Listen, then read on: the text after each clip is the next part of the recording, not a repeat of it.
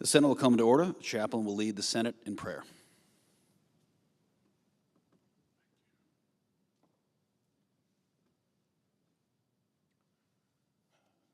Let us pray. Our Father God, author of liberty, who has made and preserved us as a nation, bless today our lawmakers who are called to serve the Republic by bringing order out of chaos, hope out of despair, and peace out of strife. May they lift the shield of their integrity against the enemies of justice and truth at this time when the world's hopes depend on character. Guide our legislators so that your providence will prevail in these challenging times. Make them worthy of the sacrifices of those who day by day give their all to keep us free. We pray in your loving name. Amen.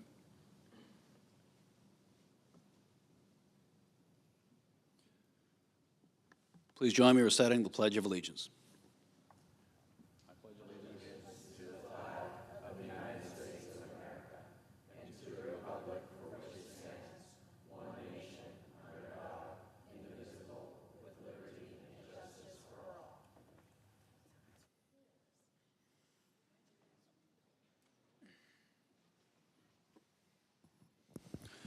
The clerk will read a communication to the Senate. Washington, D.C., July 17, 2025, to the Senate. Under the provisions of Rule 1, Paragraph 3 of the Standing Rules of the Senate, I hereby appoint the Honorable Tim Sheehy, a senator from the state of Montana, to perform the duties of the chair. Signed, Chuck Grassley, President pro tempore. Under the previous order, the leadership time is reserved. Morning business is closed. Under the previous order, the Senate will proceed to executive session to resume consideration of the following nomination, which the clerk will report.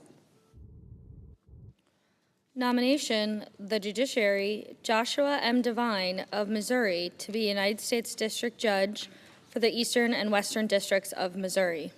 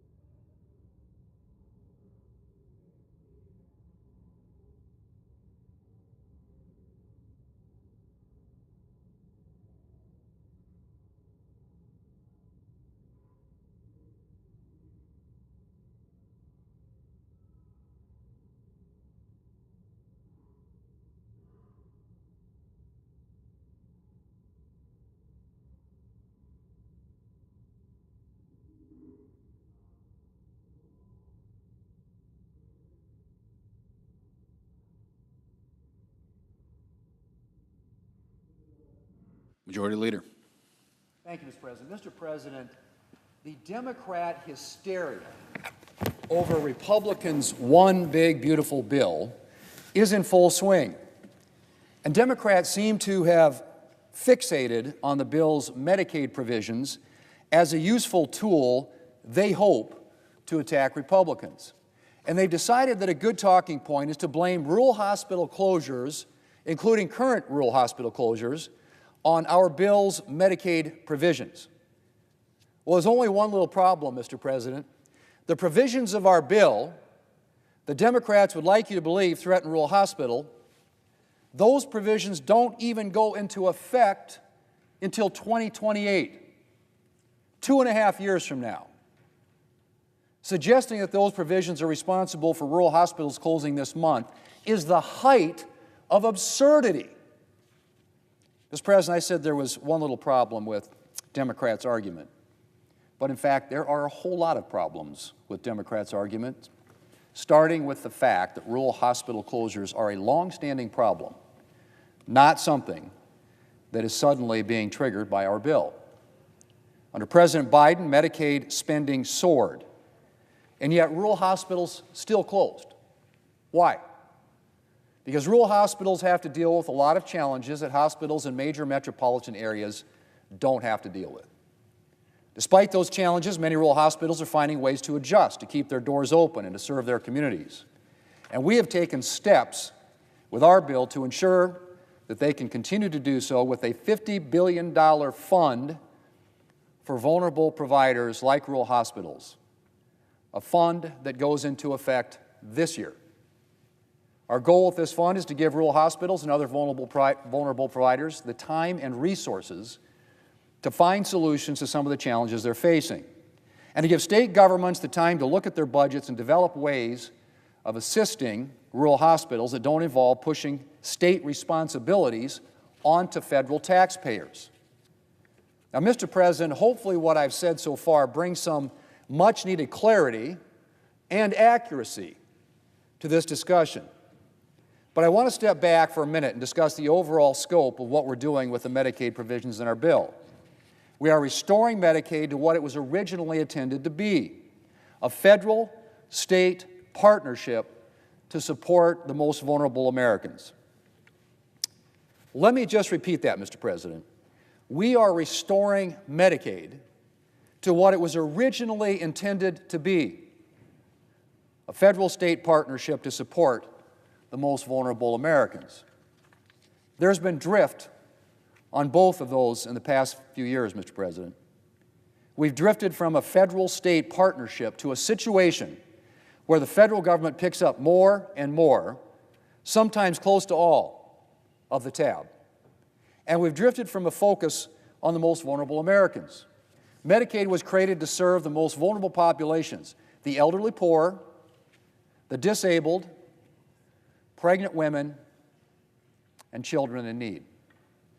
But in 2010, President Obama and the Democrats allowed states to expand Medicaid to include able-bodied adults earning up to 138% of the federal poverty level. And they gave states an incentive to do so by promising that the federal government would pick up almost all of the tab. Now, combine that with the Biden administration's Medicaid rules and waivers, and both the Medicaid population and federal spending on Medicaid have exploded. Medicaid spending has grown by more than 50% since 2019.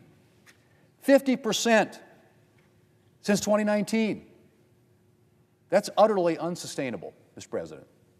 And it threatens the stability of the program for the most vulnerable populations. And so Republicans implemented several common sense measures to slow the rate of Medicaid growth and to refocus the program on Americans most in need. Note what I said. Slow the rate of Medicaid growth, Mr. President. We are not cutting Medicaid. We are simply slowing the rate of growth. And as Senate Finance Committee Chairman Crapo noted, only in Washington is a smaller increase in spending considered a cut. So what did we do in our bill, Mr. President? We implemented measures to reverse non-citizens, or I should say we implemented measures to remove non-citizens from the Medicaid rolls. We implemented an extremely mild work requirement, just 20 hours per week for able-bodied, working-age adults without young children. We overturned Biden-era regulations that made it difficult to remove individuals who don't qualify for Medicaid. And we took aim at rampant abuse of the provider tax loophole. Now, use of this loophole, which sees states inflate Medicaid service prices in order to garner a larger reimbursement from the federal government, has been a problem for quite a while now. In fact, President Obama proposed multiple budgets featuring measures to rein in abuse of the provider tax. But states continue to take advantage of the gimmick, and thanks to waivers that the Biden administration issued to California and other blue states last year, allowing them to further exploit a similar loophole, taxpayers were on the hook for tens of billions of dollars in new spending. And so we took action to rein things in. We're not eliminating states' ability to use the provider tax loophole, but we are instituting limits, the identical limits, in fact, that President Obama proposed imposing. And we're making states take responsibility for their Medicaid decisions. States like California, which chooses to spend state funds to have its Medicaid program cover illegal immigrants. They should not be able to, in effect, have the government, federal government, bail them out for their reckless spending decisions. Resources are not unlimited, Mr. President, and states need to shoulder their share of the federal-state Medicaid partnership rather than pushing off their costs onto federal taxpayers. Now, Mr. President, the net effect of all these measures, like removing ineligible individuals and individuals who refuse to work from the Medicaid rolls and restraining state abuse of the provider tax loophole, will be able to put Medicaid on a more sustainable fiscal footing going forward and put a renewed emphasis on the vulnerable individuals this program was actually created to serve. Vulnerable individuals will also be helped by the major investment our bill makes in expanding home and community-based services for individuals with developmental disabilities. This will reduce multi-year waiting lists for services and allow individuals with disabilities to access the care that they need at home or in their communities. Mr. President, the One Big Beautiful Bill was developed to make hard-working Americans safer, stronger, and more secure. And the Medicaid provisions of the bill fit right in with that mandate. By refocusing available Medicaid dollars on those this program was originally intended to serve, we will make vulnerable Americans more secure and ensure that this program will continue to be available to Americans in need long into the future. That sounds like a good day's work, Mr. President. Mr. President, I yield the floor, and I suggest the absence of quorum. Clerk will call the roll. Ms. Alsop-Brooks.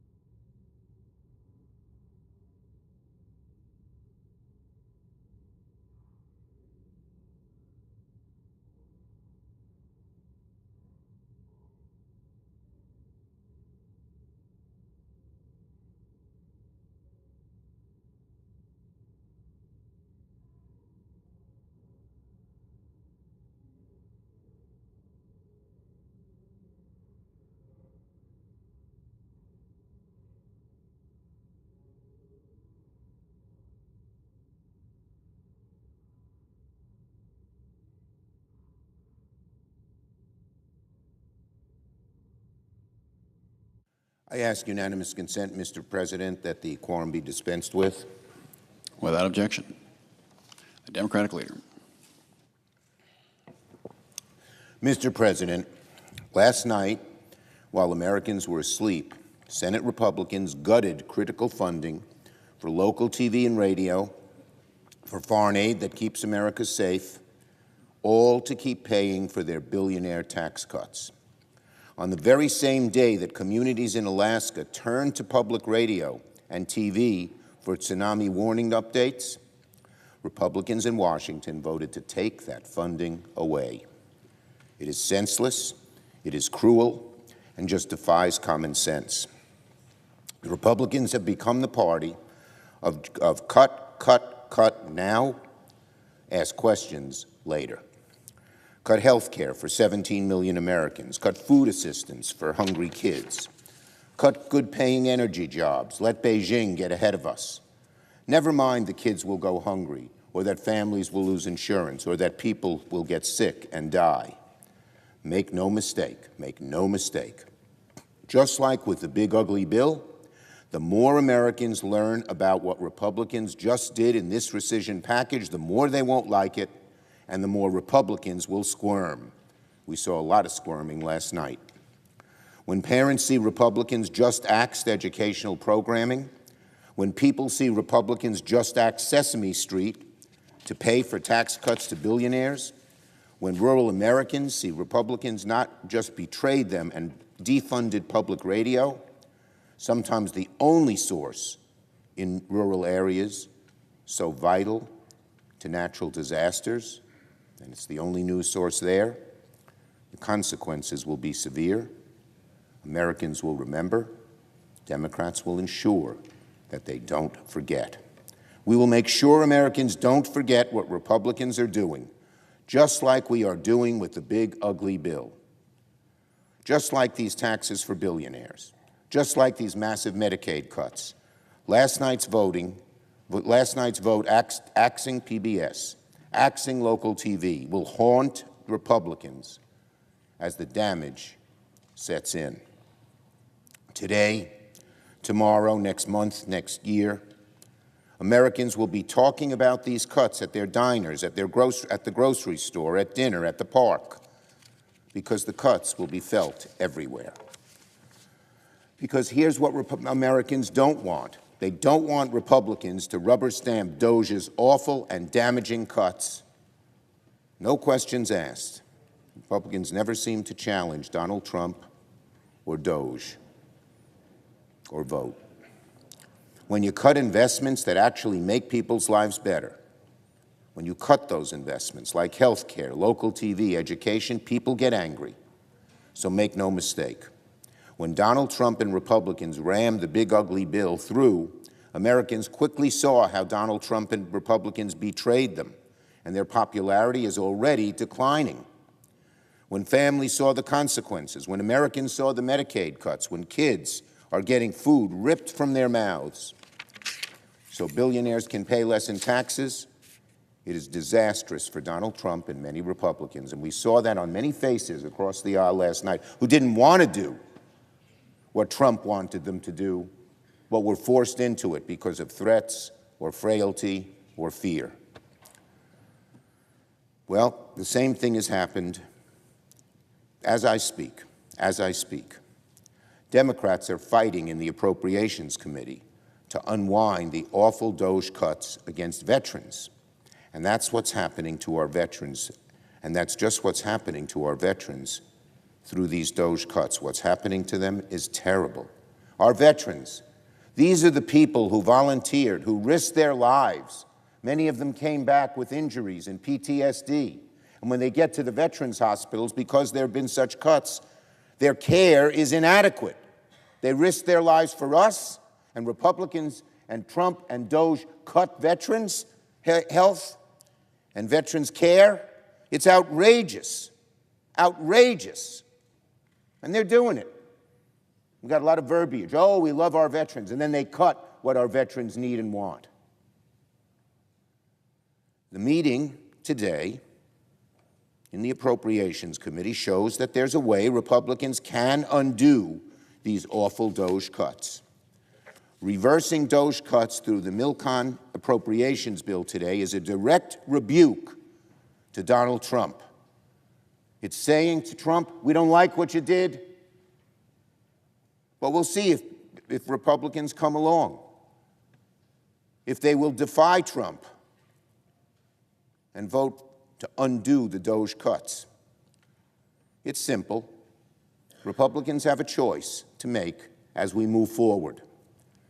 They can put their constituents over Trump and work with Democrats to continue funding the government in a responsible way, or they can continue to go it alone and continue to bow in obeisance to Donald Trump and rubber stamp his awful cuts that do such harm to our Americans in uniform.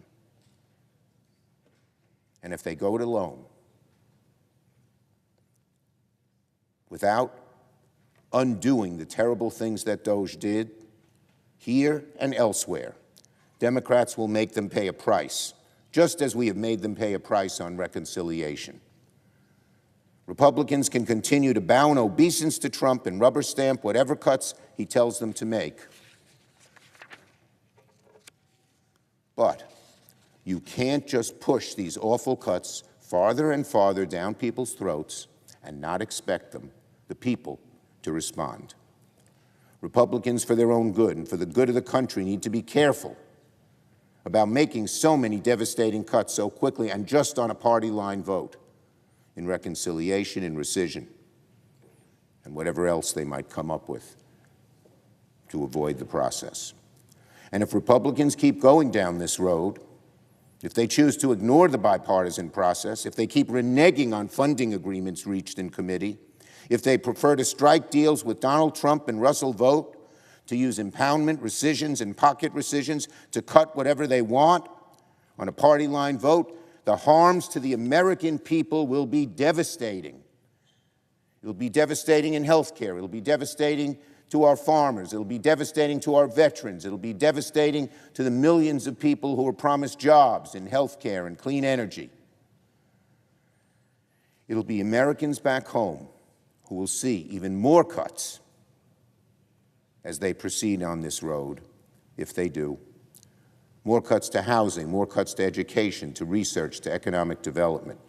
It'll be our farmers who see their costs go up. It'll be our small businesses who get taken advantage by special interests and by erratic tariff policies.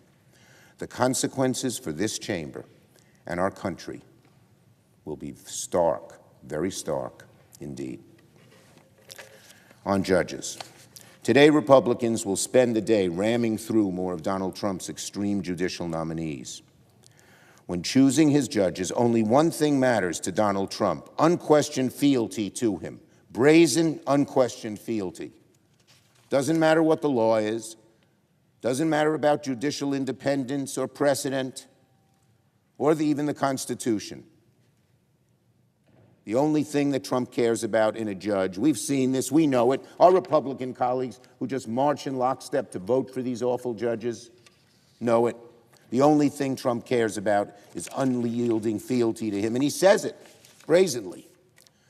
We have never seen such a disturbing litmus test for judges in America.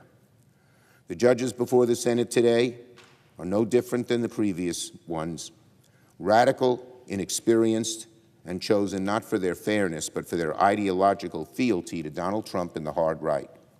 The first nominee, Joshua Devine of Missouri, is a political operative with no judicial experience, who made a career attacking everything from voting rights to common sense gun safety to defending government overreach into people's private lives.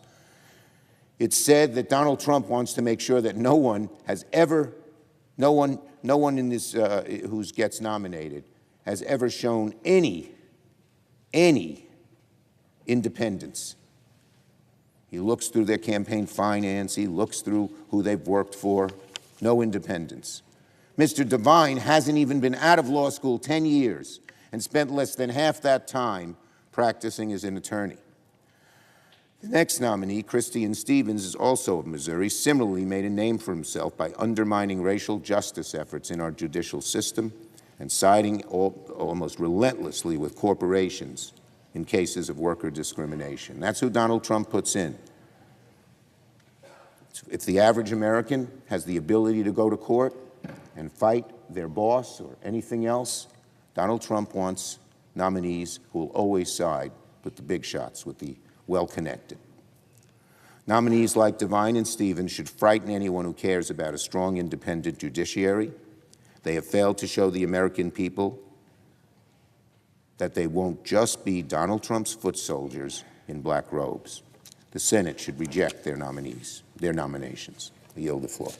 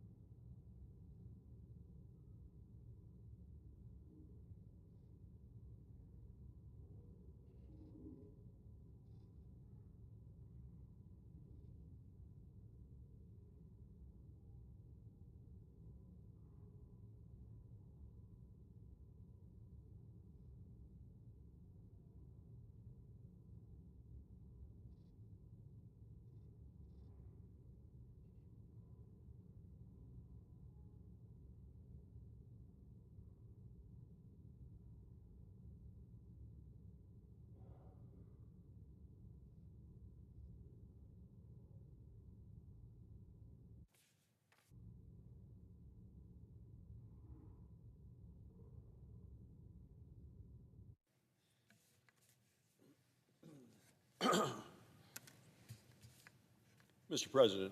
Majority Whip. Thank you, Mr. President. Mr. President, this morning, in the early hours of this morning, Republicans voted to save the American taxpayers over $9 billion. Now, predictably, the Democrat leader came to the floor today in the United States Senate making false claims. Let's be clear. Emergency alert infrastructure remains funded through the Department of Homeland Security and FEMA. None of that was touched. But let me go through a list of some of the things that Republicans voted to not spend money on. Things that are already previously been approved by the Democrats, and every one of the Democrats said, nope, we want to spend all of that money on these things. How about electric buses in Africa to the tune of $500,000? How about teaching about environmental racism, $7.4 million? Vegan food programs in Africa.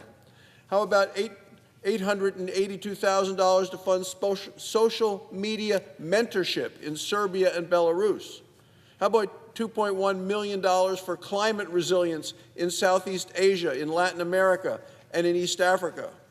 How about $3.3 million for civic engagement in Zimbabwe? The Democrats wanted all of these things to continue to be spent, and the American taxpayers reject all of it. How about $4.4 million for South Pacific Youth Climate Corps? Who comes up with this way to spend money? Only Democrats, who want to spend and spend and spend. Oh, and of course, $6.2 million to address the needs of Venezuelan migrants in Colombia. Mr. President, I'm proud of the votes of the Republicans to say this is taxpayer dollars that should not be spent. Every Democrat, every single Democrat said, keep sending the money to projects like that, keep spending that money. Last night, for the first time since 1993, we're now 2025.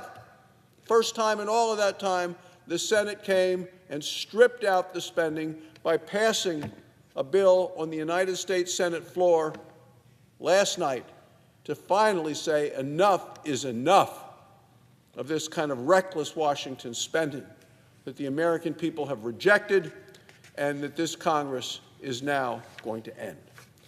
But, Mr. President, I come to the floor today on a different matter, and that's because earlier this month, President Trump signed into law a historic economic plan, a historic economic plan for the future of our country, an economic plan that unleashes American energy and with it American prosperity. Makes it easier to produce American energy, American oil, American natural gas, American coal, right here at home. It opens up energy production onshore, offshore, and in Alaska, all vital areas in this country and for our economy. And what does this all mean? It means lower energy prices and more savings for the American people. Wyoming is America's energy breadbasket. It's where American energy's future begins and continues. We have a long and storied history, as is your state, Mr. President, and we're going to continue that and grow it into the future.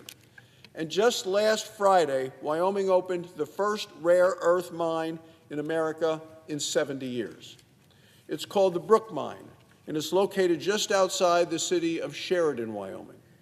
Now, most Americans probably haven't heard of the Brook Mine, but we need to know about it because it's going to have a very important role, and people will feel the influence and the importance of that mine.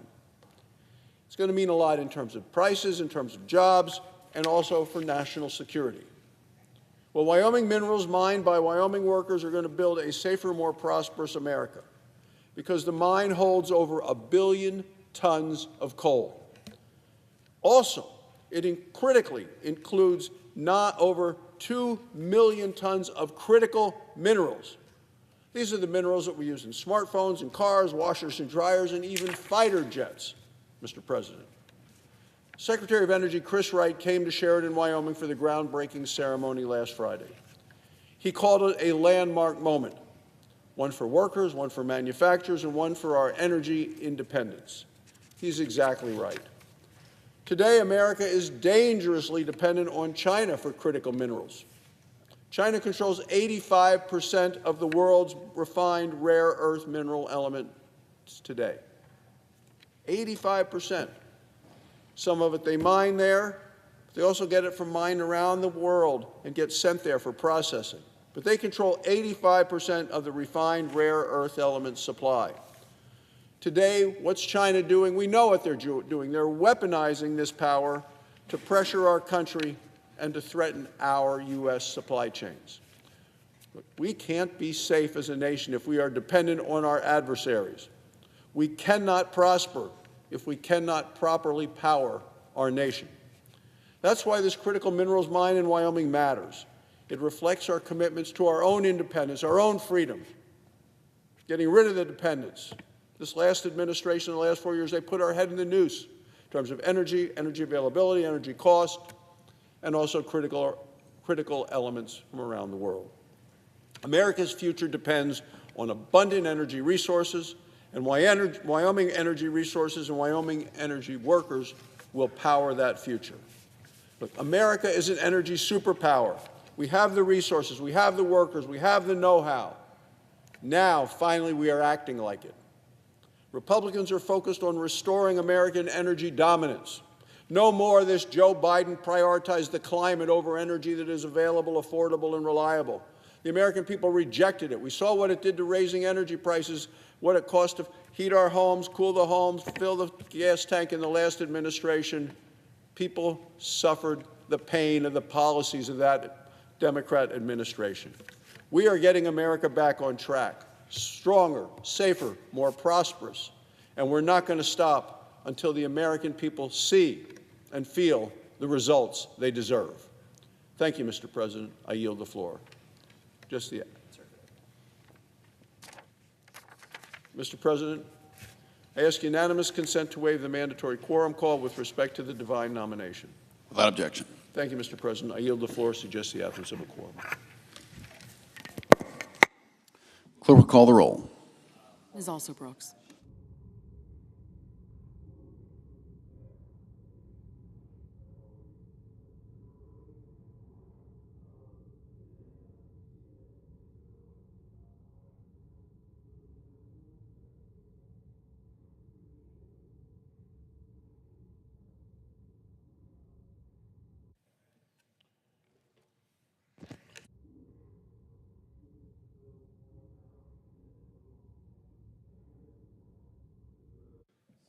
Senator from Missouri.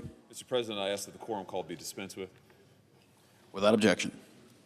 Mr. President, in a moment, we will begin the process of confirming 4 outstanding new judges to the bench in the state of Missouri. This has been a long road for my state. We've waited a long time to have these 4 vacancies filled, and I'm absolutely delighted that in just a few moments, we will begin to fill them.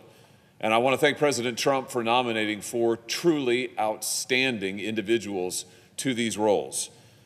Josh Devine, who is the current Solicitor General of the state of Missouri, and who I had the privilege of having served on my staff as my chief counsel, among other roles, for a number of years. Judge Chris Stevens, who is currently serving the Missouri State Courts with distinction. Maria Lanahan, who is serving the Missouri Attorney General's office even now, and Zachary Bluestone, who is a federal prosecutor in the state of Missouri. Each of these 4 individuals will soon take his or her place on the federal bench, and I am confident will be a great credit not just to my state, but to the United States, where I hope they will serve as federal judges for a very long time to come. I want to say just a brief word about each of them. I want to start with Josh Devine, who we'll be voting on here just shortly. Josh currently serves as Missouri Solicitor General, and before that, as I said, he served here in the Senate as my chief counsel. In fact, I've had the opportunity to work with Josh on a number of occasions. I first hired him to the Missouri Attorney General's office when I was Attorney General, and he was just a young deputy. He served there, then came to the Senate and served on my staff, then clerked at the United States Supreme Court, then went back here to the Senate as my chief counsel, and then back to the state of Missouri. Josh's record as Solicitor General in Missouri is truly exceptional. He has argued, litigated numerous cases in our state courts and federal courts, from the trial court level all the way to the United States Supreme Court. And here's the thing that really strikes me about Josh's record. If you total up his courtroom victories for Missouri, the dollar amounts that he has won on behalf of the state of Missouri, you won't believe the total. It's $725 billion.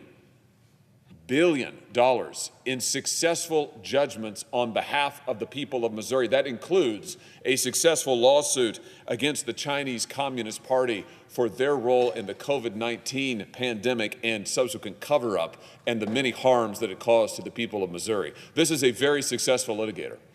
This is a very successful trial lawyer, a very successful appellate lawyer, and he is going to make an absolutely outstanding judge on the federal bench for the state of Missouri. I want to share just one personal story about Josh that I think illustrates his character more even than his win record does.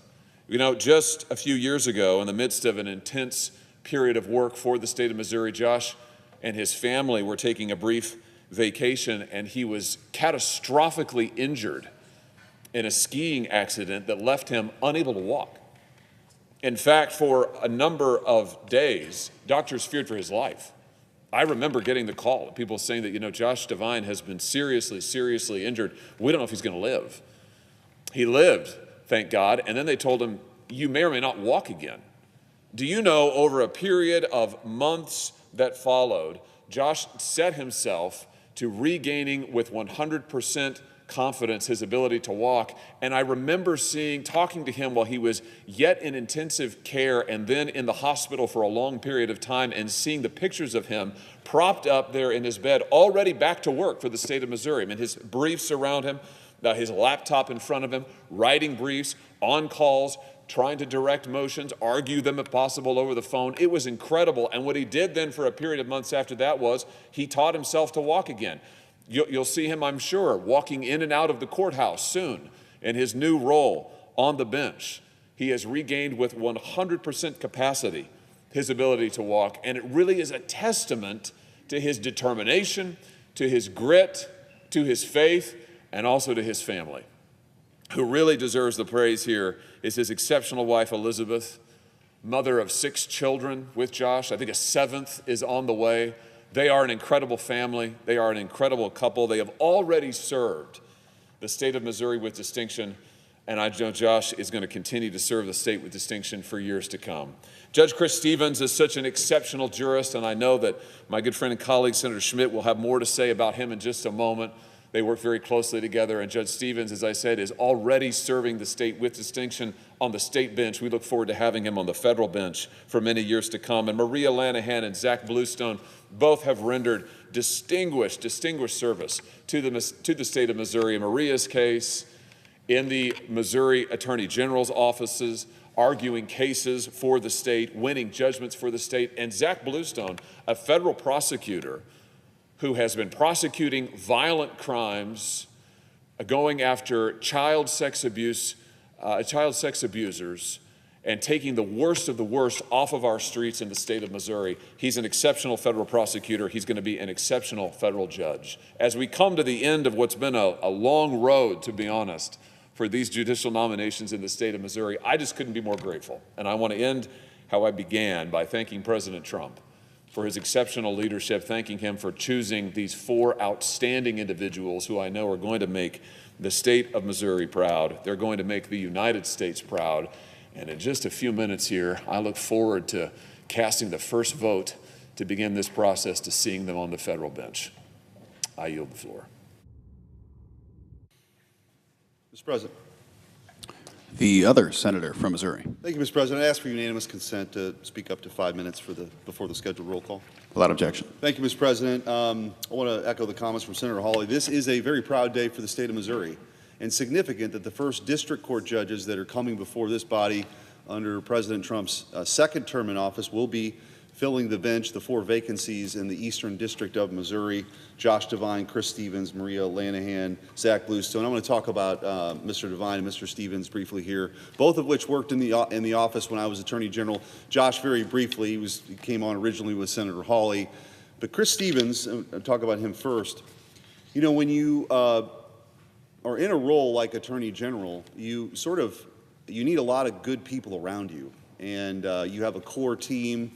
And for me, that process, you kind of rely on a lot of social capital over the years, and you ask around. You have some relationships, but you have people who then refer you to people, and you go through an interview process.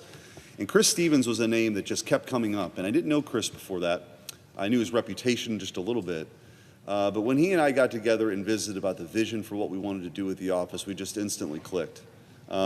He's an incredible family man, a devout Catholic. His wife, Lee, they have great kids. He's a wonderful father. And before he came to my office, he was probably one of the more decorated and storied criminal prosecutors in the U.S. Attorney's Office in generations. I mean, if there was a tough criminal case, Chris Stevens was the guy. And so I brought him in originally as our criminal chief.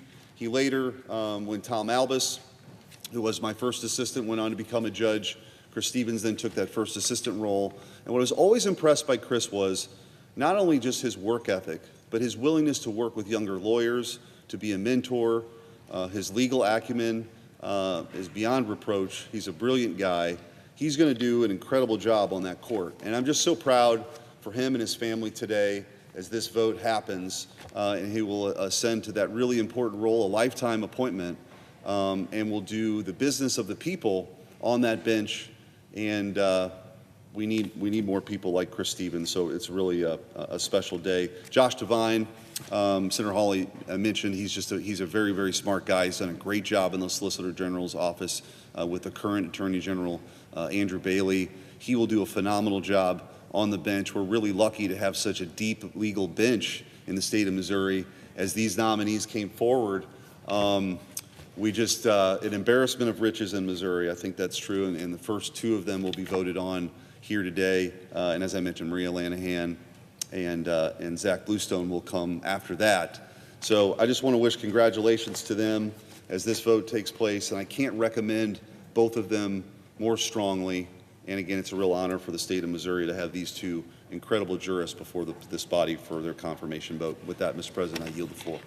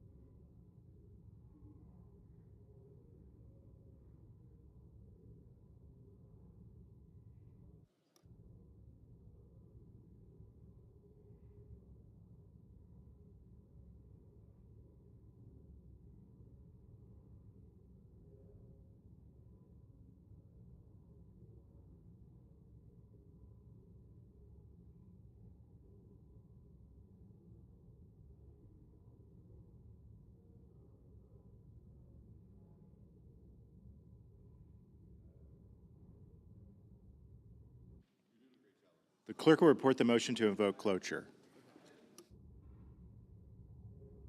Cloture motion. We, the undersigned senators, in accordance with the provisions of Rule 22 of the Standing Rules of the Senate, do hereby move to bring to a close debate on the nomination of Joshua M. Devine of Missouri to be United States District Judge for the Eastern and Western Districts of Missouri, signed by 17 senators as follows.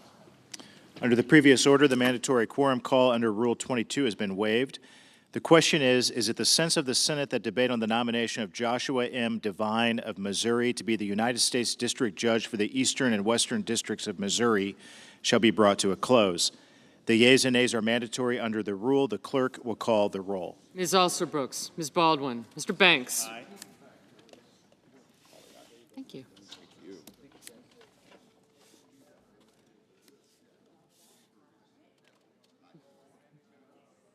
Mr. Barrasso.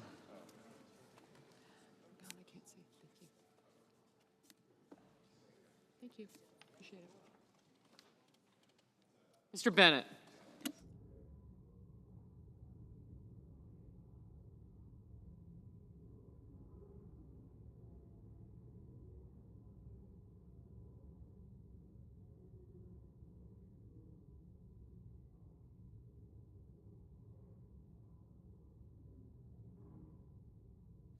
Mr. Bennett, Mrs. Blackburn, Mr. Blumenthal.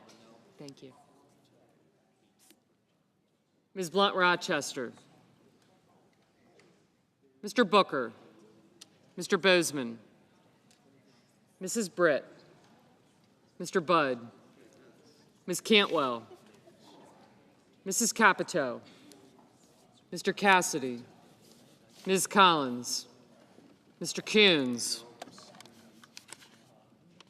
Mr. Cornyn, Ms. Cortez Masto, Mr. Cotton, Mr. Kramer, Mr. Crapo, Mr. Cruz, Mr. Curtis, Mr. Daines, Ms. Duckworth, Mr. Durbin, Ms. Ernst, Mr. Fetterman,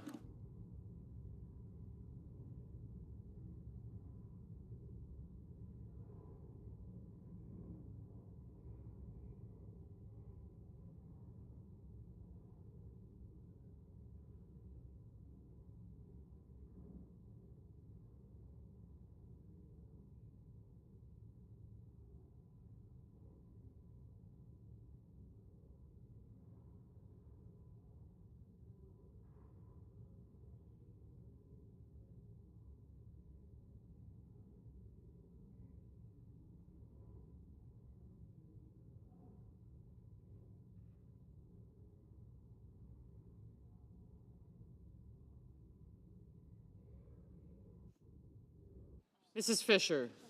Thank you.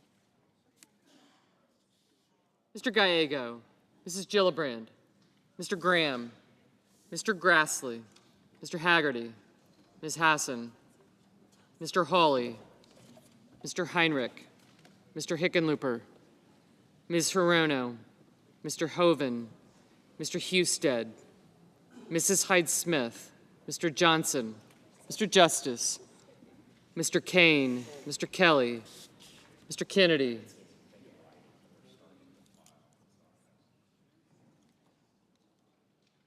Mr. Kim, Mr. King, Ms. Klobuchar, Mr. Langford, Mr. Lee, Mr. Lujan, Ms. Lummis, Mr. Markey, Mr. Marshall, Mr. McConnell, Mr. McCormick, Mr. Merkley, Mrs. Moody, Mr. Moran, Mr. Marino, Mr. Mullen, Ms. Murkowski, Mr. Murphy, Mrs. Murray, Mr. Ossoff, Mr. Padilla, Mr. Paul,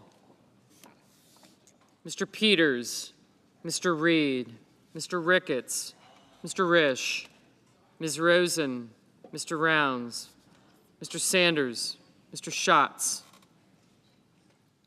Mr. Schiff, Mr. Schmidt, Mr. Schumer, Mr. Scott of Florida, Mr. Scott of South Carolina, Mrs. Shaheen, Mr. Sheehy, Ms. Slotkin, Ms. Smith, Mr. Sullivan, Mr. Thune, Mr. Tillis, Mr. Tuberville, Mr. Van Hollen, Mr. Warner, Mr. Warnock, Ms. Warren, Mr. Welch, Mr. Whitehouse, Mr. Wicker, Mr. Wyden, Mr. Young.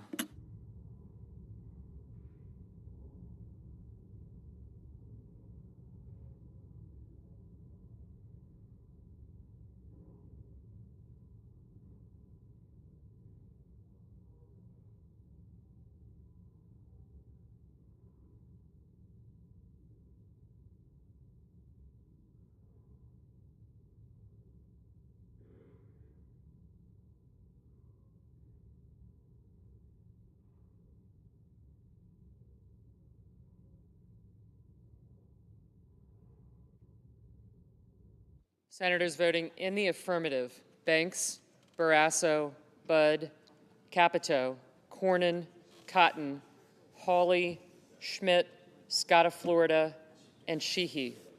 Senators voting in the negative: Duckworth, Fetterman, Kim, and Schiff.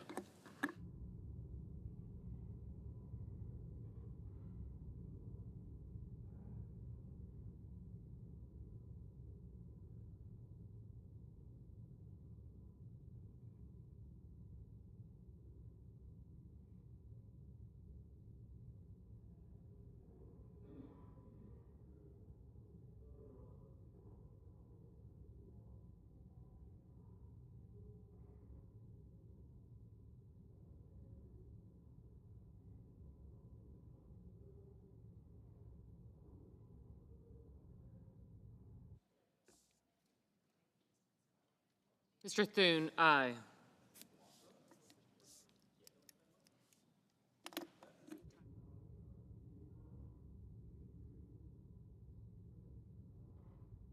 Mr. Cruz, aye.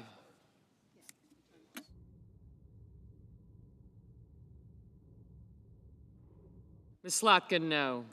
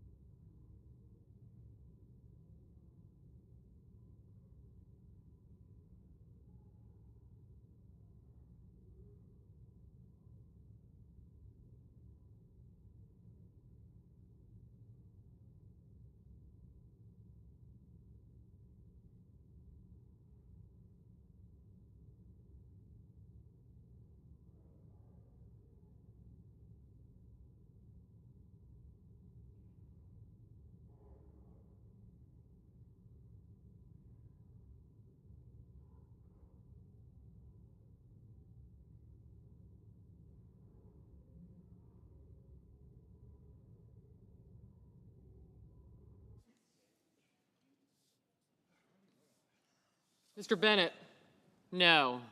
Mr. Ricketts, aye.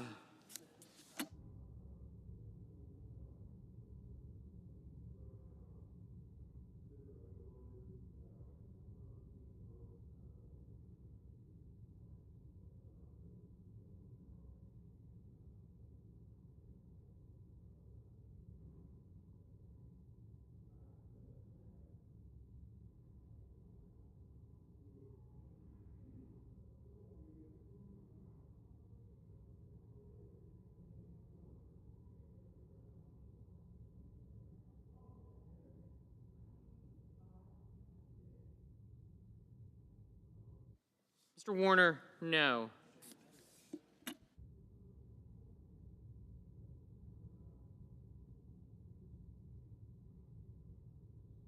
Ms. Hassan, no.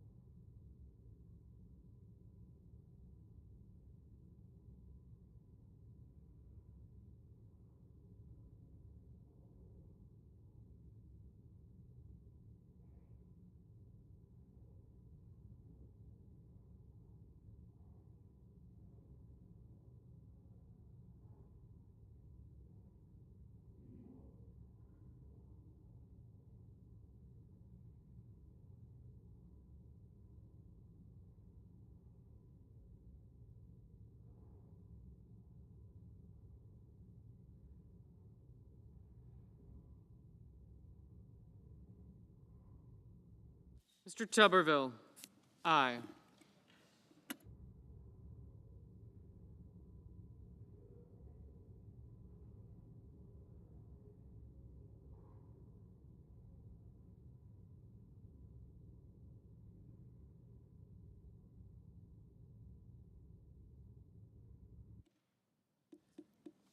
Ms. Warren, no.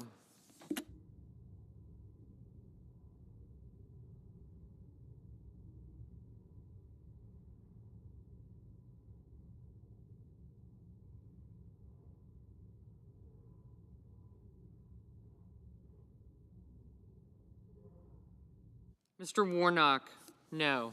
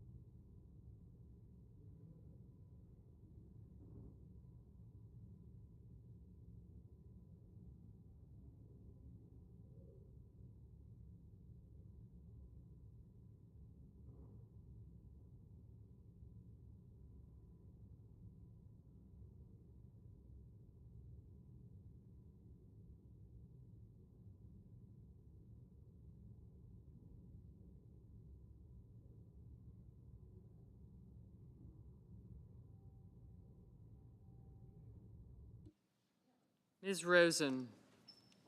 No.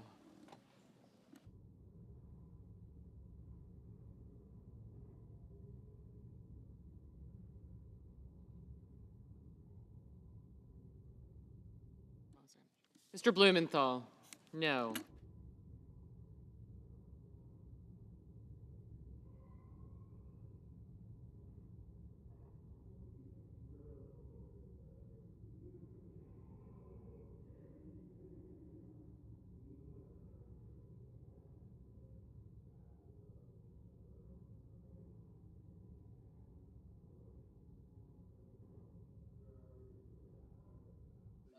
Mr. Justice?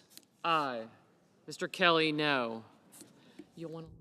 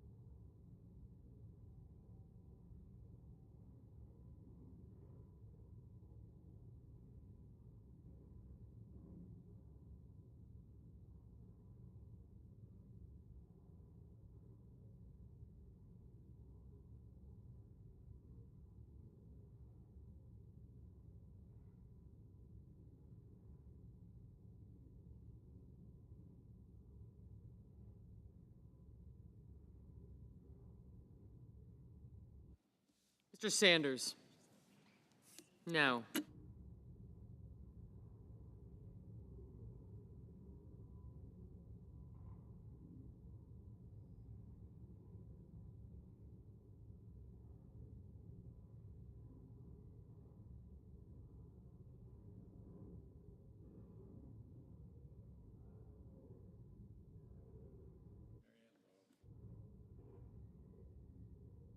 Mr. Lujan?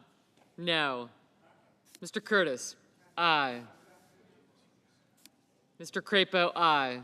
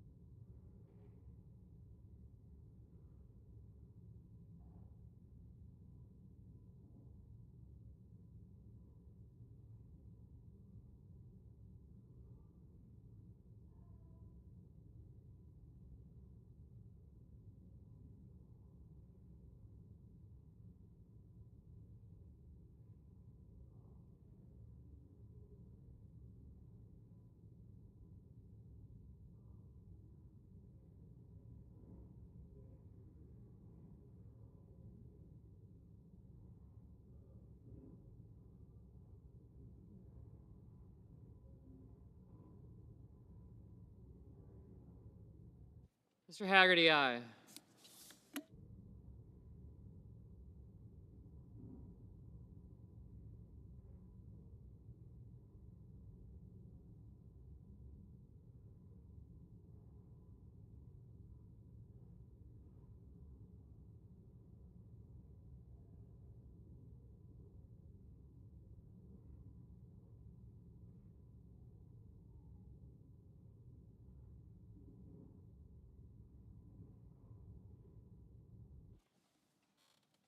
Ms. Hirono? No.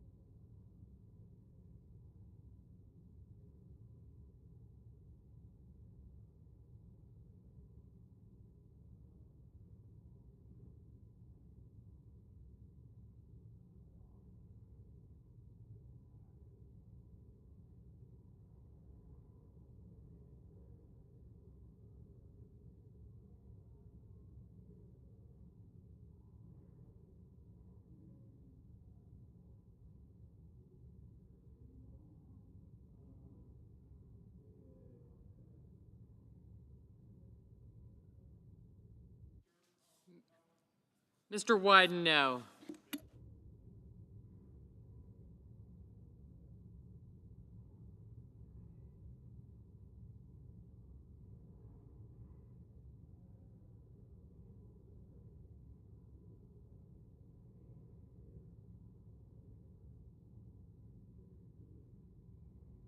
Mr. McCormick, aye.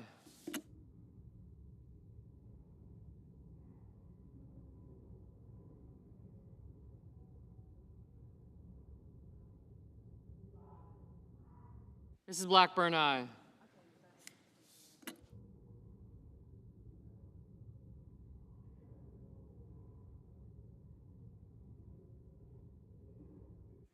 Mr. Scott of South Carolina, aye. Mr. King, no.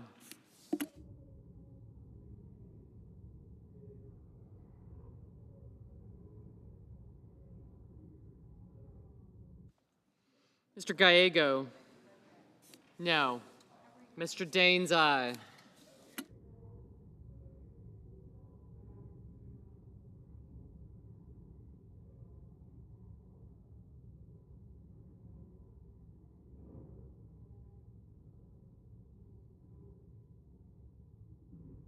Ms. Ernst, aye.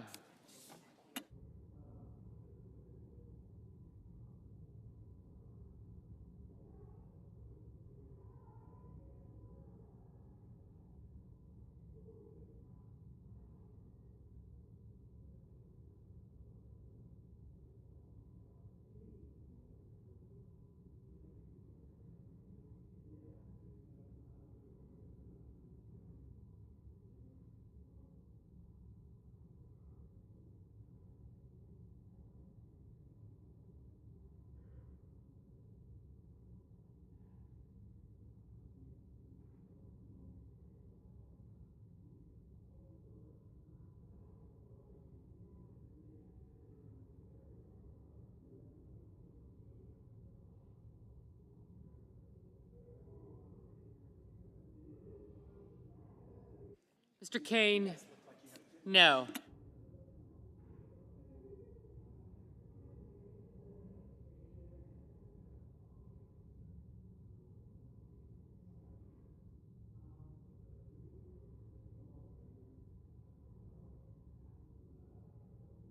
Mr. Risch, aye.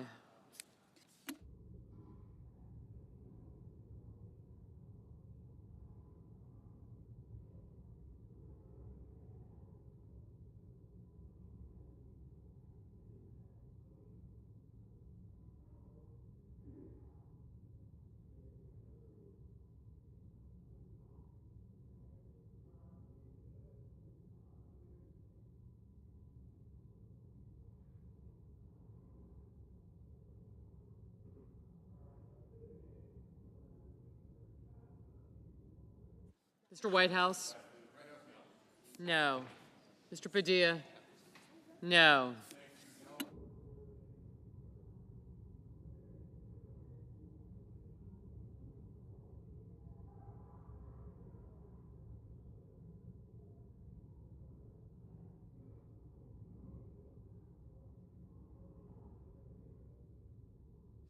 Mr. Husted? Aye. Mr. Markey? No.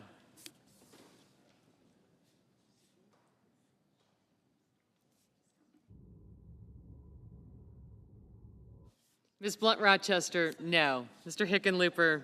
No.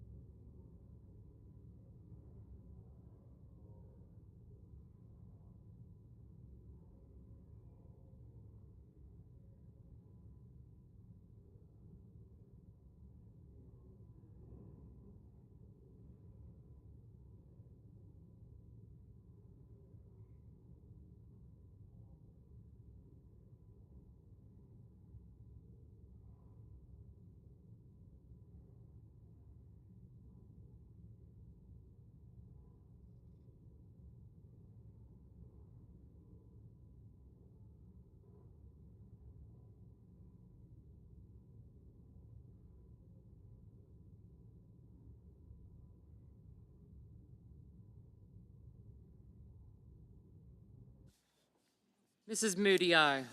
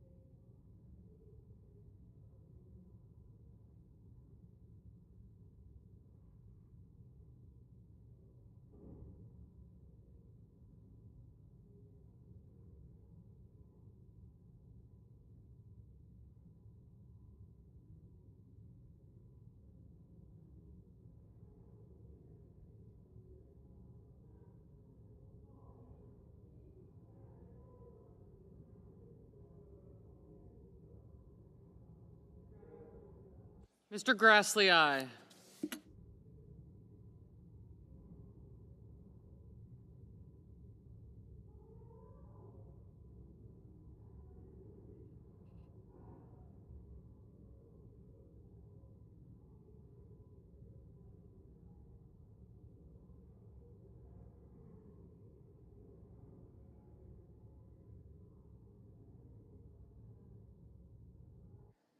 Ms. Baldwin?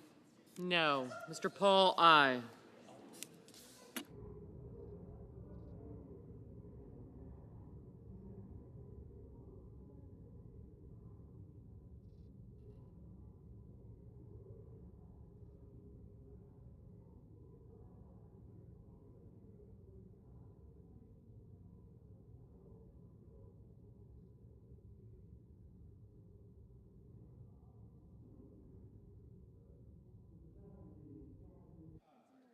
Mr. Cassidy. Mr. Cassidy, aye.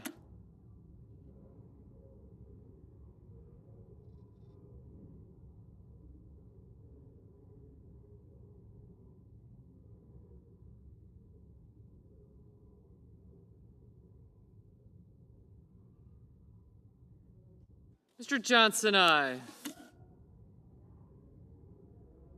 Ms. Lummis. Aye.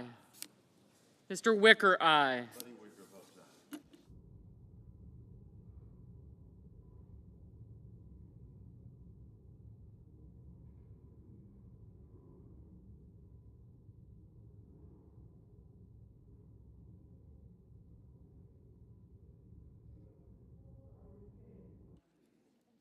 Mr. Kennedy, aye.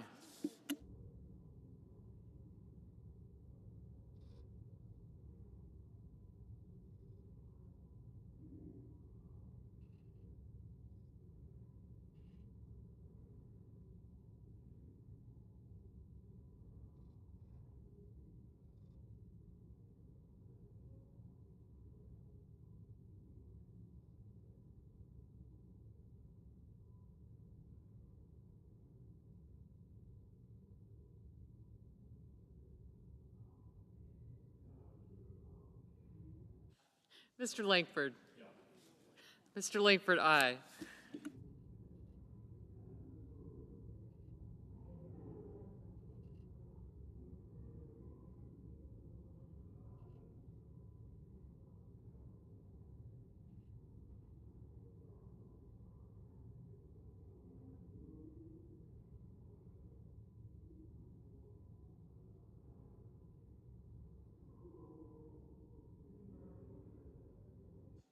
Mr. Marshall, aye.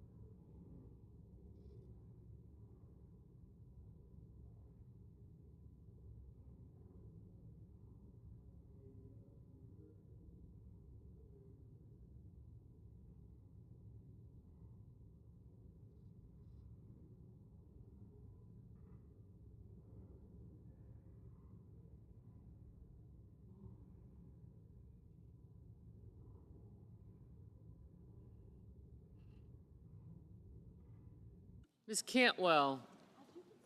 No.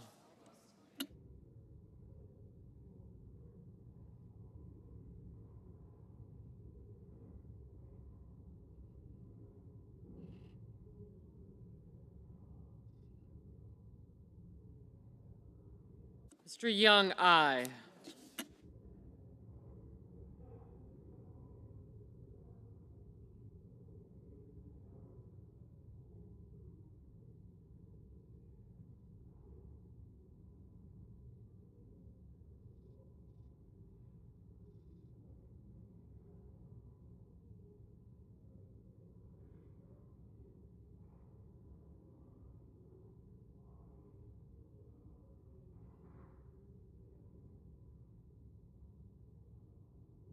Mr. Rounds, aye.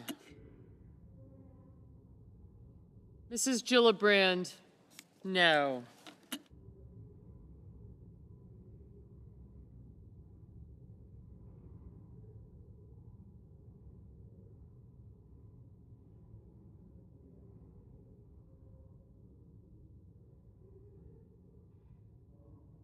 Mr. Sullivan, aye.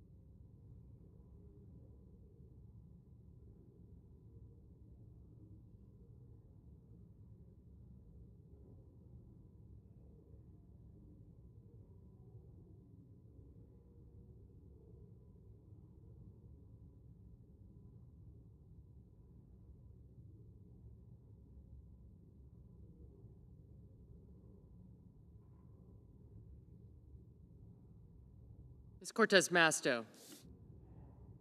No.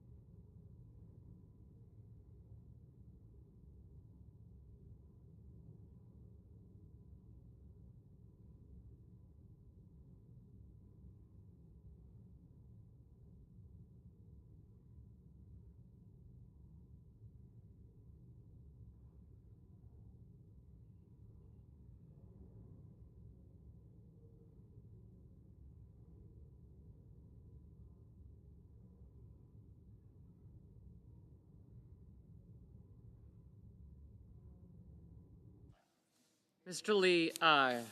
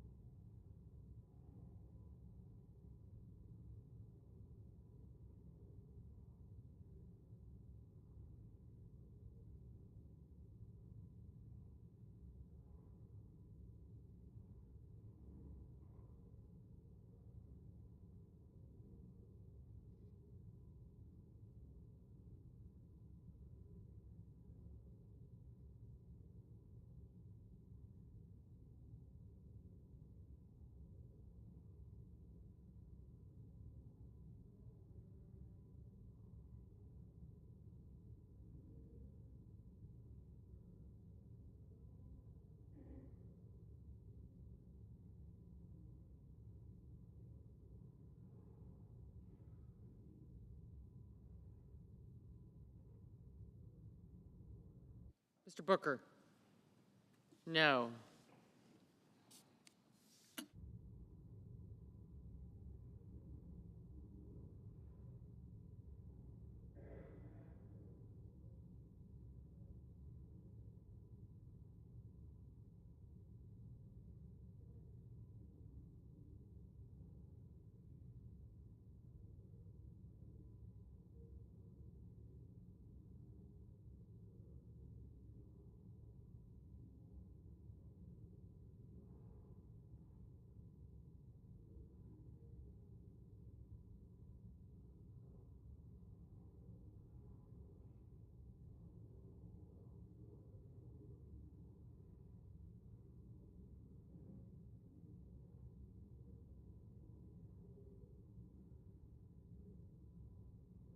Mr. Kramer, aye.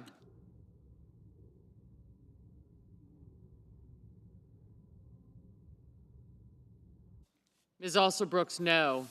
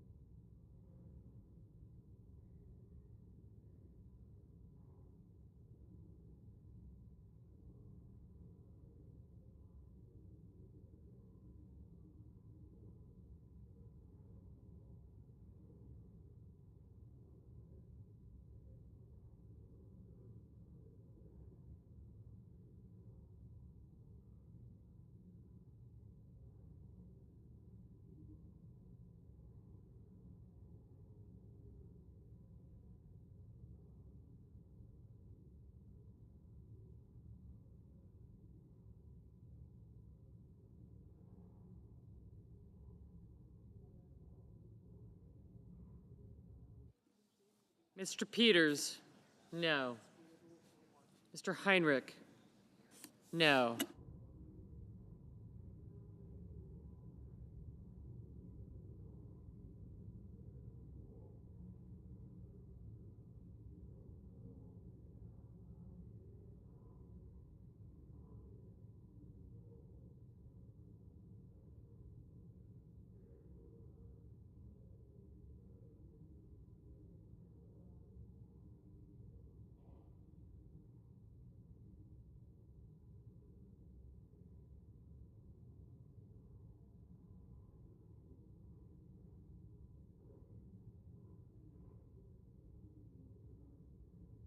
Mr. Welch, no.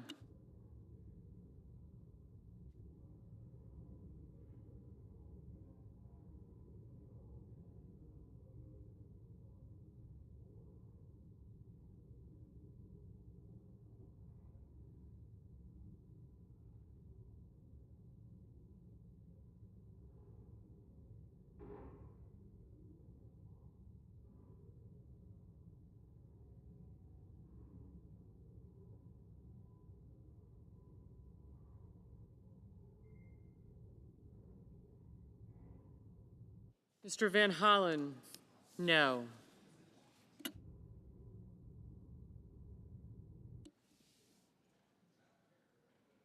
Mr. Reed, no. Mrs. Murray, no. Mrs. Shaheen, no. Mrs. Fisher, aye. Mrs. Hyde-Smith, aye. Mr. Mullen, aye.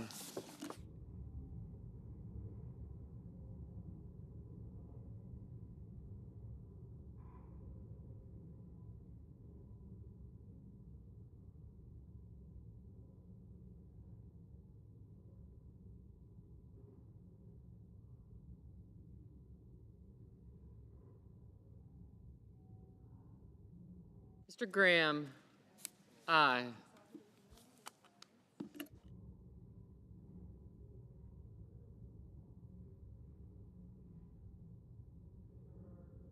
Mr. Merkley, no.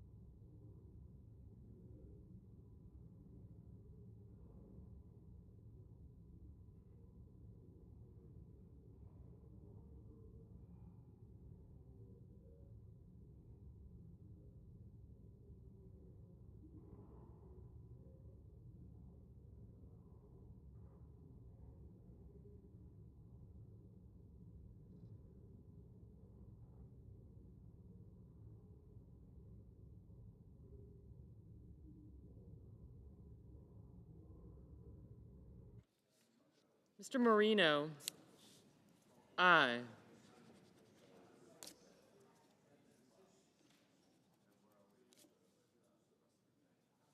Ms. Klobuchar, no.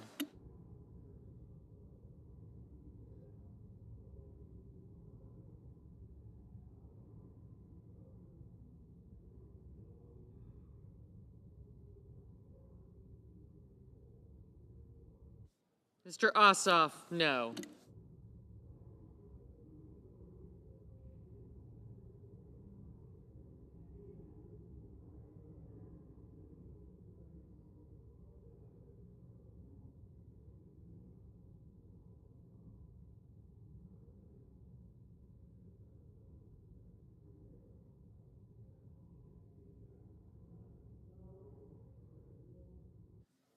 Mr. Schatz, no.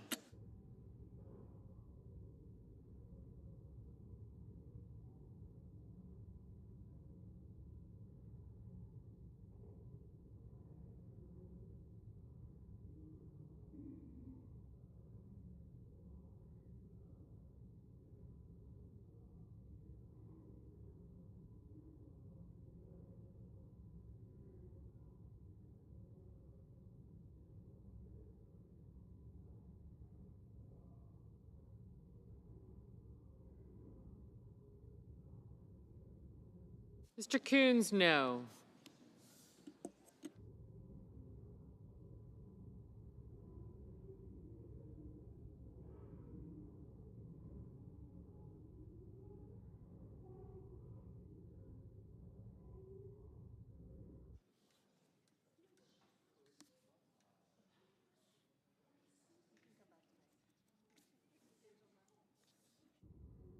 Mr. Hoven, aye.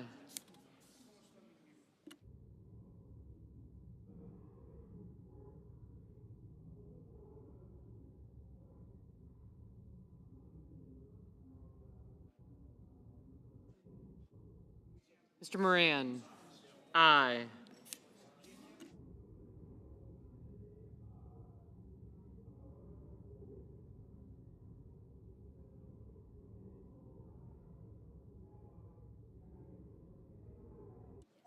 Ms. Murkowski, aye.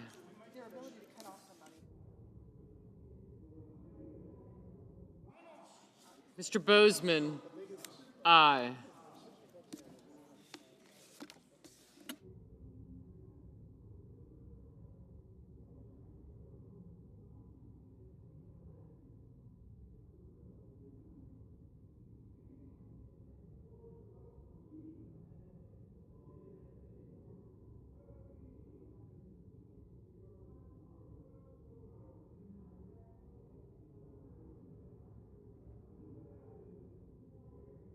Mrs. Britt, aye.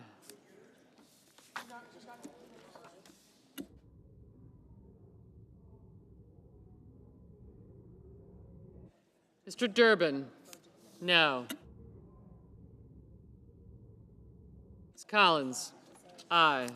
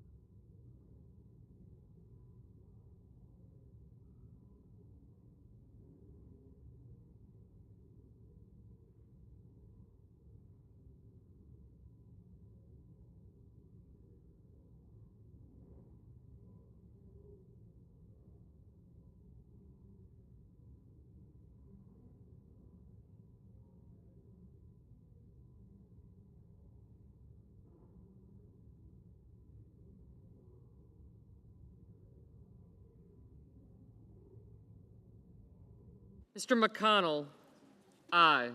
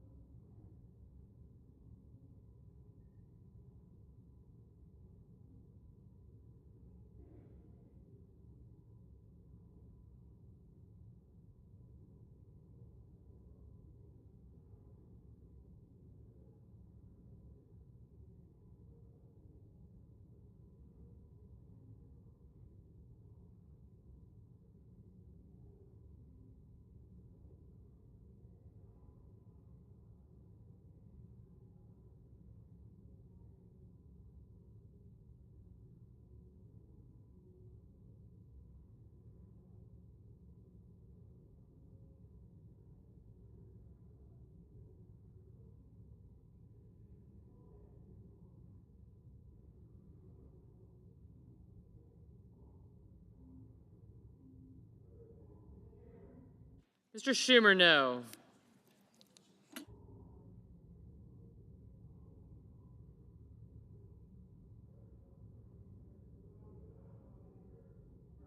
Mr. Murphy, no.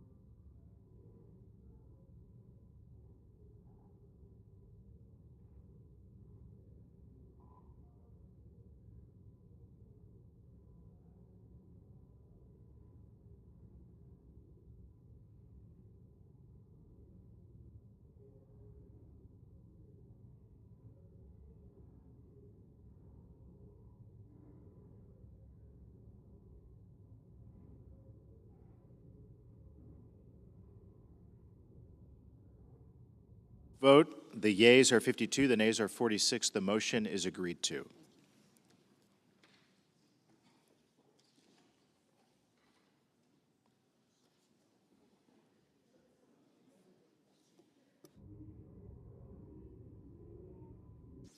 The senator from Arizona.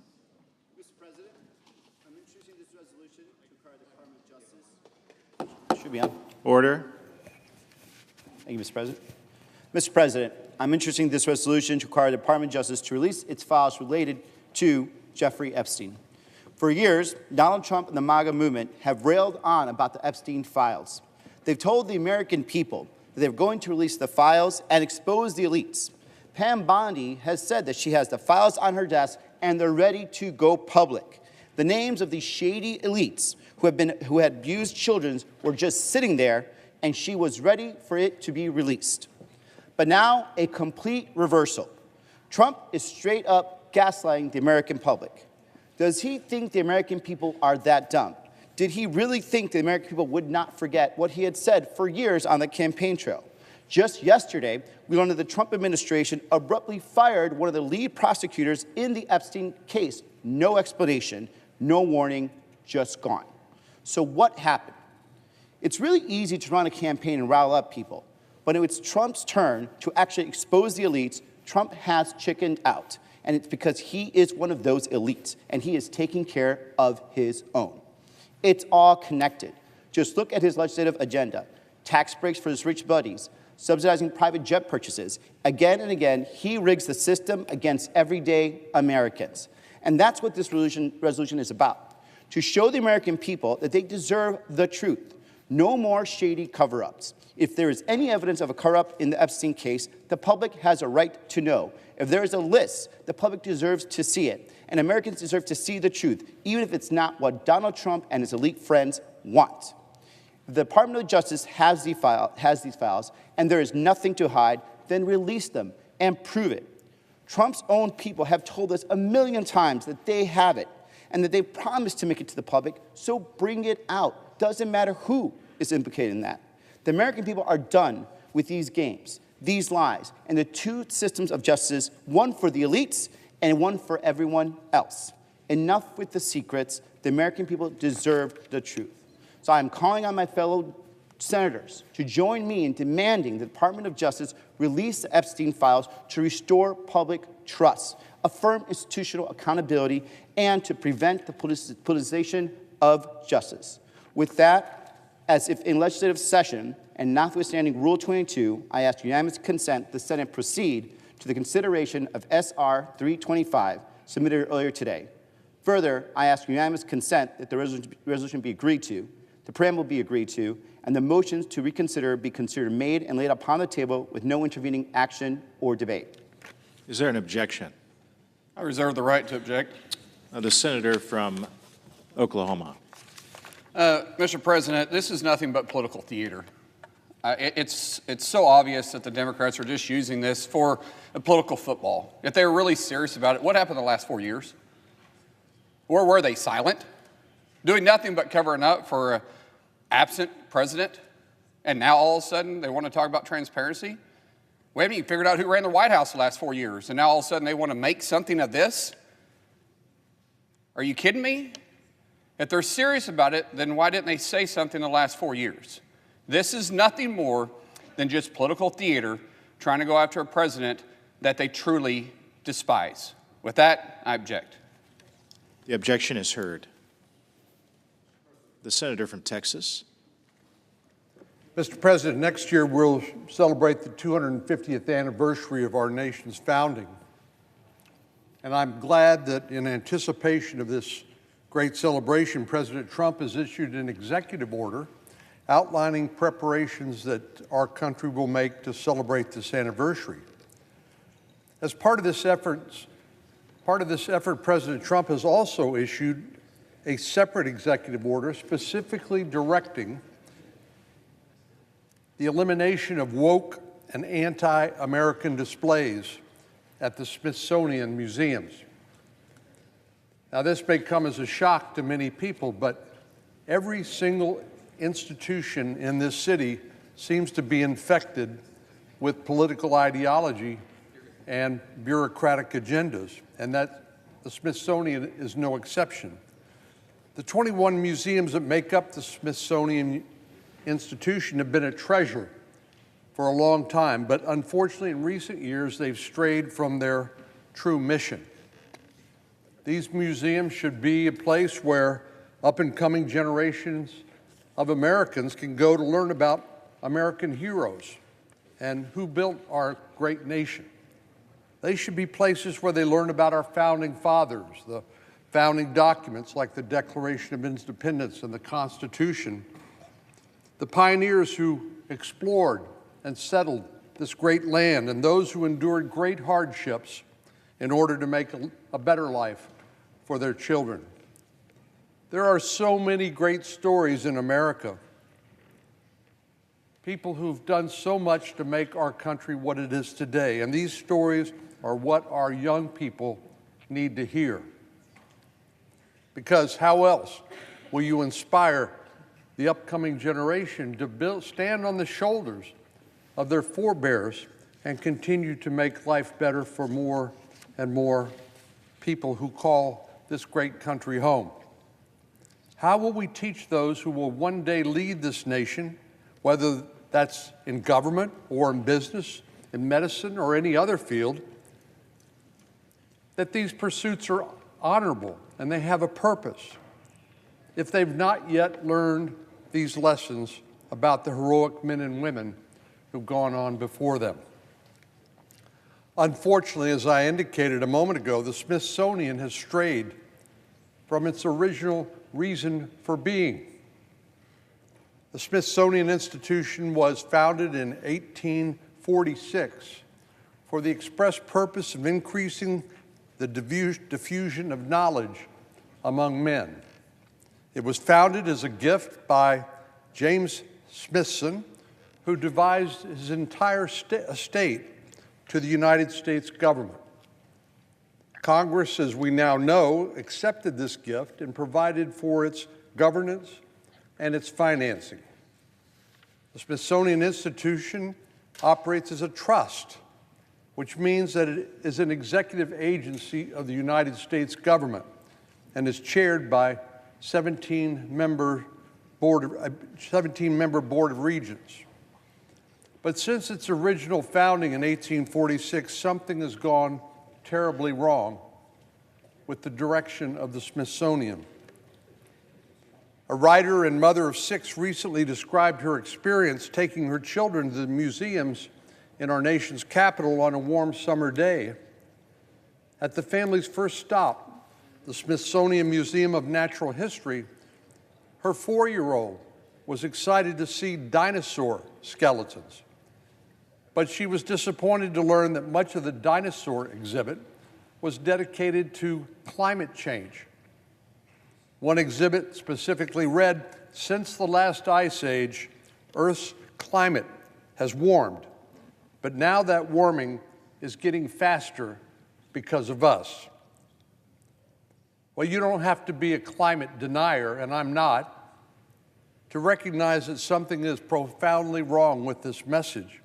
Is it really the message a 4-year-old needs to learn? That climate change is something that she or he is personally guilty of contributing to? Unfortunately, to the mother's dismay, she said the museum's website highlighted additional polarizing displays. A historian from the museum told the mother, the second floor popular cultural exhibit, probably the most popular in the museum, is a Marxist struggle session. With every single exhibit is interpreted through a race, class, gender lens. Is that really what we want to be teaching the upcoming generation of Americans, that our most esteemed museums? No, it seems like the Smithsonian has lost its way. Instead of celebrating the contributions of remarkable Americans or educating our children about the animals that once roamed the planet, Smithsonian Institution museums are telling children they should feel guilty for contributing to climate change and introducing them to topics which are clearly not age appropriate. But sometimes it's not what the Smithsonian includes in their exhibits, which is troubling. It's what they choose to exclude. Who can forget the snub to Supreme Court Justice Clarence Thomas at the Smithsonian's National Museum of African American History and Culture? I recall when the museum opened, the Smithsonian had zero plans to reference Justice Clarence Thomas, the second of two black justices to ever serve on the United States Supreme Court. Instead, what they chose to highlight is the testimony of Anita Hill in what came to be known as a high-tech lynching that followed. Well, this was obviously a biased presentation and one that was clearly on its head. And I introduced a resolution at the time asking them to recognize the historical importance of Justice Thomas and his service to the court. After a groundswell of opposition in the months that followed, the museum finally did include him in an exhibit. But this exhibit but the previous exhibit of Anita Hill, featuring Anita Hill and not the justice, is a stain on the Smithsonian that I'll never forget. And I remember talking to the head of the Smithsonian at the time. Basically, he said, "Thank you, Senator, for your call, but Congress doesn't have anything to say about what we do at the Smithsonian."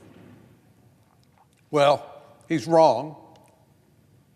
And these are not messages that the Smithsonian should be sending.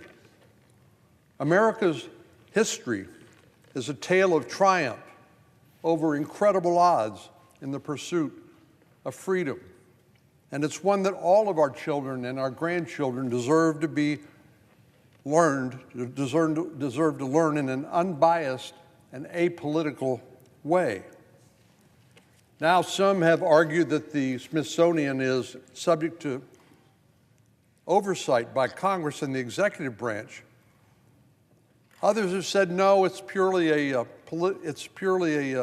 private, independent entity.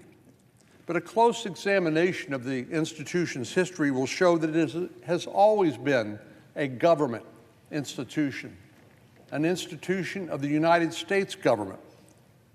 After James Smithson willed his estate for an establishment for the increase and diffusion of knowledge, the Senate, the United States Senate, where we are today, passed a bill to establish and organize the Smithsonian Institution that was signed into law by President Polk in 1846. Now, that doesn't sound like a private, independent entity to me if Congress has to pass a law. And then Congress delegated the governance of the Smithsonian Institution to a Board of Regents. This board includes the Chief Justice of the United States, the Vice President of the United States, as well as 3 sitting senators and representatives. Moreover, the Smithsonian receives more than half of its funds, its operating funds, from the American taxpayer, from the federal government. It's pretty hard to make the case that this is an institution that gets a majority of its funding from Congress and is governed by a board of government officials is anything but a government entity. In fact, you can't make that argument because the evidence is all to the contrary. Furthermore, the institutions are structured much like other government agencies, headed by a secretary who oversees several undersecretaries. I don't know of any private corporations whose CEOs are referred to as secretary. Moreover, the Smithsonian Institution itself has argued time and time again in court that they are in fact a government entity. In a case called Raven versus Saget, a federal court agreed, ruling that the Smithsonian is a government institution through and through. That means that the Smithsonian is clearly subject to oversight by the U.S. government, including the executive branch and the Congress. Well, Mr. President, our country was founded on the ideals of individual liberty, justice, and equality before the law. These are values that our institutions should teach, particularly to the next generation, not woke ideology and political agendas. So as we prepare for the celebration of America's 250th birthday, I would strongly encourage the Smithsonian Institution to reconsider its purpose and to return to the principles and ideals laid out in the founding documents they so proudly display for the benefit of all Americans. And Mr. President, I will close with this prediction. We know from recent events, some as recent as early this morning, when we took the step that many of us have talked about for many years, and that is eliminating taxpayer support for the Corporation for Public Broadcasting. There are more than enough media entities that are capable of communicating the news and other information of interest to our constituents, the 350 million people of the country. We don't need to subsidize those with taxpayer money. And indeed, if you look at the First Amendment of the Constitution, it guarantees a free press. Can the press truly be free if it's financed and subsidized by the government? I don't see how that is possible. So starting early this morning with the vote on the rescissions package and the defunding, at least in terms of federal funds, private funds, donations, certainly fine. But we finally have begun the step of bringing accountability to the nation's capital. No longer will the bureaucracy simply take the taxpayers' money and do what they want, regardless of oversight by the Congress and the executive branch, and the oversight, in essence, of the American people. Those days are over. Mr. President, I yield the floor.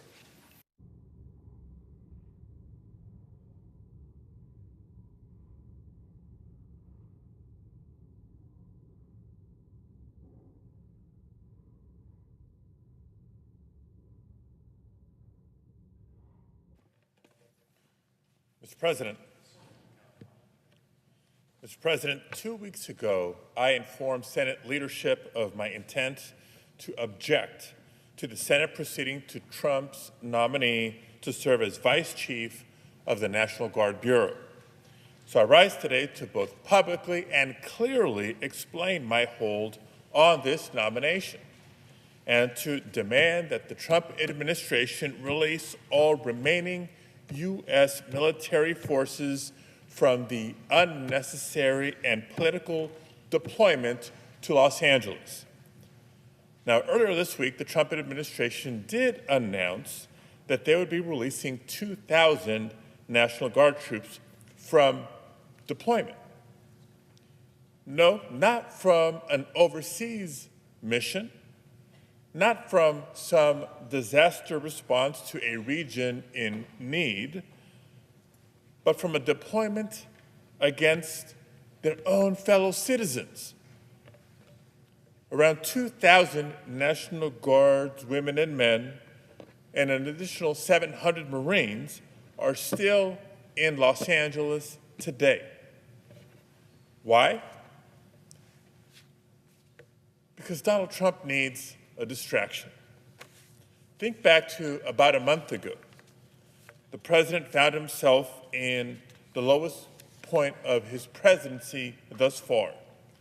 He was drowning in negative headlines, everything from his failing tariff wars that continued to raise prices and costs on working families, to Vladimir Putin embarrassing him on the world stage, to a messy public breakup with Elon Musk.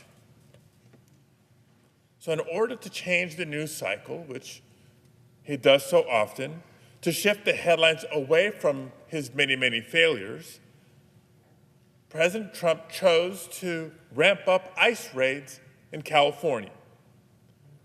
And when Californians took to the streets to exercise their First Amendment rights by peacefully protesting, Trump responded by federalizing the California National Guard. And then later, the U.S. Marines were ordered in to intimidate the people of Los Angeles. It was the first time that the National Guard has been deployed against the wishes of the state's governor since 1965. Many of these service members signed up to become a political prop. But Trump has put them in this impossible position that he knew would escalate tensions in the region and take them away from their critical missions elsewhere. And it's exactly why in late June, a few weeks ago, the head of the U.S. Northern Command requested that Secretary Hegseth return at least 200 troops from the National Guard's wildfire unit who were stuck in Los Angeles for Trump's political purposes. Because every day that those troops were unnecessarily deployed to Los Angeles was another day that their primary mission went unmet. We're talking about undermining firefighting and fire mitigation efforts as we are approaching peak wildfire season. This is dangerous and unnecessary. And because the Trump administration continued to keep thousands of troops in Los Angeles, 2 weeks ago, I exercised my constitutional duty as a U.S. Senator to advise and consent to nominations in order to block the nomination of Lieutenant General Thomas Cardin.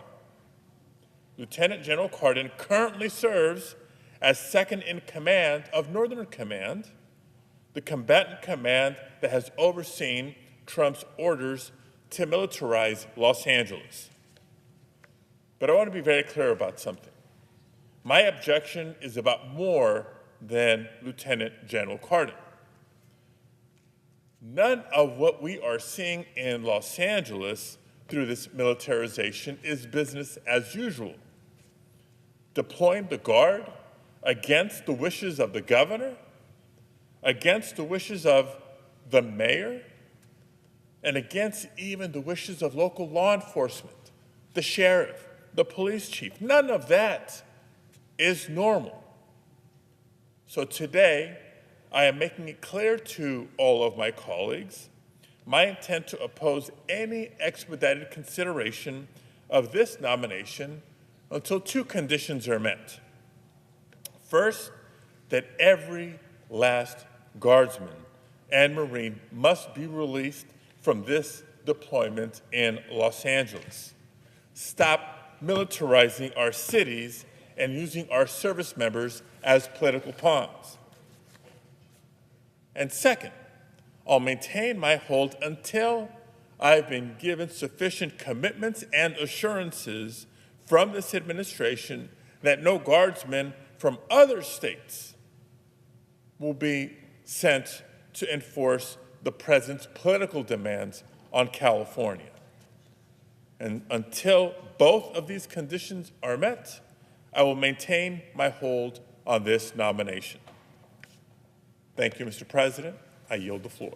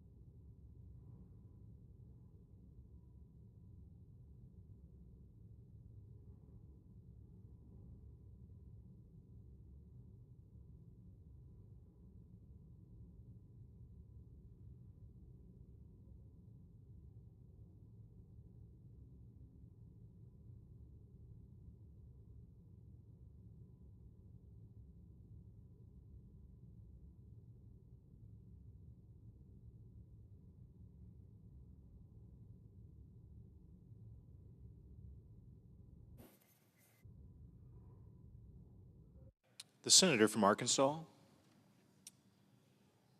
Today, I encourage my Senate colleagues to confirm Mr. Aaron Lukas as the next Principal Deputy Director of National Intelligence. Mr. Lucas's long career serving our nation as a CIA officer makes him well suited for this important position. He has more than 20 years of intelligence experience, which includes working as a CIA station chief and joint duty rotations at the Office of the Director of National Intelligence and the National Security Council. With Mr. Lucas's knowledge, experience, and know-how, he has the right background to assist Director Gabbard with eliminating bureaucratic bloat and returning our intelligence community to its core mission of aggressively stealing the secrets of our adversaries. I'm grateful to Mr. Lukas for his decades of service, and I would like to thank him and his family for being willing to answer the call of our country to serve once again. For all these reasons, I again encourage my colleagues to join me in supporting Mr. Lukas's nomination to be the Principal Deputy Director of National Intelligence. Mr. President, I yield the floor.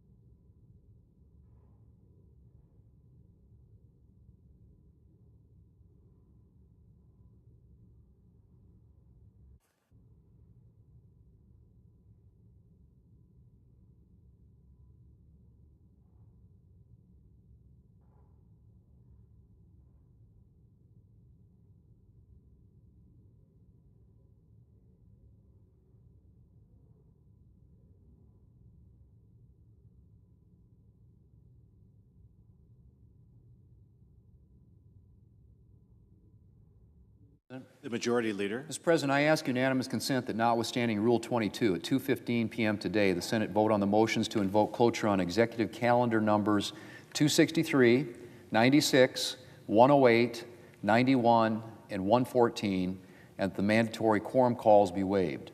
Further, if cloture is invoked on the nominations individually, all post-cloture time be expired, including executive calendar 260, and the Senate vote on confirmation of the nominations at a time to be determined by the Majority Leader in consultation with the Democratic Leader no earlier than Monday, July 21st. Finally, if confirmed, the motion to reconsider be considered made, laid upon the table, and the President be immediately notified of the Senate's action. Without objection. Thank you, Mr. President.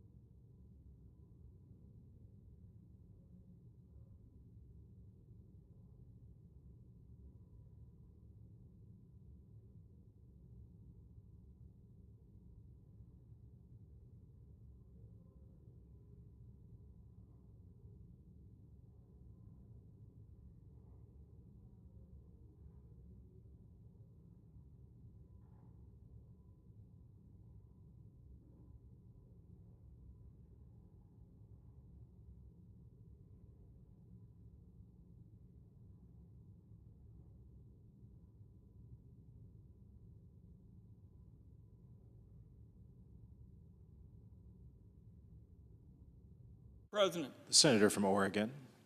Mr. President, Donald Trump has made some far-fetched statements over the last few months, but a stunner in the last few days was his claim that the Jeffrey Epstein matter was a hoax and a scam. Here is why the president is wrong. The figure at the center of this story was an ultra-rich, well-connected sex trafficker. He was a serial rapist of women and young girls. And for some reason, the Trump administration, that claimed they'd be the most transparent administration ever, turned on a dime. The president had run on a campaign with a promise to expose the Epstein files. Now he and the Attorney General, Pam Bondi, say, nope, nothing to investigate. When it comes to Epstein and sex trafficking, all these claims are just ludicrous. I want the American people to know that that's wrong. If you want to know why, just look at the latest report from our investigators that was discussed in the New York Times this morning. Now, somewhere in the Treasury Department, Mr. President, locked away in a cabinet drawer, is a big Epstein file that's full of actionable information. Follow the money details about his financing and operations that await investigation. Last year, the Biden administration allowed our investigators to look at portions of the file. We did that at the Treasury building. Here is what it says. Treasury's Epstein file details, Mr. President, 4,725 wire transfers. Let me repeat that. 4,725 wire transfers, adding up to nearly $1.1 billion flowing in and out of just one of Mr. Epstein's bank accounts. If you ask me, that is more than 4,000 potential lines of investigation right there. Hundreds of millions more flowed through other accounts. That's even a lot more to investigate. The file shows that Mr. Epstein used multiple Russian banks, which are now under sanctions, to process payments related to sex trafficking. A lot of the women and girls he targeted came from Russia, Belarus, Turkey, and elsewhere. One shudders to think about the kinds of people who must have been involved in trafficking these women and young girls out of those companies and into the Epstein web of abuse. Again, these are all potential leads, Mr. President, the Department of Justice ought to be digging into. This is about years and years of international sex trafficking. None of this is a hoax. None of it is a scam. And I'd like to say I consider it insulting to the intelligence of the American people for the Trump administration to simply say there is nothing to investigate here. Now, when the Trump administration came in with a lot of fanfare about transparency and openness, I said, I'm going to follow up on that. So I wrote to the Attorney General, Ms. Bondi, Treasury Secretary Bessent, FBI Director Patel, and I asked them all to produce the Epstein file to the Senate Finance Committee so it could be reviewed. In fact, I've made that request multiple times. The Trump commitment to transparency based on the response didn't mean a whole lot because they just refused. Here's what one Treasury official wrote back to me. I'll quote here. The Department of Treasury has previously made documents available relating to the matter in response to your inquiries. Accordingly, we understand that you have the information you seek from the Treasury related to this request. We thank you for your attention to this important issue. Mr. President, for anybody who's familiar with how these discussions go in Washington, D.C., what I just read was code for the bureaucracy saying, you're asking for information, go pound sand. The Trump administration may be trying to close the books on the Epstein sex trafficking.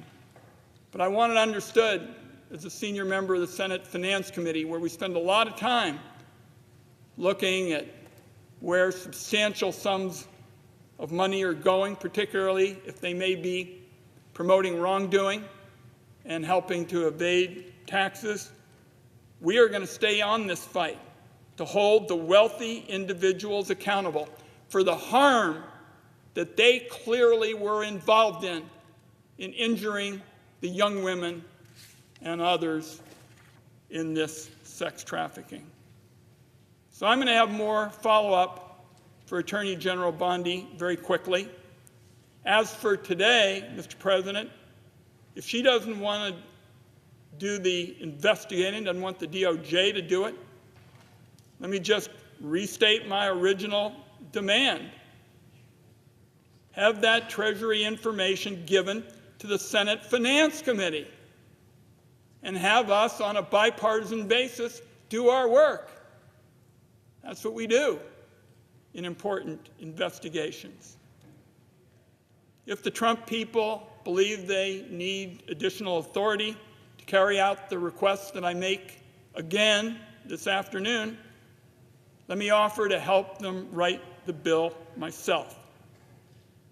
The idea that there is nothing more to investigate, not when you have 4,000 wire transfers, many of them associated with the possibility of wrongdoing and sex traffic promoting. The idea that you have that and there's nothing to investigate when it comes to the Epstein sex trafficking operation is ridiculous. Pam Bondi was the Attorney General in the state of Florida, where a lot of the Epstein crimes were committed. The Attorney General ought to know better, of all people. Mr. President, I can't begin to understand the President's handling of this or why he thinks this is just going to go away. But I'm here to say that our investigators have spent 3 full years looking into this. And the reason why is because we feel so strongly about the horror of sex trafficking and our commitment to root it out. The President of the Senate is new to this body, but I'm sure he's dealt with these issues before. You can't have a much bigger horror in front of you than sex trafficking abuse. So we're talking about real evil done to women and girls by Jeffrey Epstein. And Mr. President, nobody gets to sweep that under the rug. I yield the floor.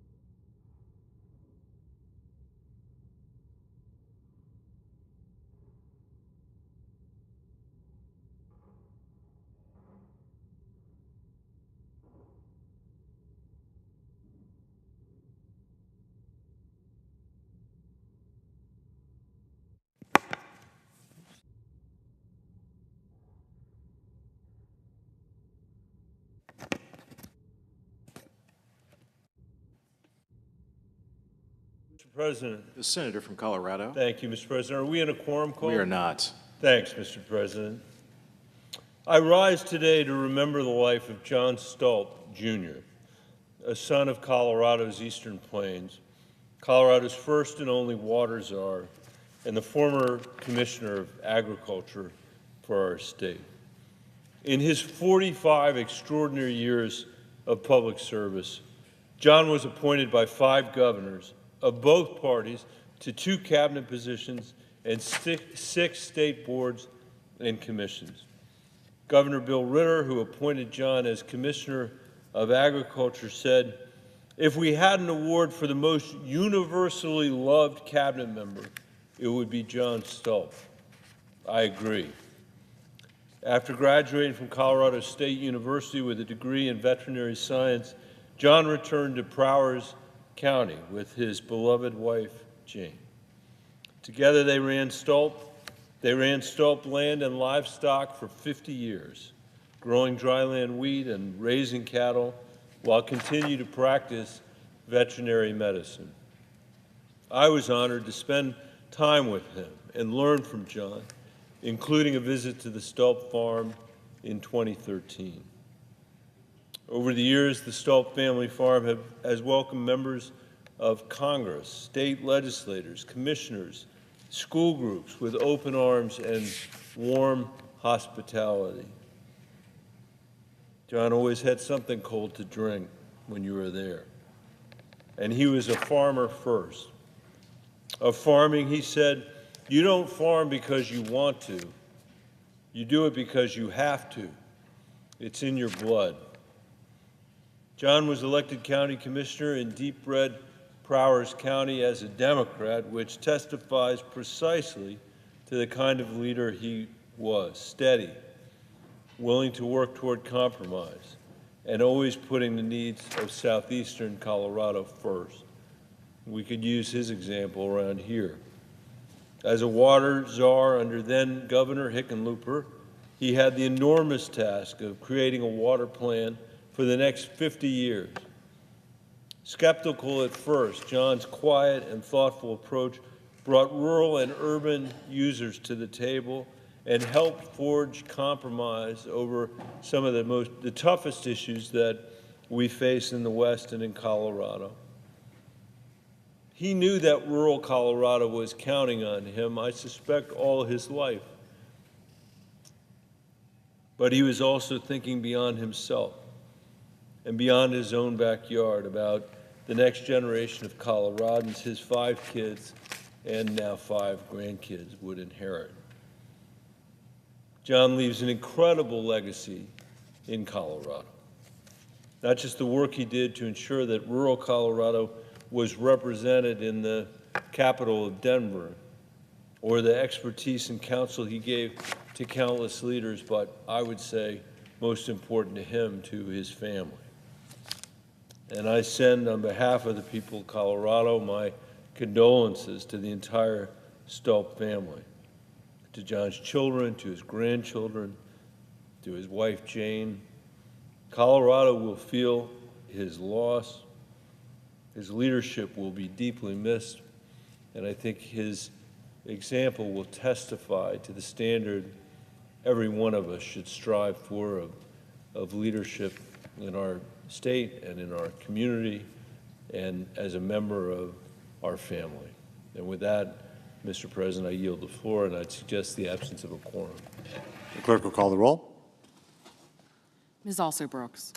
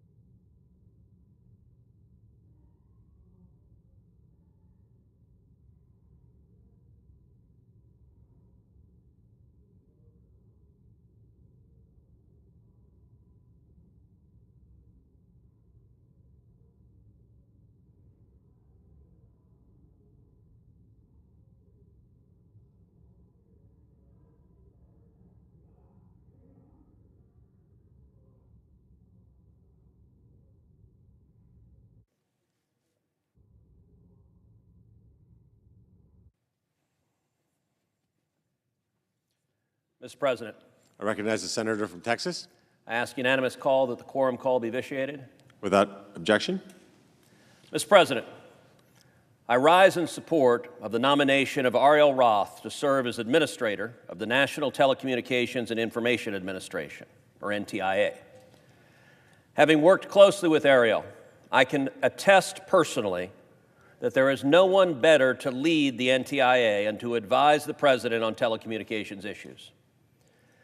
As the Telecommunications Policy Director to the Senate Commerce Committee, Arielle led my legislative and oversight efforts on communications and broadband policy with integrity, creativity, and dedication. I'm not sure I've ever met someone as passionate about telecommunications law and policy as Arielle. Her work ethic is indefatigable, only rivaled by her dedication to public service. President Trump's administration and the American people are blessed to be getting her talents in this new role. Arielle will play an integral role in the management of the federal government's use of electromagnetic spectrum. She will work closely with federal agencies to protect critical uses of spectrum, whether for national defense, weather forecasting, or transportation, while identifying opportunities to free up spectrum for commercial use. As I've stated before, American leadership in spectrum is vital to the security of global telecommunications networks, to our own national security, and to our economic success. NTIA also plays a crucial role in administering billions of dollars for federal broadband programs, including the $42 billion BEAD program. President Trump and Secretary Lutnick have charted a new course from the prior administration's inaction and ideological hand-wringing. With Arielle at the helm of NTIA, I have no doubt that BEAD will succeed in its mission, connecting Americans to the internet as expeditiously and efficiently as possible. Arielle's qualifications show she is the right person for this job. Her telecommunications experience dates back to her time as a legal fellow at the Hudson Institute Center for Economics of the Internet. Then, for 4 years, Ms. Roth served at the Federal Communications Commission as the wireline advisor, for then Commissioner Michael O'Reilly. She next turned to Congress, where she worked on telecommunications policy at the House Energy and Commerce Committee, and later as legislative counsel to our former colleague, Senator Roy Blunt, a long-serving member of the Senate Commerce Committee. Arielle has been a tireless and expert advocate in defending and promoting key conservative values. She has consistently fought to defend the taxpayer, to defend free speech, and with particular passion to defend kids online. Arielle was key in delivering policy victories many said were impossible. Simply put, her experience, both in Congress and at the FCC, makes her ideally suited to lead NTIA. Arielle will serve President Trump and Secretary Lutnick well in their mission to advance government efficiency, economic growth, and innovation. The American people will benefit enormously from her service. I strongly urge my colleagues to support Arielle Roth's nomination to be NTIA Administrator. She was voted out of the Commerce Committee with bipartisan support, and my hope is she will be confirmed on this floor with bipartisan support. I yield the floor, and I suggest the absence of a quorum. The clerk will call the roll. Ms. Alsobrooks.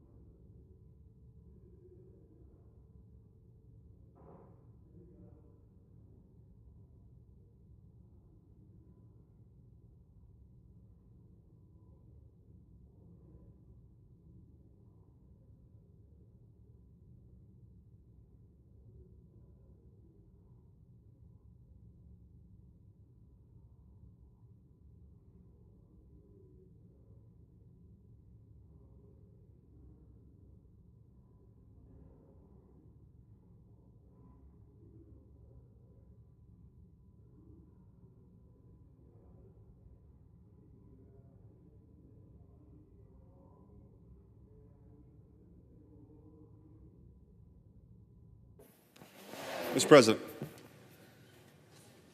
Senator from Missouri. Mr. President, I would ask for unanimous consent to vitiate the quorum call. Without objection. Mr. President, I would ask unanimous consent to start this vote early. Second. Without objection. The clerk will report the motion to invoke cloture. Cloture motion. We, the undersigned senators, in accordance with the provisions of Rule 22 of the Standing Rules of the Senate, do hereby move to bring to a close debate on the nomination of Cristian M. Stevens of Missouri to be United States District Judge for the Eastern District of Missouri, signed by 17 senators. Under the previous order, the mandatory quorum call under Rule 22 has been waived. The question is it the sense of the Senate that debate on the nomination of Cristian M. Stevens of Missouri to be United States District Judge for the Eastern District of Missouri should be brought to a close? The yeas and nays are mandatory under the rule. The clerk will call the roll. Ms. Alsobrooks, Ms. Baldwin, Mr. Banks, Mr. Barrasso, Mr. Bennett, Mrs. Blackburn, Mr. Blumenthal, Ms. Blunt-Rochester, Mr. Booker, Mr. Bozeman, Mrs. Britt, Mr. Budd, Ms. Cantwell, Mrs. Capito, Mr. Cassidy, Ms. Collins, Mr. Coons, Mr. Cornyn, Ms. Cortez Masto, Mr. Cotton, Mr. Kramer, Mr. Crapo, Mr. Cruz.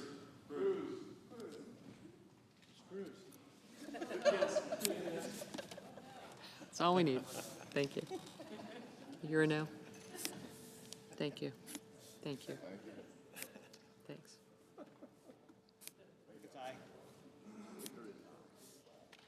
You're no? Thank you. Thank you. Thank you.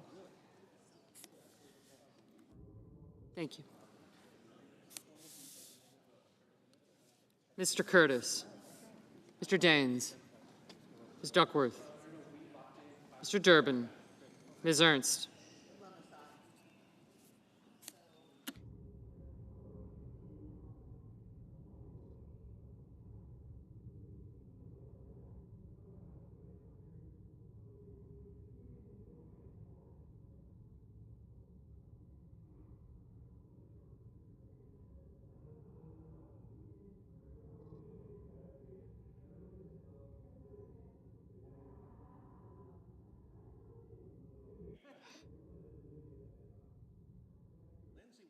Mr. Fetterman, Mrs. Fisher.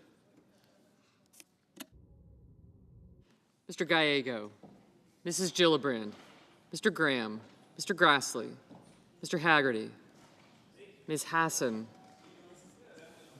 Mr. Hawley, Mr. Heinrich, Mr. Hickenlooper, Ms. Hirono, Mr. Hoven, Mr. Husted, Mrs. Hyde-Smith, Mr. Johnson, Mr. Justice, Mr. Kane, Mr. Kelly, Mr. Kennedy, Mr. Kem, Mr. King, Ms. Klobuchar, Mr. Langford, Mr. Lee, Mr. Lujan, Ms. Lummis, Mr. Markey, Mr. Marshall, Mr. McConnell, Mr. McCormick, Mr. Merkley, Mrs. Moody, Mr. Moran, Mr. Marino, Mr. Mullen, Ms. Murkowski, Mr. Murphy, Mrs. Murray, Mr. Ossoff, Mr. Padilla, Mr. Paul, Mr. Peters, Mr. Reed, Mr. Ricketts, Mr. Risch, Ms. Rosen, Mr. Rounds, Mr. Sanders, Mr. Schatz, Mr. Schiff, Mr. Schmidt, Mr. Schumer, Mr. Scott of Florida, Mr. Scott of South Carolina.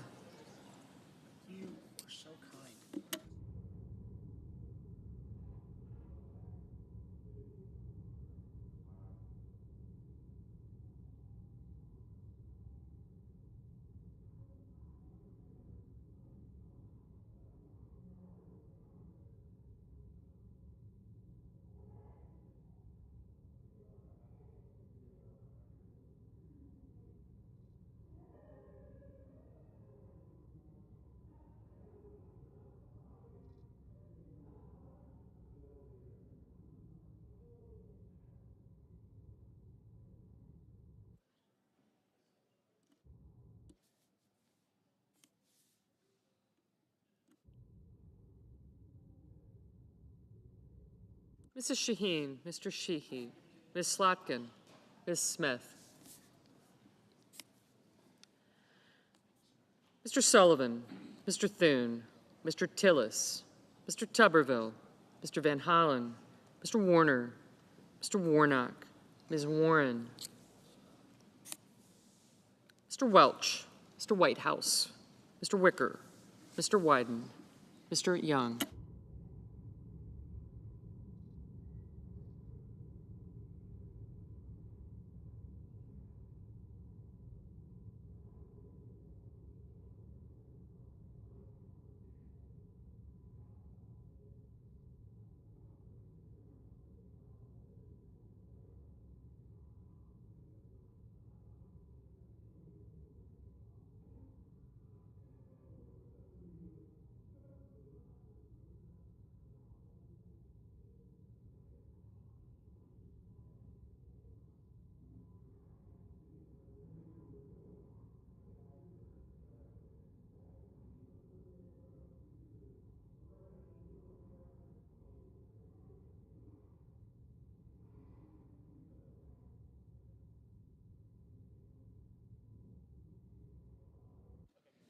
Senators voting in the affirmative: Cruz, Haggerty, Hawley, Husted, Langford, Lummis, Marshall, Moody, Marino, Ricketts, Schmidt, Scott of South Carolina, and Wicker.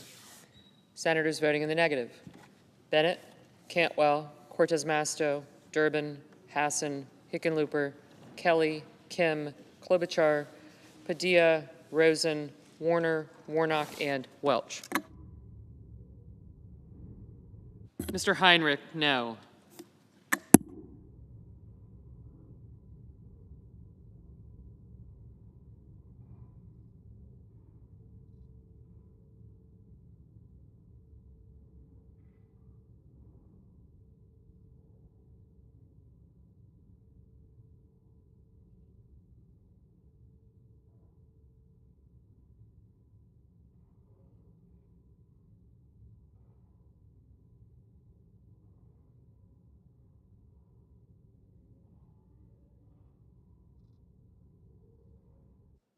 Mr. Budd, aye.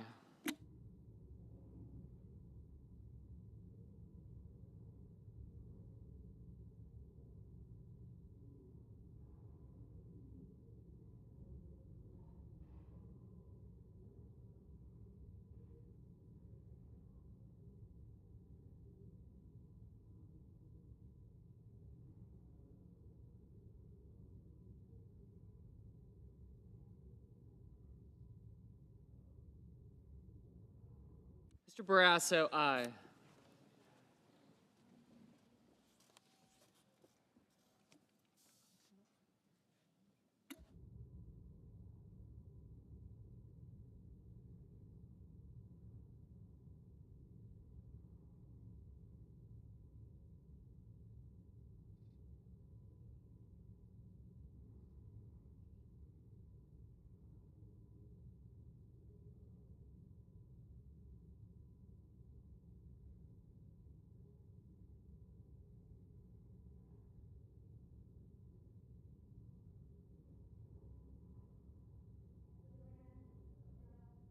Mrs. Gillibrand, no.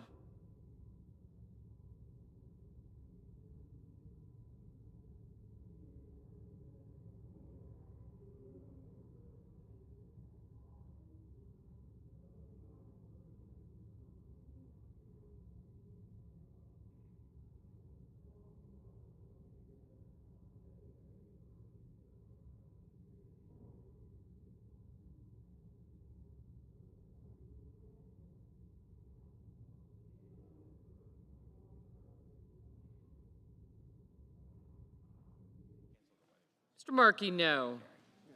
I thought I did.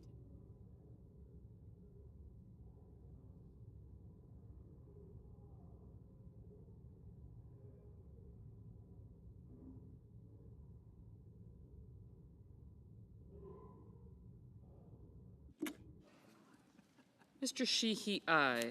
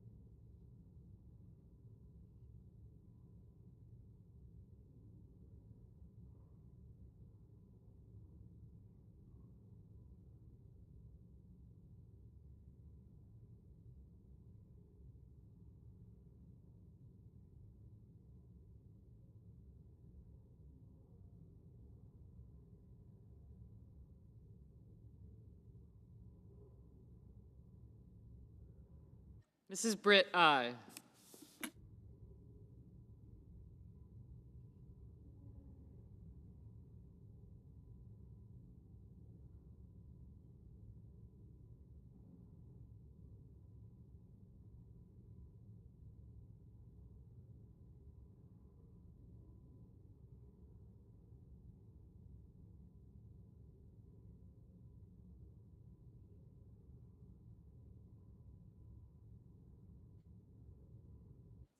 Mr. Kane, no.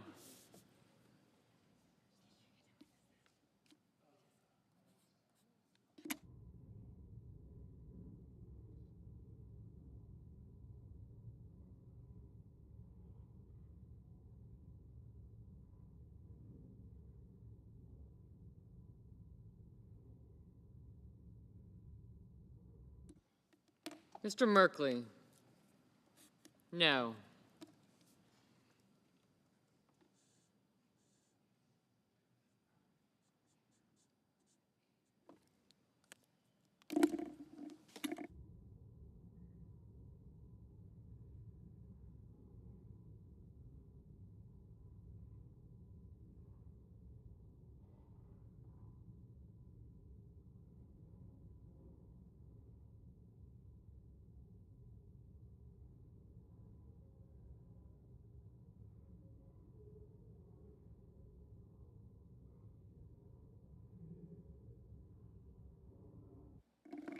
Mr. Sullivan, aye. Mr. Kennedy, aye.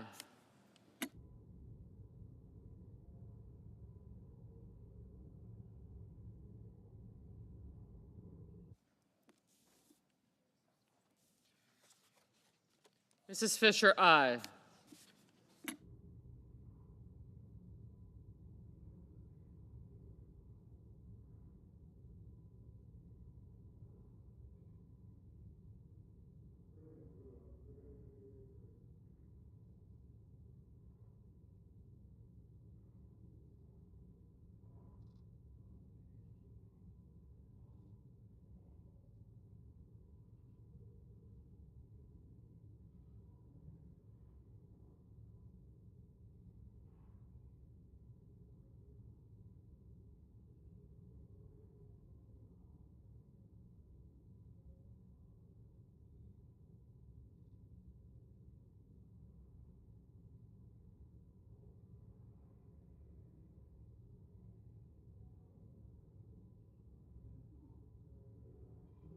Mr. Grassley, aye.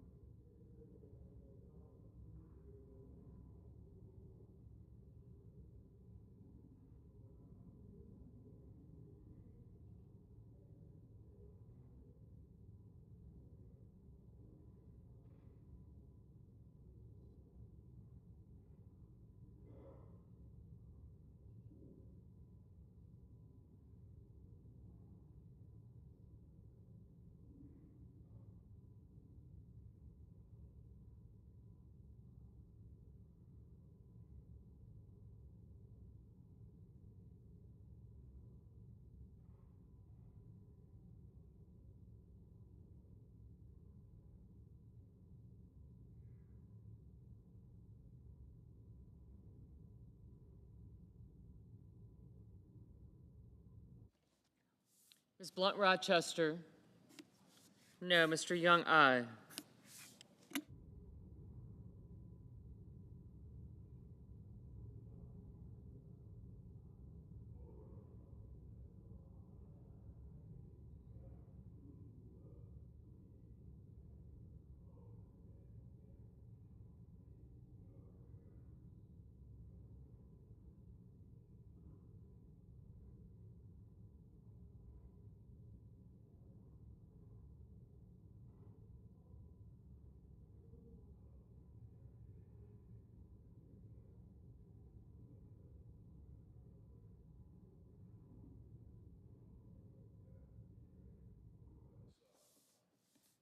Mr. Whitehouse, no.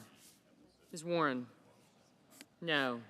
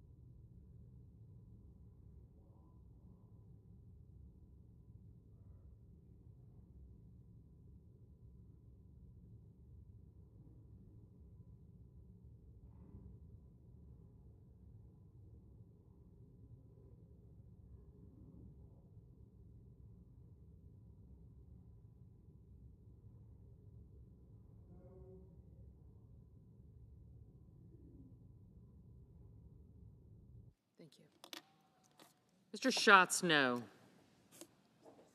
Mrs. Capito, aye. Mr. Fetterman, no.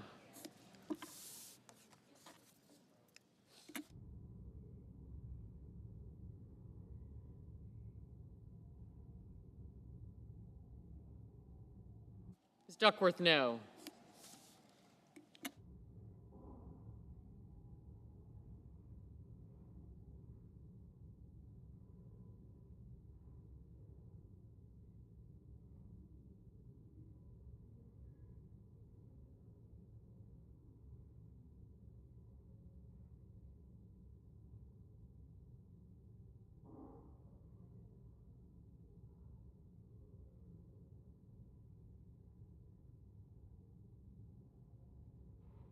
McConnell. Mr. McConnell, aye.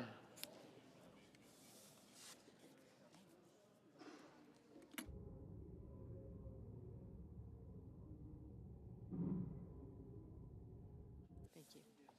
Ms. Alsobrooks, no. Mr. Bozeman, aye. Mr. Tuberville, aye.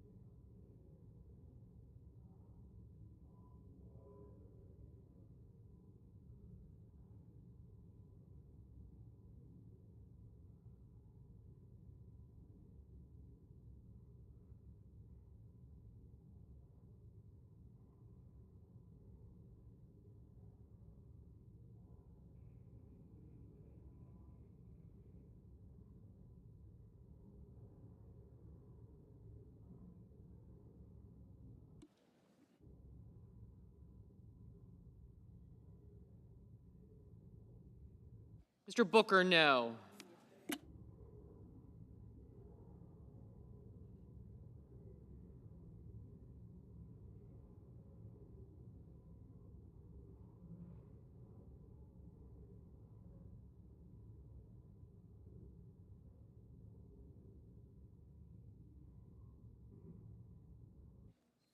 Ms. Hirono, no. Mr. Wyden, no.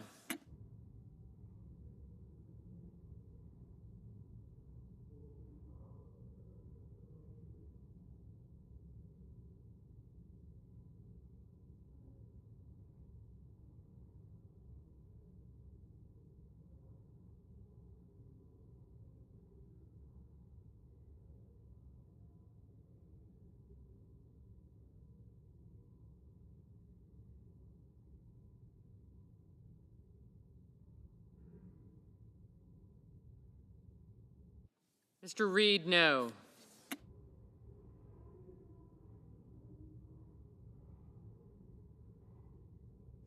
Mr. Mullen, aye.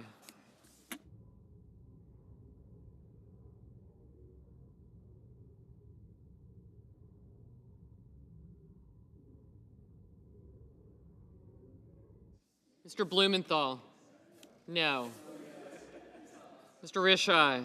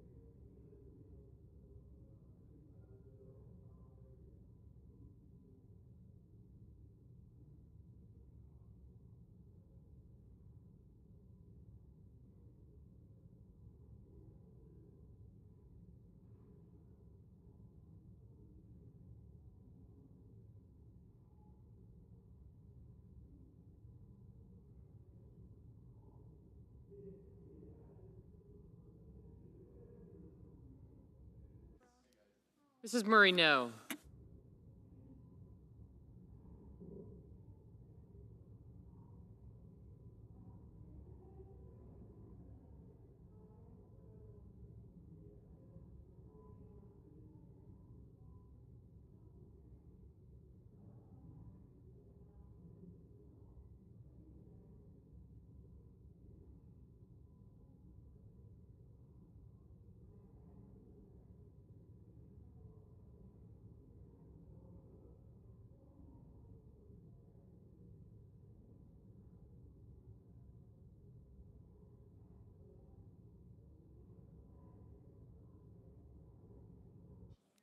Ms. Murkowski, aye. Mrs. Hyde-Smith, aye.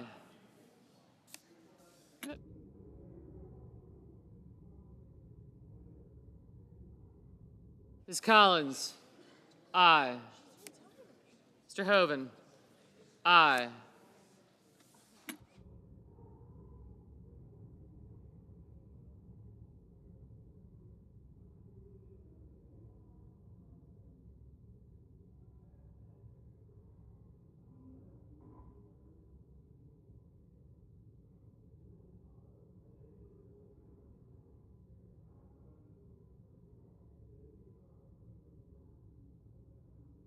Mr. Murphy, no.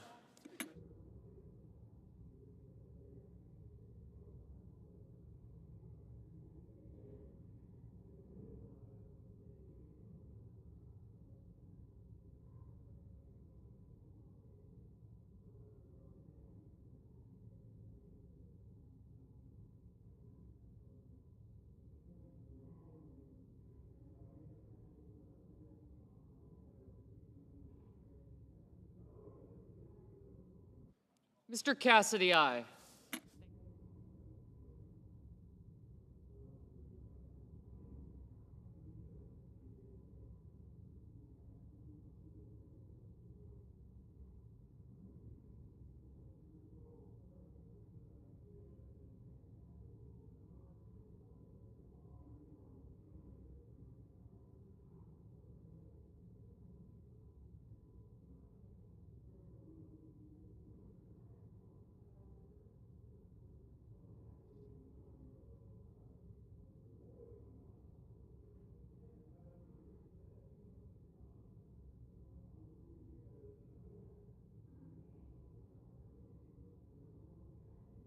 Mr. Graham, aye.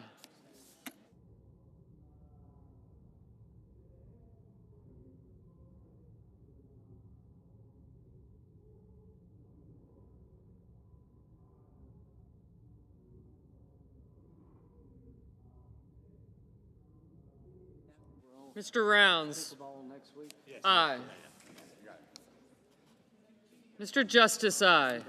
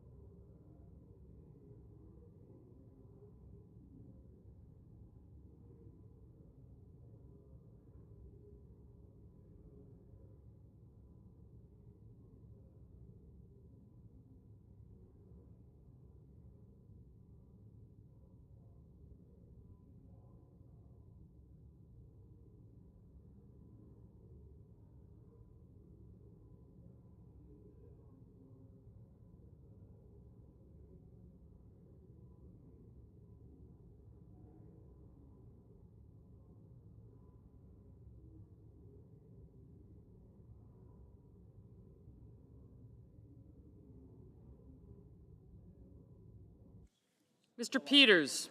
No. Mr. Sanders? No.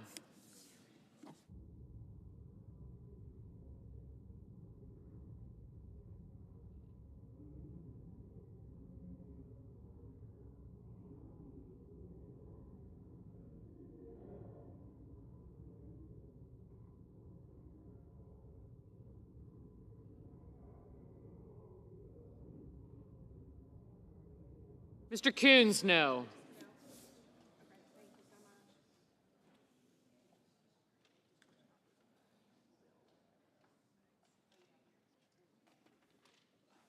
Mr. McCormick, aye.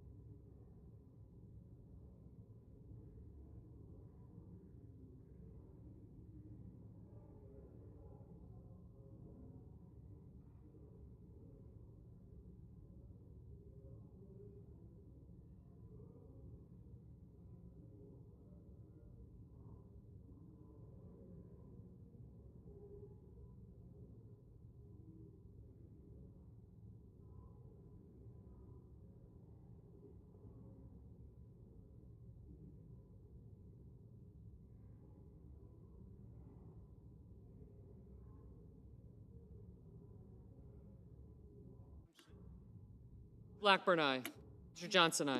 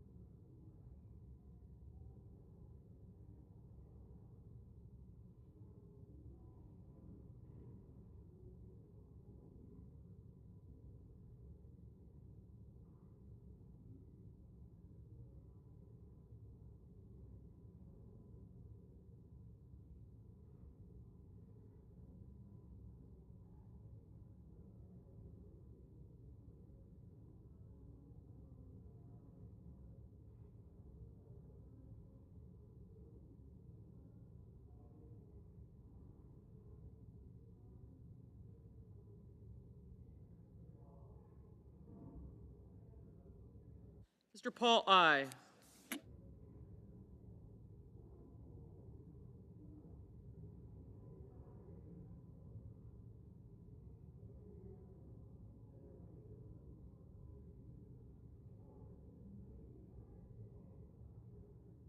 Ms. Baldwin, no.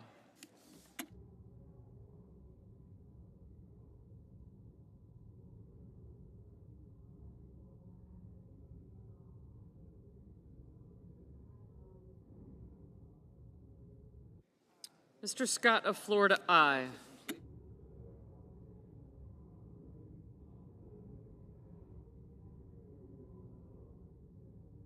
Mr. Lee, aye. Mr. Thune, aye.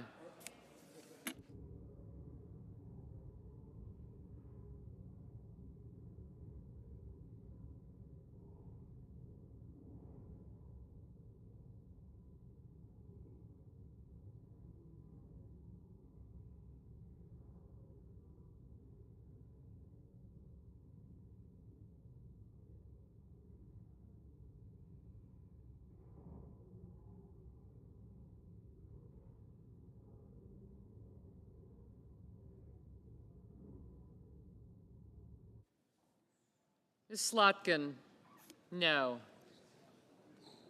Mr. Daines, aye.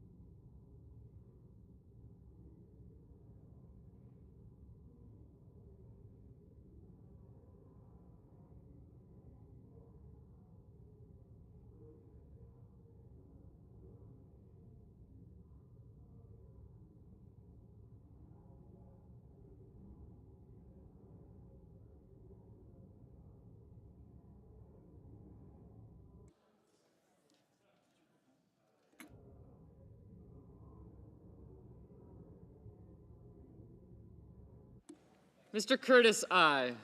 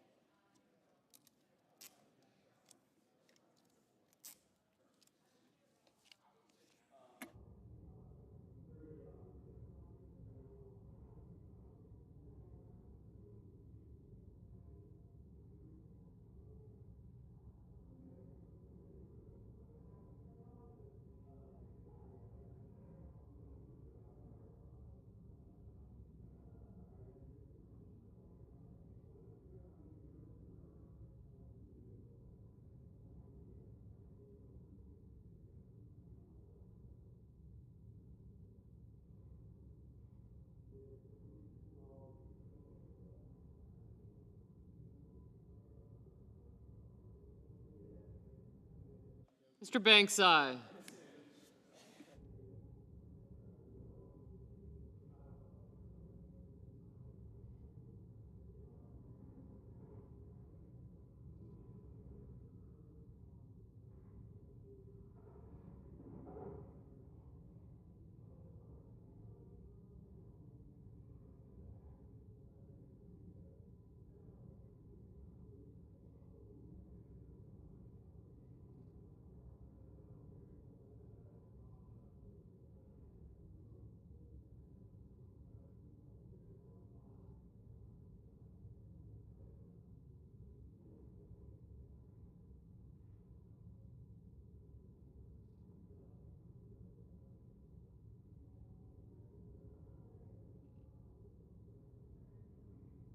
Mr. Lujan, no.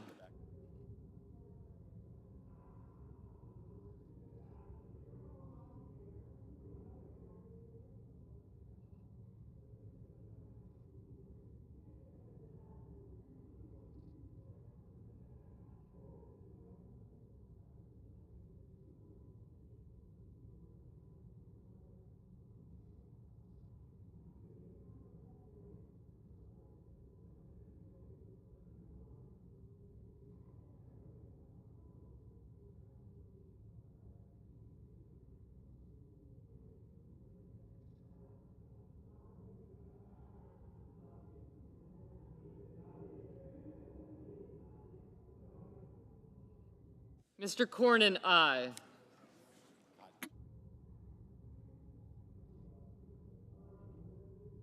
Mr. Cotton, aye.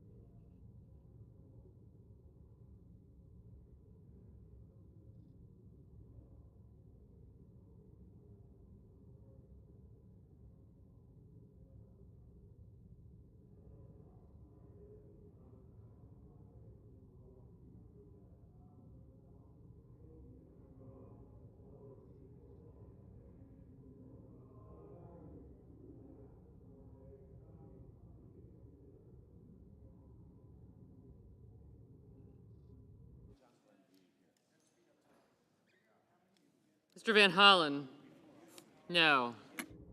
Mr. Ossoff, no.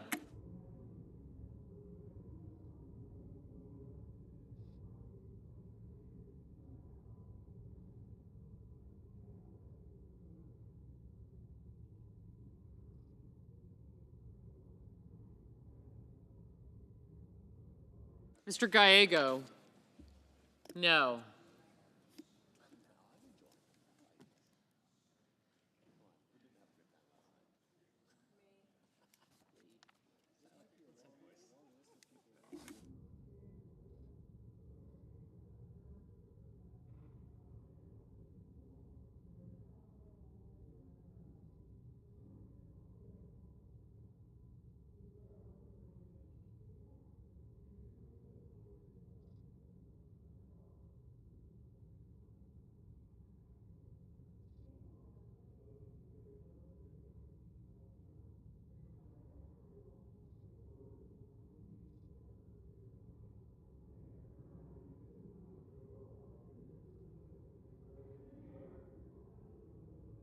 Mr. Schumer, no.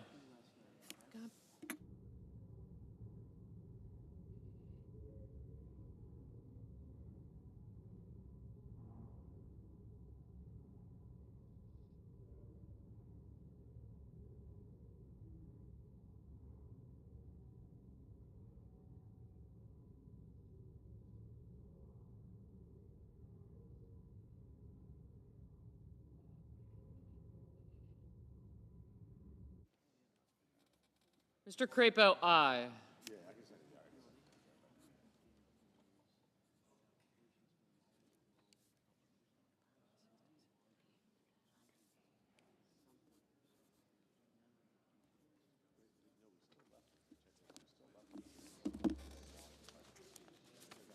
Here, I've got more to send down, but I didn't get them ready yet.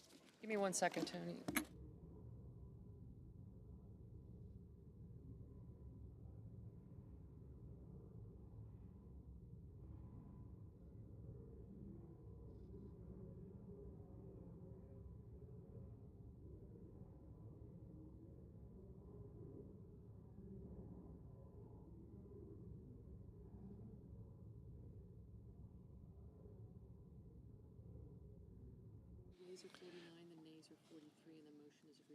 The yeas are 49, the nays are 43. The motion is agreed to.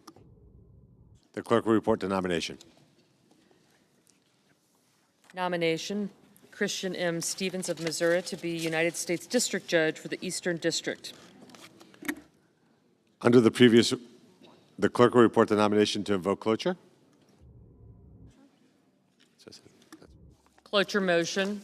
We, the undersigned senators, in accordance with the provisions of Rule 22 of the Standing Rules of the Senate, do hereby move to bring to a closed debate on the nomination of Aaron Lukas of Arkansas to be Principal Deputy Director of National Intelligence, signed by 17 senators. Under the previous order, the mandatory quorum call under Rule 22 has been waived. The question is it the sense of the Senate that debate on a nomination of Aaron Lukas of Arkansas to be Principal Deputy Director of National Intelligence shall be brought to a close? The yeas and nays are mandatory under the rule. The clerk will call the roll. Ms. Also Brooks, Ms. Baldwin, Mr. Banks.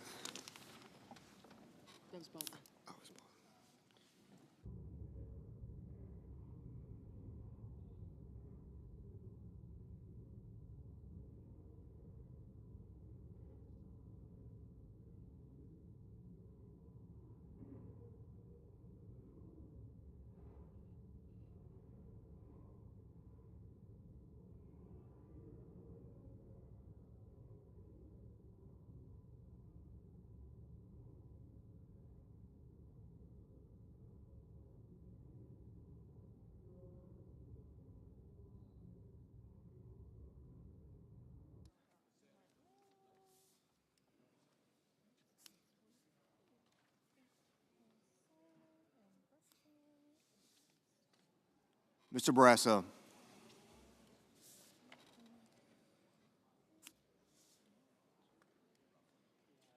Mr. Bennett. Mrs. Blackburn.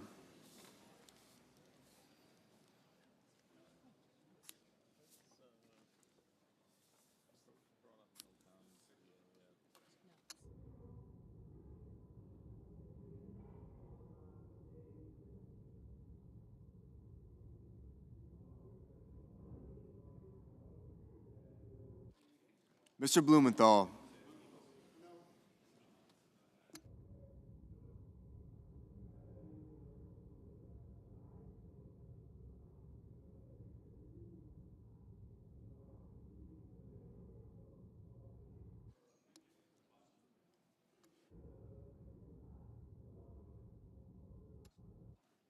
Mr. Booker.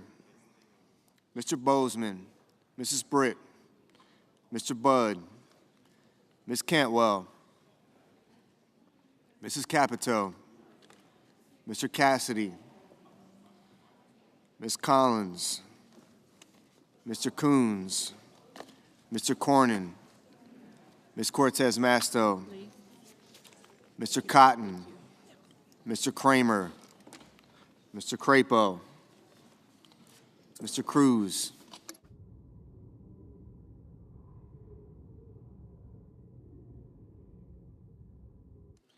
Mr. Curtis, Mr. Daines, Ms. Duckworth, Mr. Durbin, Ms. Ernst, Mr. Fetterman, Mrs. Fisher, Mr. Gallego,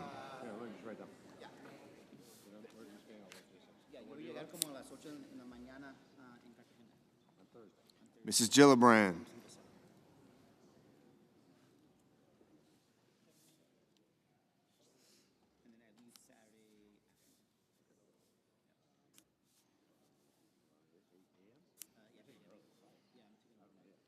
Mr. Grassley,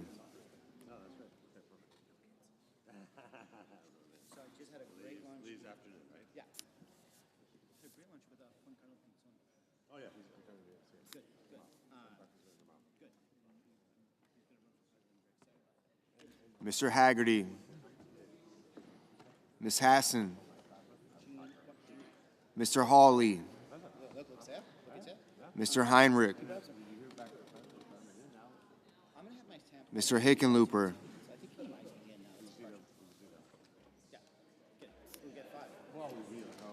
Ms. Hirono, Mr. Hoven, Mr. Husted,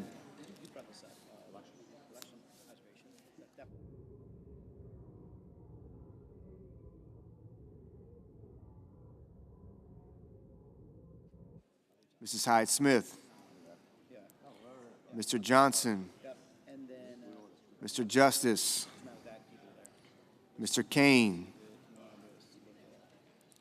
Mr. Kelly, Mr. Kennedy,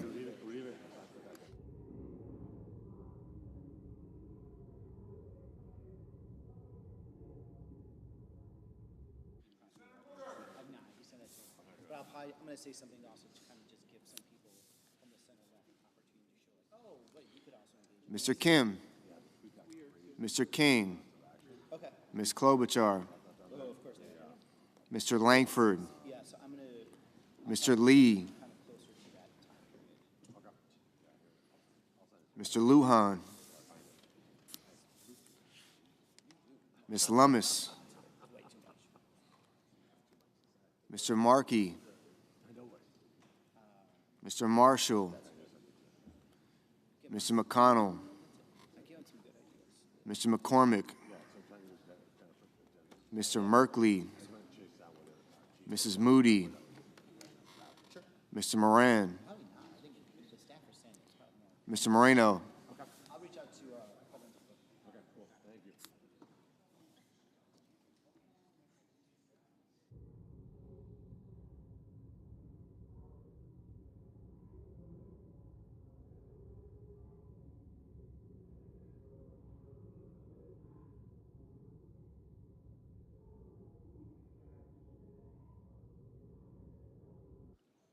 Mr. Mullen, Ms. Murkowski, Mr. Murphy,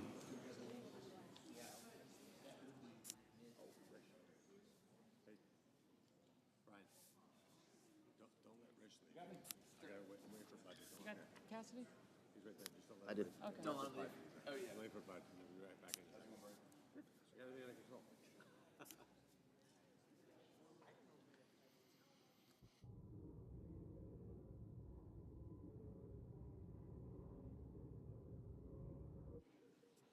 Mr. Paul,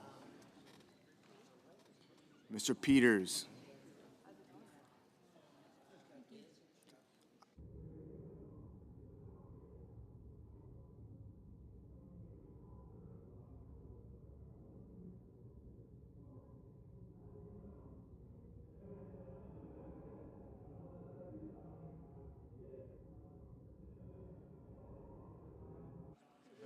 Mr. Reed, Mr. Ricketts, Mr. Risch, Ms. Rosen, Mr. Rounds, Mr. Sanders, Mr. Schatz,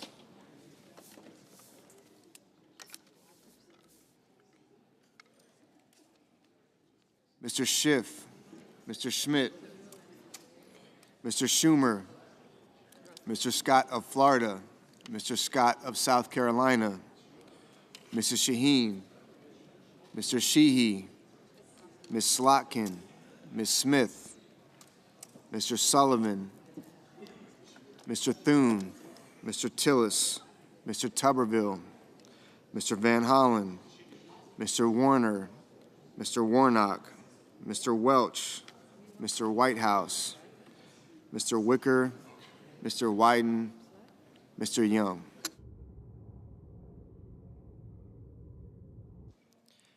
Senators voting the affirmative: Barrasso, Britt, Budd, Cassidy, Collins, Cornyn, Cotton, Crapo, Curtis, Daines, Grassley, Haggerty, Hoven, Hyde-Smith, Johnson, Kennedy, Risch, Rounds, Scott of South Carolina, Sheehy, Thune, Tuberville. Senators voting the negative: Baldwin, Blunt Rochester, Booker, Duckworth, Gallego, Hickenlooper, Kane, Kim, Markey, Merkley, Ossoff, Peters, Reed, Sanders, Schatz, Slotkin, Van Hollen, Warnock, Warren, Welch, Whitehouse, and Wyden.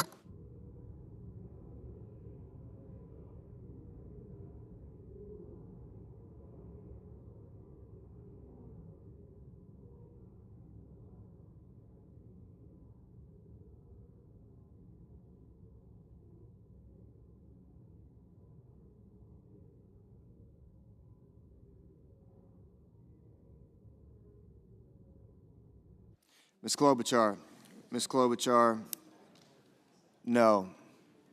Mr. Kelly, Mr. Kelly, no. Mr. Bozeman, Mr. Bozeman, aye. Mr. Young, aye. Mr. Langford, aye.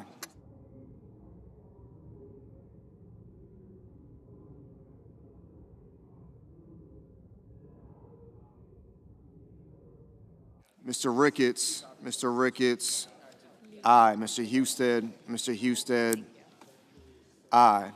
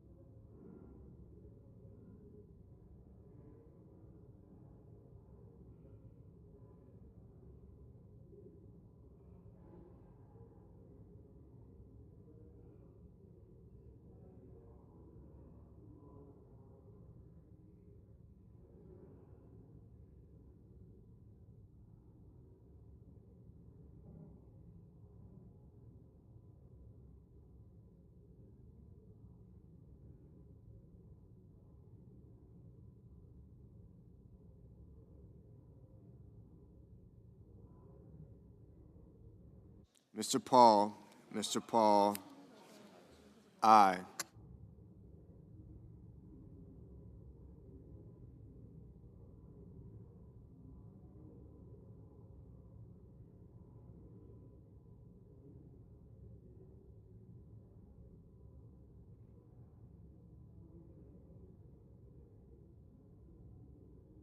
Mrs. Moody, aye. Mr. Moreno, aye. Mr. Murphy, no.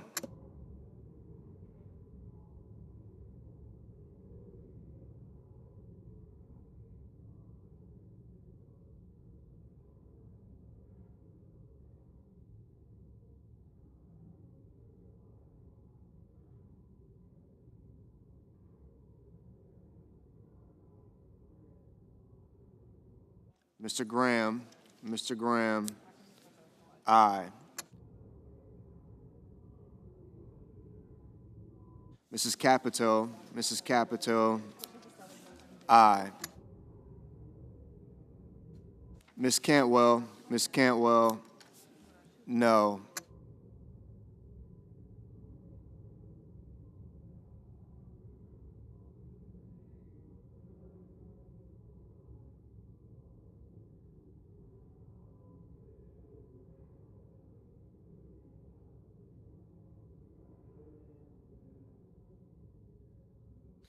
Mr. Bennett, no. Mr.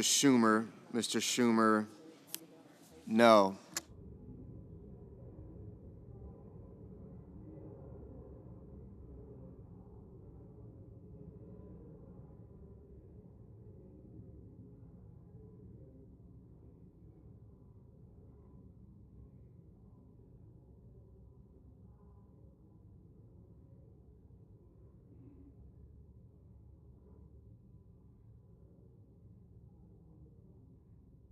Mrs. Murray, no.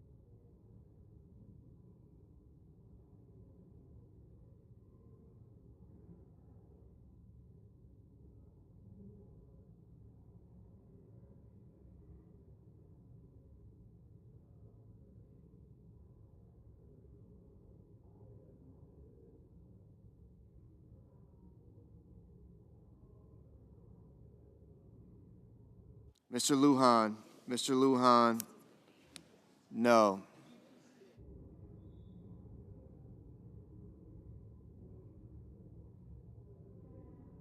Mrs. Gillibrand, no. Mr. Hurley, aye. Mr. Lee, aye.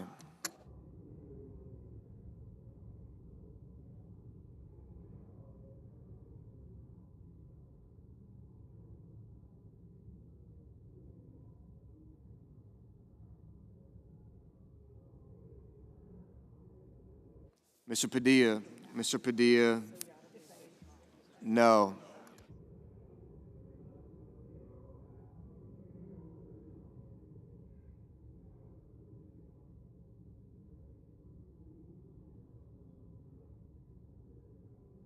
Ms. Hirono, no.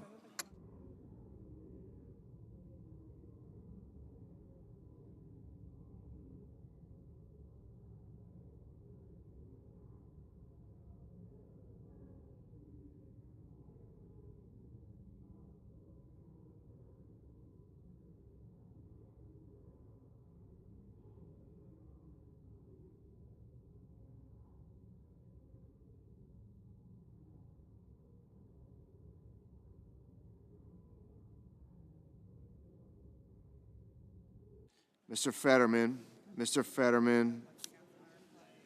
no.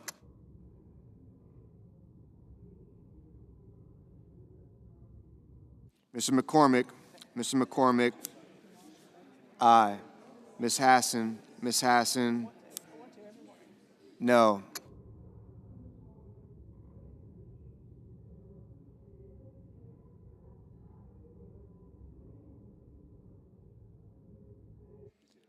Mr. Scott of Florida, aye.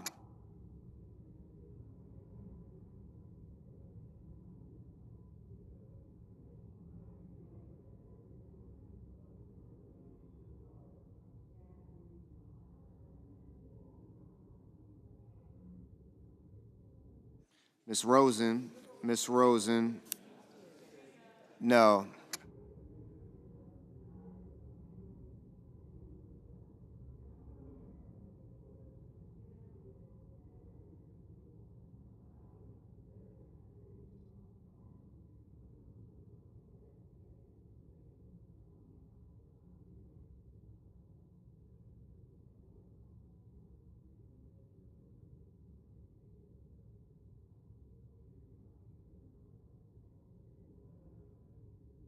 Ms. Murkowski, aye.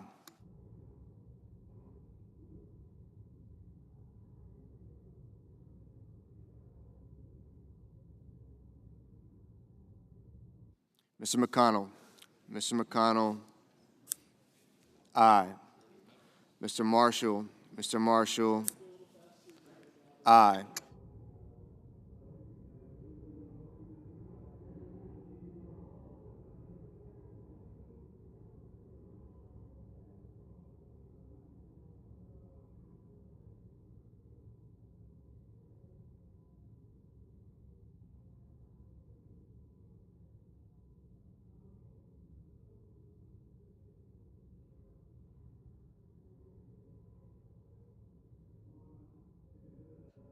Mr. Sullivan, aye.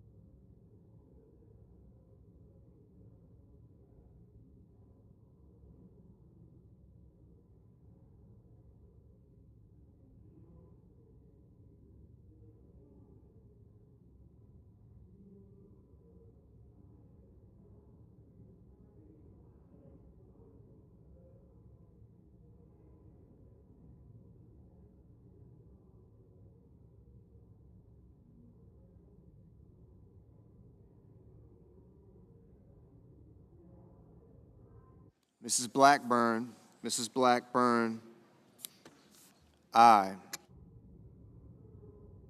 Mr. Justice, Mr. Justice, aye.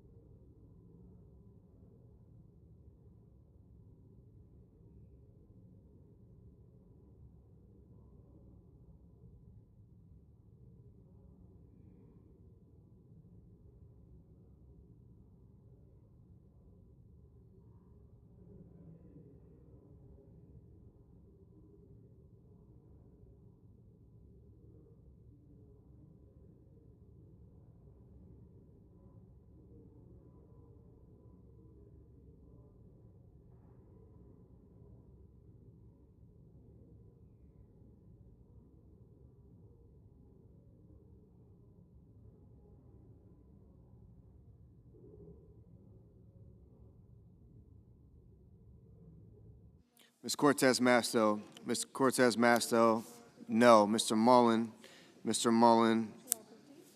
aye.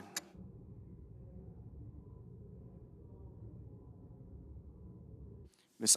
Brooks, Ms. Brooks, no.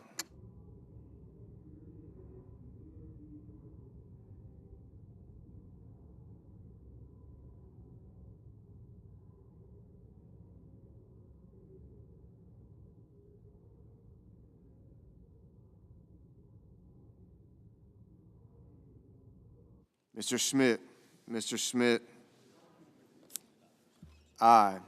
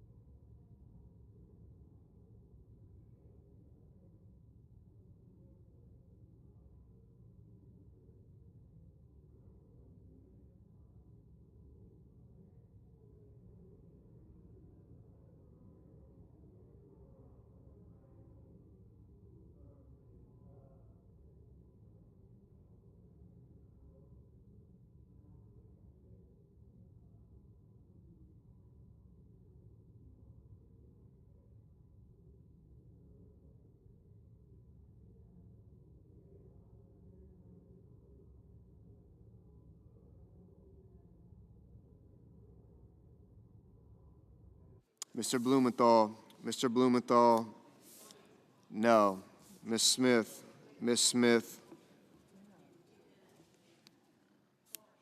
no. Mr. Cruz, aye.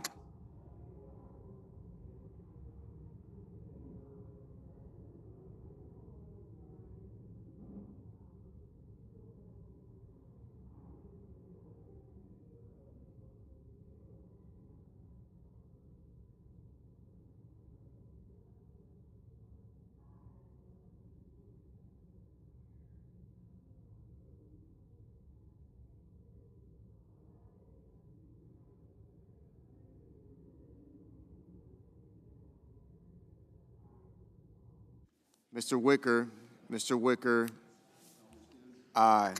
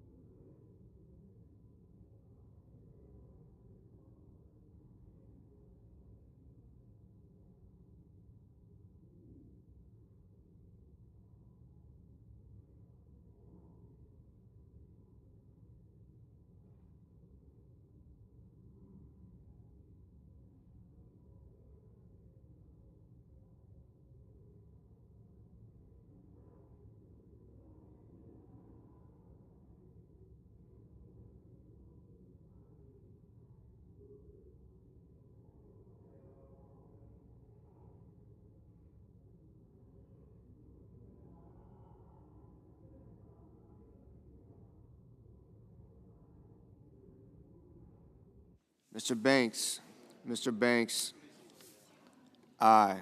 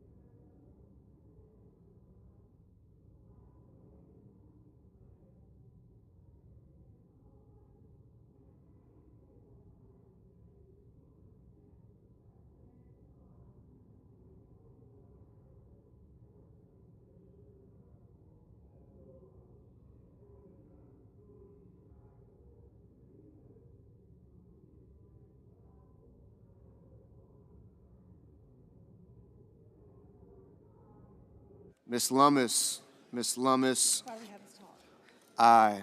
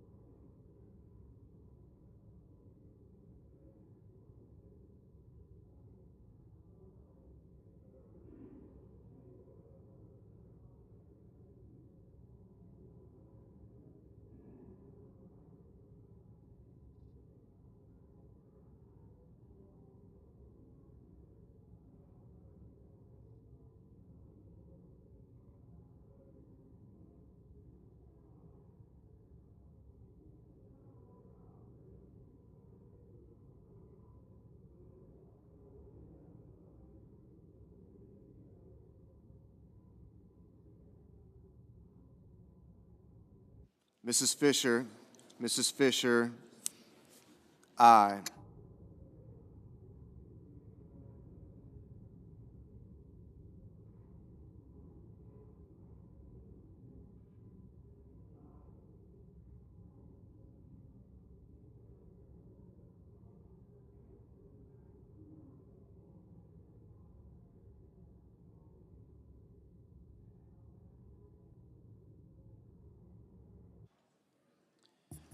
The yeas are 49, the nays are 40, and the motion is agreed to. The clerk will report the nomination. Office of the Director of National Intelligence, Aaron Lukas of Arkansas to be Principal Deputy Director of National Intelligence. And then I'll go from here to here. Okay. The clerk will report the motion to invoke cloture. Cloture motion. We, the undersigned senators, in accordance with the provisions of Rule 22 of the Standing Rules of the Senate, do hereby move to bring to a close debate on the nomination of Bradley Hansell of Virginia to be Undersecretary of Defense for Intelligence and Security, signed by 17 senators. Under the previous order, the mandatory quorum call under Rule 22 has been waived. The question is there a sense of the Senate that debate on the nomination of Bradley Hansell of Virginia to be Undersecretary of Defense for Intelligence and Security shall be brought to a close? Yeas and nays are mandatory under the rule. The clerk will call the roll. Ms. Also Brooks.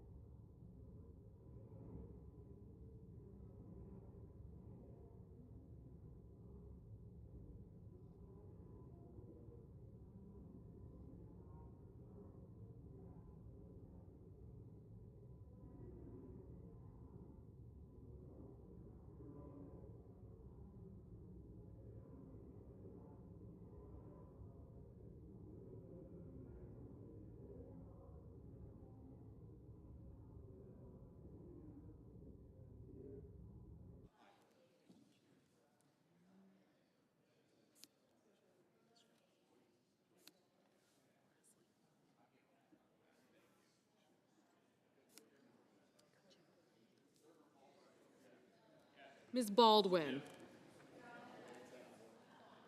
Mr. Banks, Mr. Barrasso. Thank you.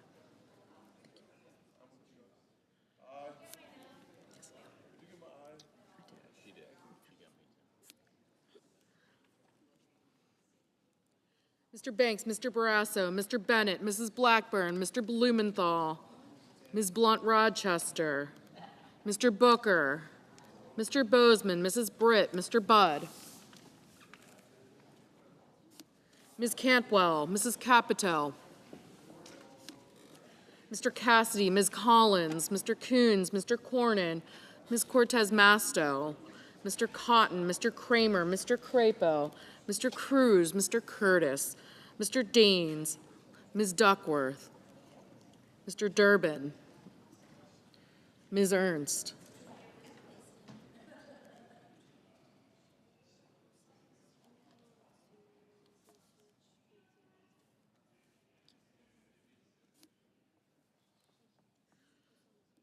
Mr. Fetterman, Mrs. Fisher,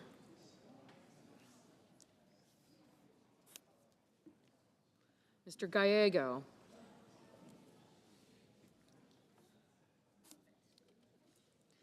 Mrs. Gillibrand, Mr. Graham,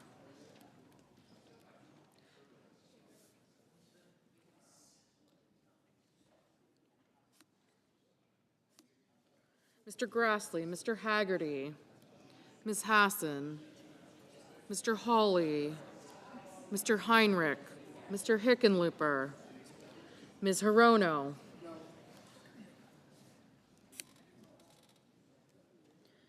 Mr. Hoven, Mr. Husted, Mrs. Hyde-Smith, Mr. Justice Johnson, Mr. Justice,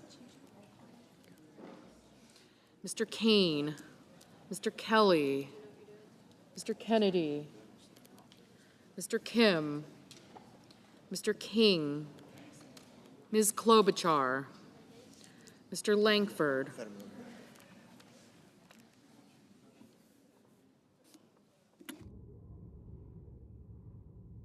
Mr. Lee, Mr. Lujan, Ms. Lummis, Mr. Markey, Mr. Marshall, Mr. McConnell, Mr. McCormick,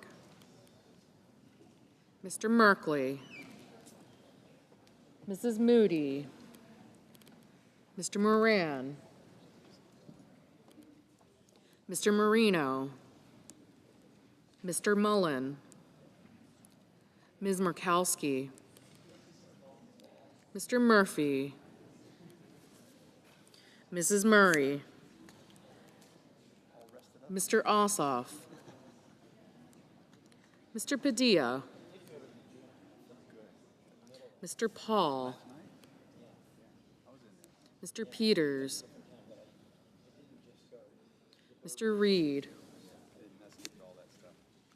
Mr. Ricketts, Mr. Risch, Ms. Rosen, Mr. Rounds, Mr. Sanders, Mr. Schatz, Mr. Schiff, Mr. Schmidt, Mr. Schumer,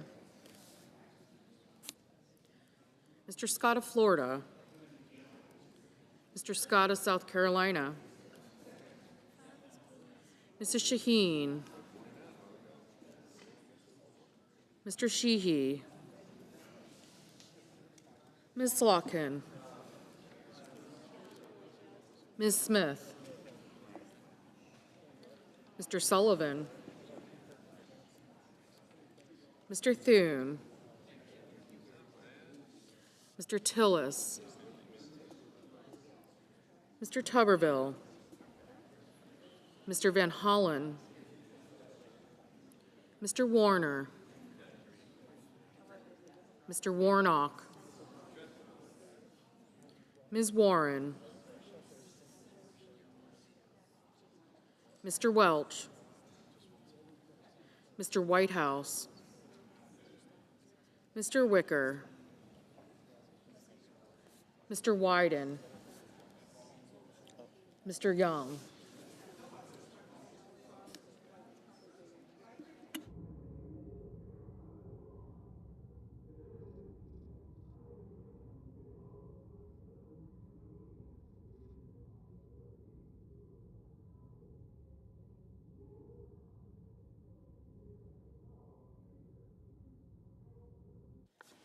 Senators voting in the affirmative: Baldwin, Banks, Barrasso, Blackburn, Bozeman, Budd, Crapo, Cruz, Fetterman, Fisher, Grassley, Hassan, Hyde-Smith, Kane, Kennedy, Lee, Marshall, Marino, Mullen, Paul, Reed, Rosen, Schmidt, Scott of South Carolina, Sheehy, Thune, Tuberville, Wicker, and Young. Mr. Cornyn, aye.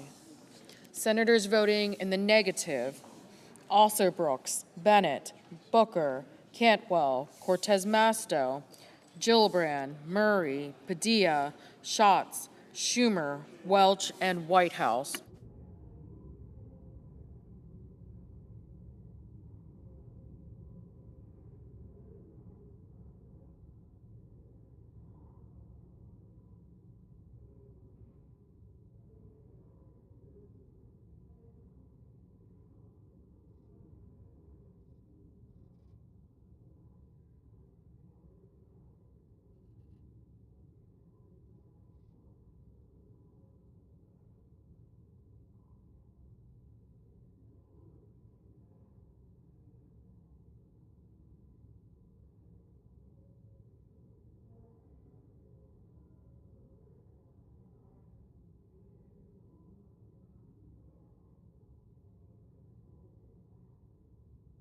Mr. Merkley. Mr. Merkley, no. Mr. Johnson. Mr. Johnson, aye.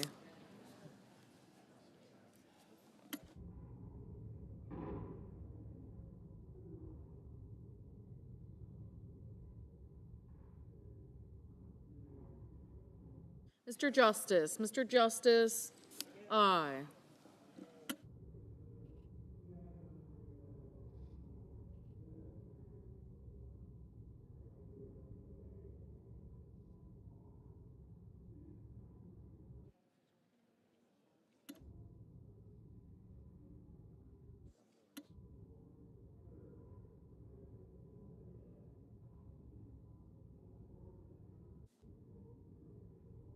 Ms. Collins. Ms. Collins, aye.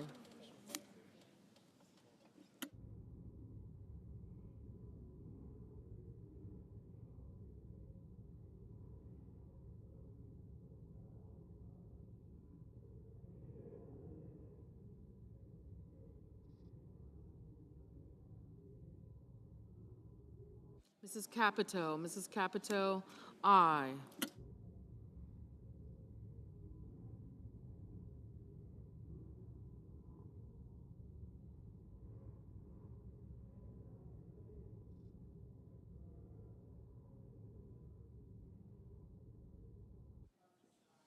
Ms. Lummis. Ms. Lummis, aye. Mr. Ricketts. Mr. Ricketts, aye.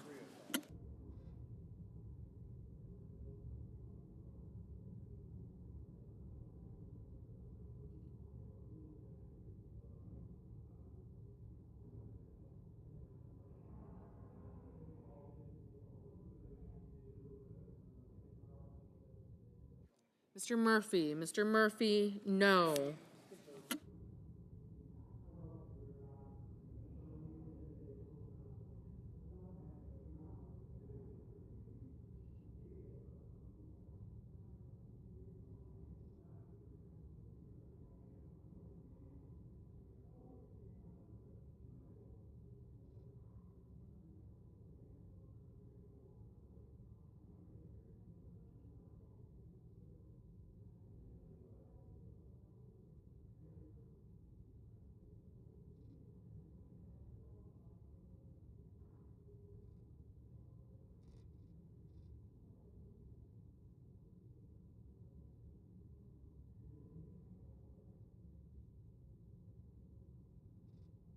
Ms. Smith. Ms. Smith, no.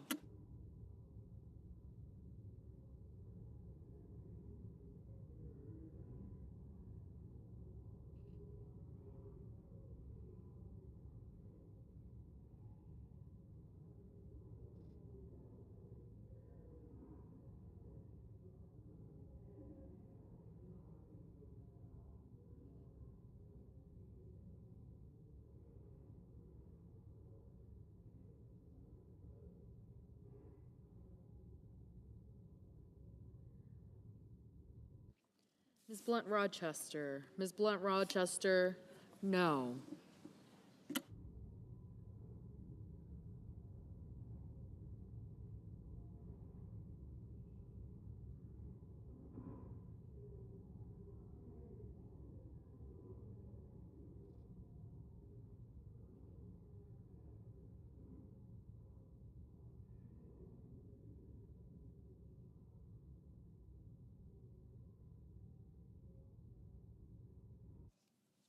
Mr. Van Hollen. Mr. Van Hollen, no.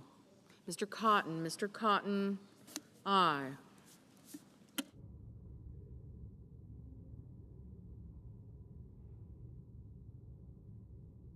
Mr. Wyden. Mr. Wyden, no.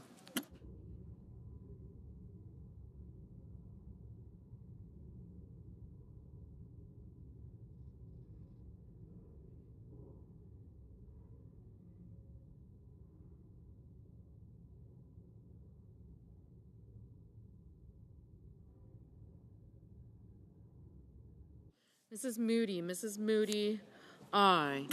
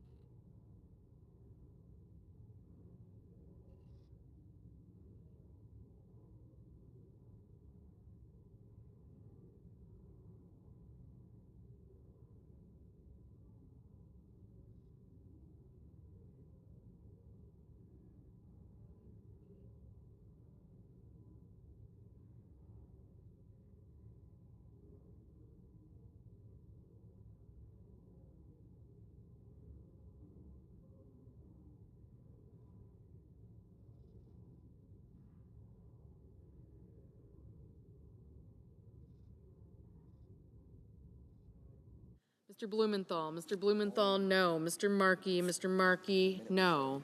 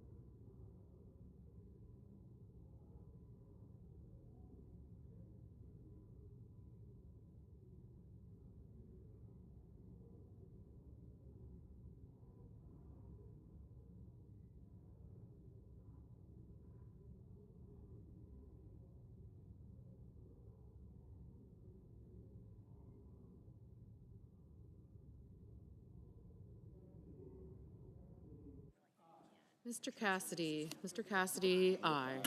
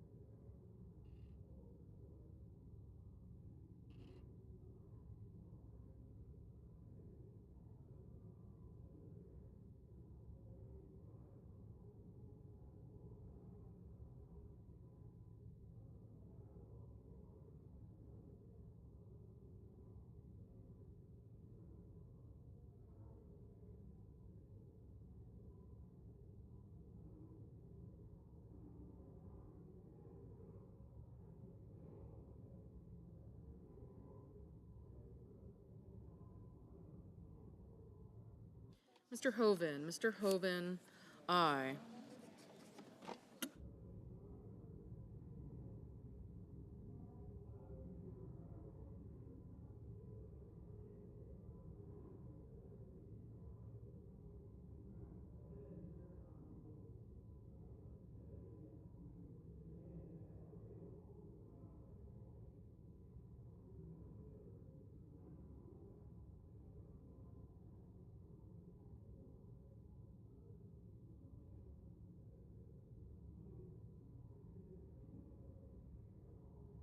Mr. Rounds. Mr. Rounds, aye.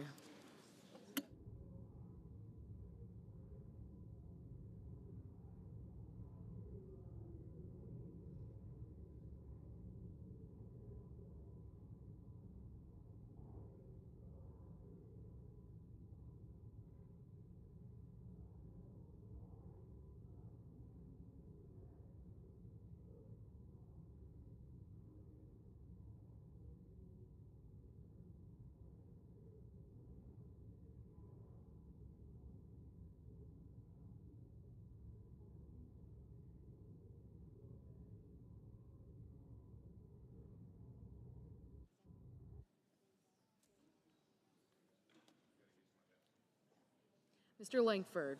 Mr. Langford, aye.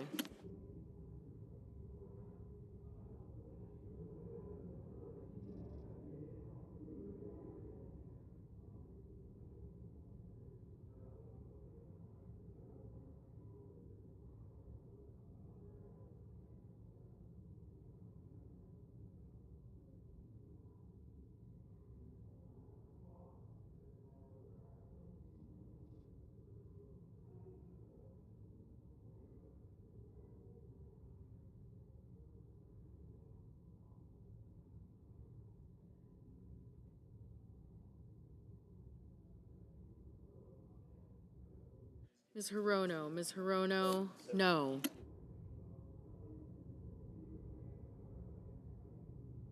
Mr. Lujan. Mr. Lujan, no.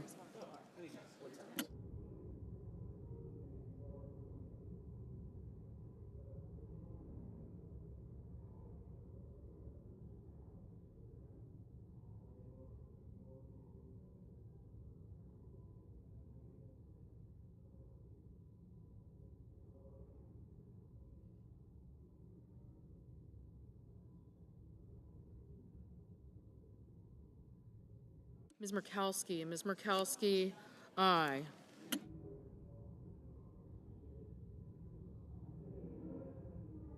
Mr. Graham. Mr. Graham, aye.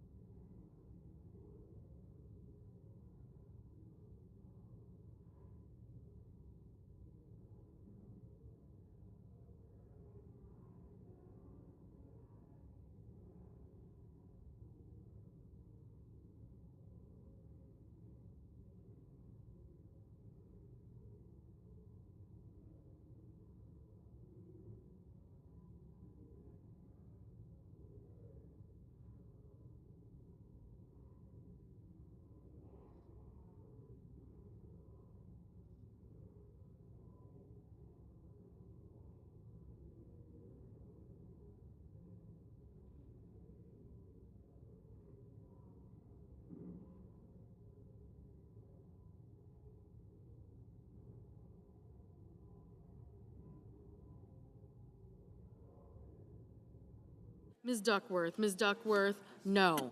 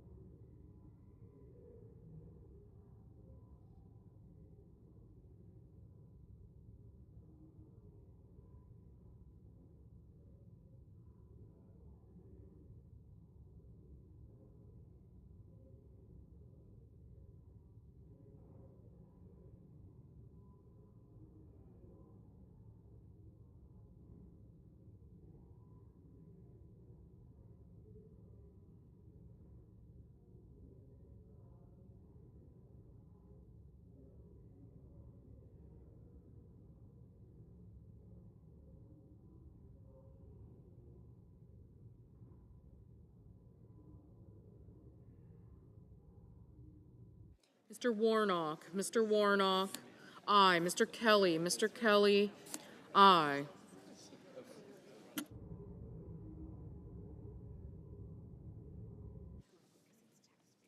Mr. Deans, aye.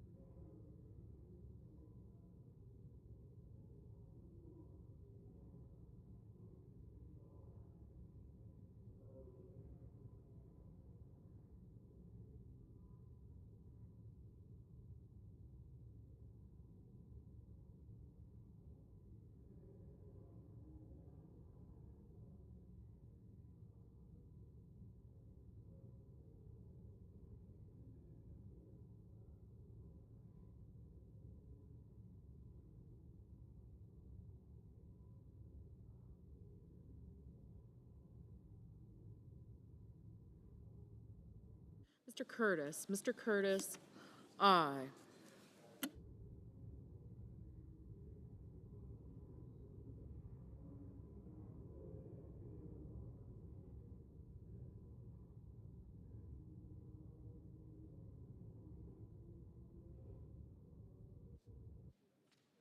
Ms. Klobuchar, no.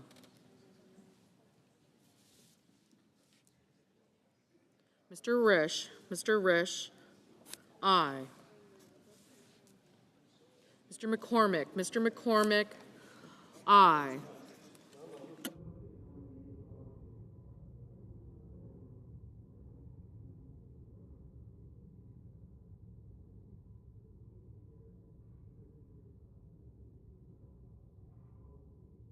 Mr.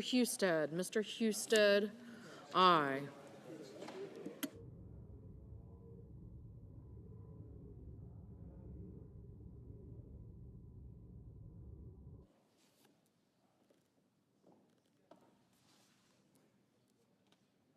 Ms. Warren, no.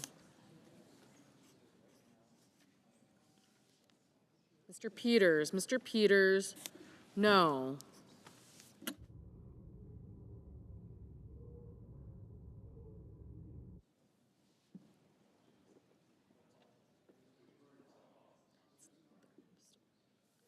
Mr. Scott of Florida, aye.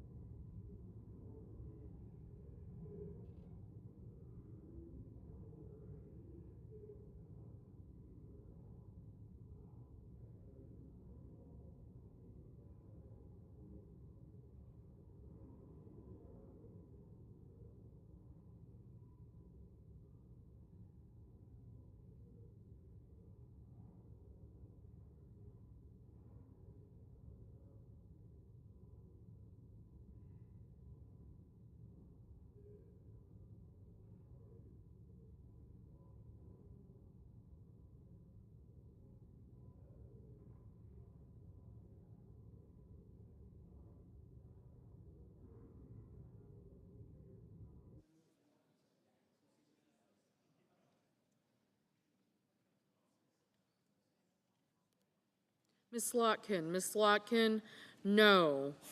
Mr. Sanders, no. Mr. Hickenlooper, no. Mrs. Britt, aye.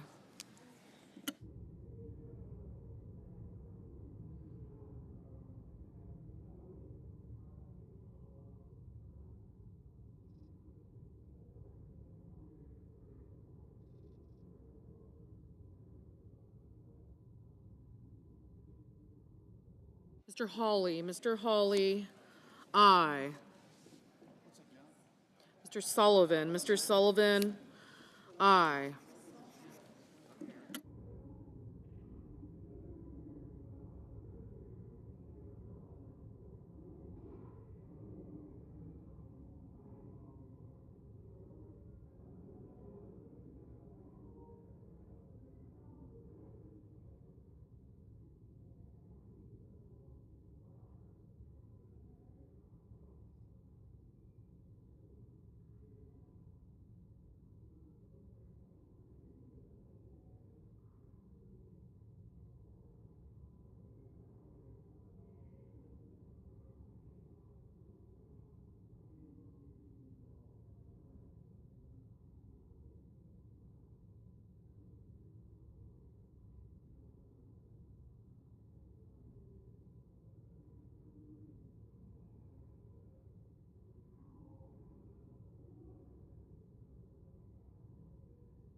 Mr. Haggerty. Mr. Haggerty. Aye.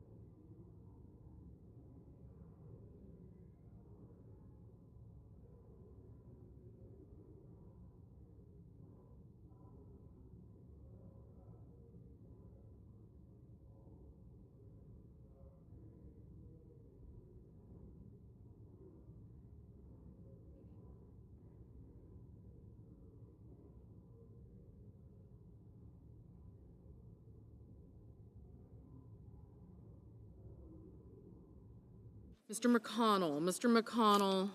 Aye. Mr. Kim. Mr. Kim, no.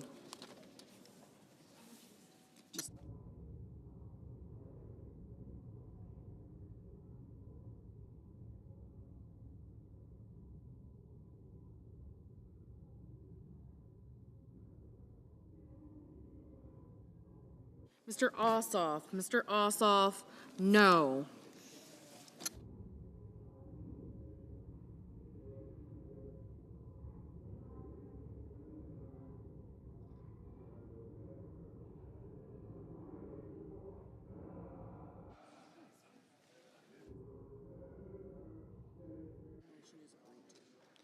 On this vote, the yeas are 57, the nays are 31, and the motion is agreed to. The clerk will report the nomination. Department of Defense, Bradley Hansell of Virginia to be Undersecretary for Intelligence and Security.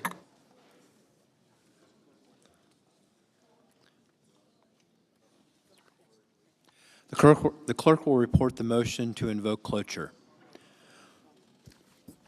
Cloture motion, we, the undersigned senators, in accordance with the provisions of Rule 22 of the Standing Rules of the Senate, do hereby move to bring to a close debate on the nomination of Arielle Roth of the District of Columbia to be Assistant Secretary of Commerce for Communications and Information, signed by 17 senators. Under the previous order, the mandatory quorum call under Rule 22 has been waived. The question is it the sense of the Senate that the debate on the nomination of Arielle Roth of the District of Columbia to be Assistant Secretary of Commerce for Communications and Information shall be brought to a close? The yeas and nays are mandatory under the rule. The clerk will call the roll. Ms. Alsobrooks, Ms. Baldwin.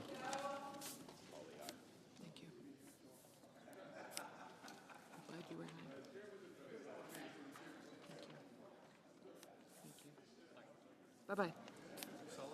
Thank you. Hey, John, thank you for your nice words. Really appreciate lunch. Mr. Banks.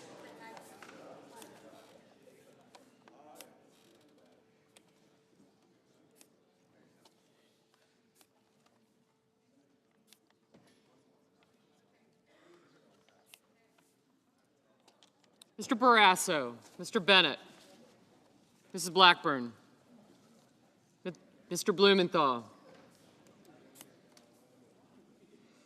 Ms. Rochester, Mr. Booker,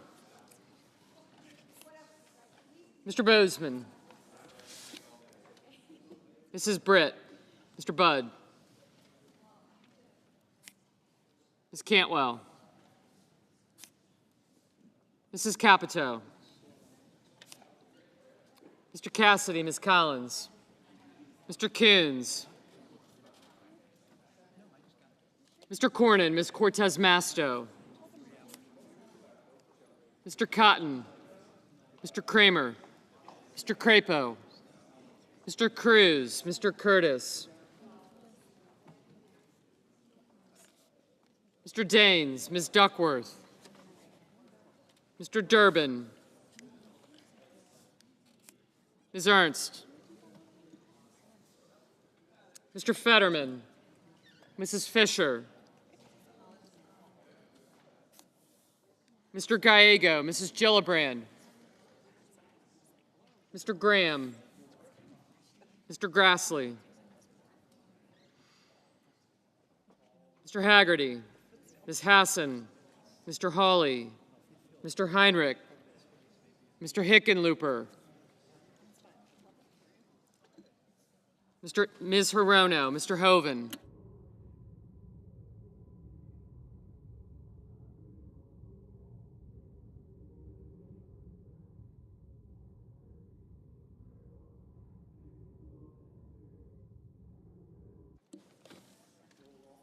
Mr. Hoven, Mr. Husted, Mrs. Hyde-Smith, Mr. Johnson, Mr. Justice, Mr. Kane, Mr. Kelly, Mr. Kennedy, Mr. Kim, Mr. King, Ms. Klobuchar, Mr. Langford, Mr. Lee, Mr. Lujan, Ms. Lummis, Mr. Markey, Mr. Marshall, Mr. McConnell, Mr. McCormick, Mr. Merkley, Mrs. Moody, Mr. Moran, Mr. Marino, Mr. Mullen, Ms. Murkowski, Mr. Murphy, Mrs. Murray, Mr. Ossoff, Mr. Padilla, Mr. Paul, Mr. Peters, Mr. Reed, Mr. Ricketts, Mr. Risch, Ms. Rosen, Mr. Rounds, Mr. Sanders, Mr. Schatz, Mr. Schiff, Mr. Schmidt, Mr. Schumer,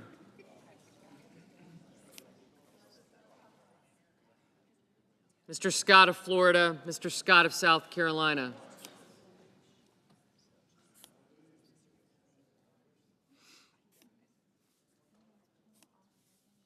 Mrs. Shaheen, Mr. Sheehy, Ms. Slotkin, Ms. Smith, Mr. Sullivan, Mr. Thune, Mr. Tillis, Mr. Tuberville, Mr. Van Hollen, Mr. Warner, Mr. Warnock, Ms. Warren, Mr. Welch,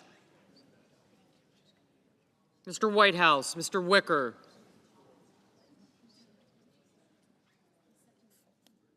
Mr. Wyden, Mr. Young,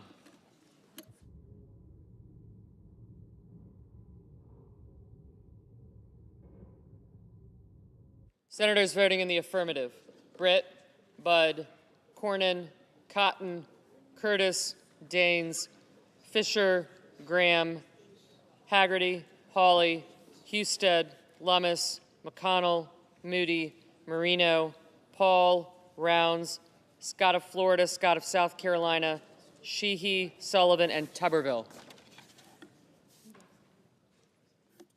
Mr. Hoven, aye. Senators voting in the negative: Baldwin, Blumenthal, Blunt Rochester, Cortez Masto, Hassan, Hickenlooper, Merkley, Ossoff, Peters, Reed, Sanders, Slotkin, and Welch.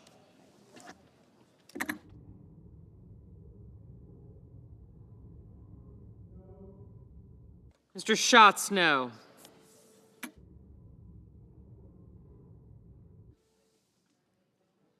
Mr. Murphy? No. Ms. Hirono? No.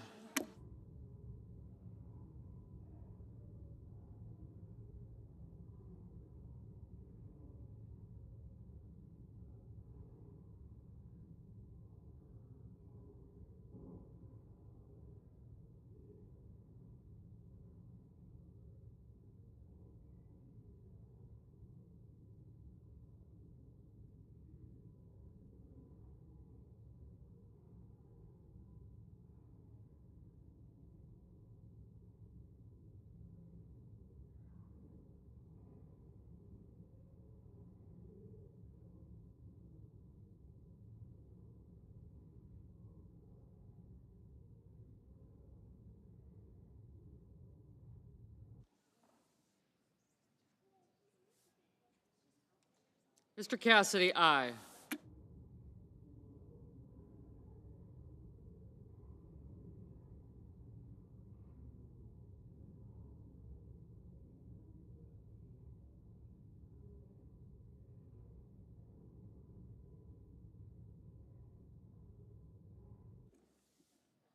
Mrs. Murray? No.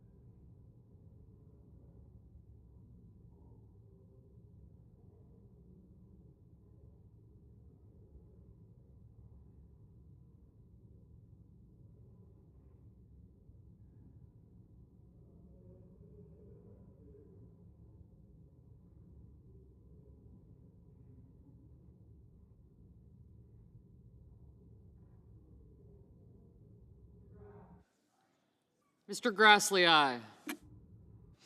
Mr. Lee, aye.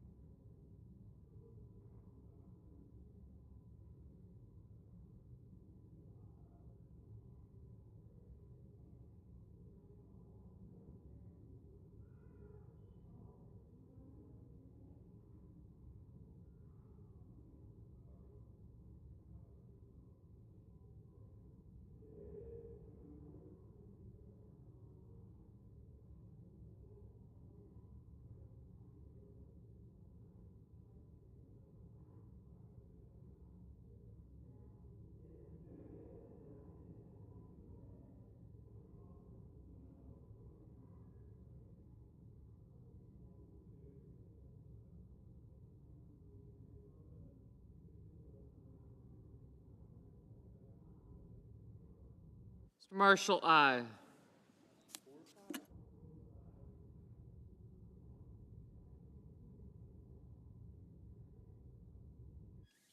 Ms. Cantwell, no.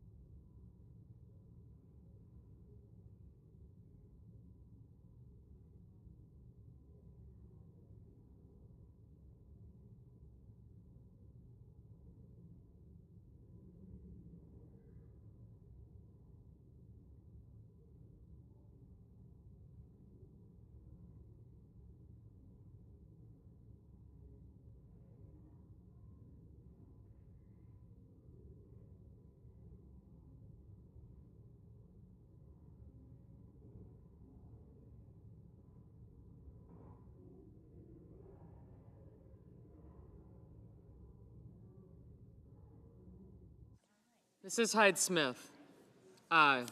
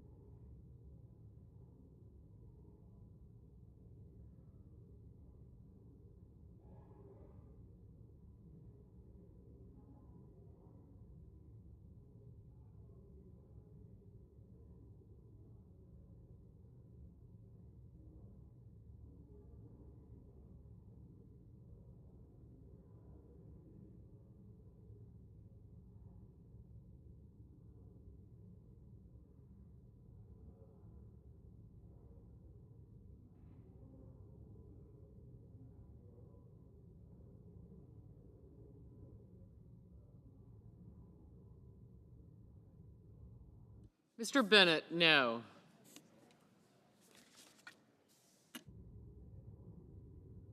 Mrs. Gillibrand?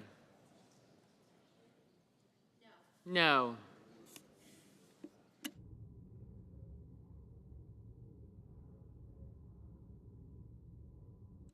Mr. Kennedy, aye. Mr. Padilla? No. Mrs. Blackburn? Aye.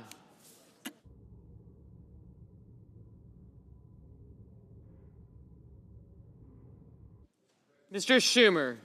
No.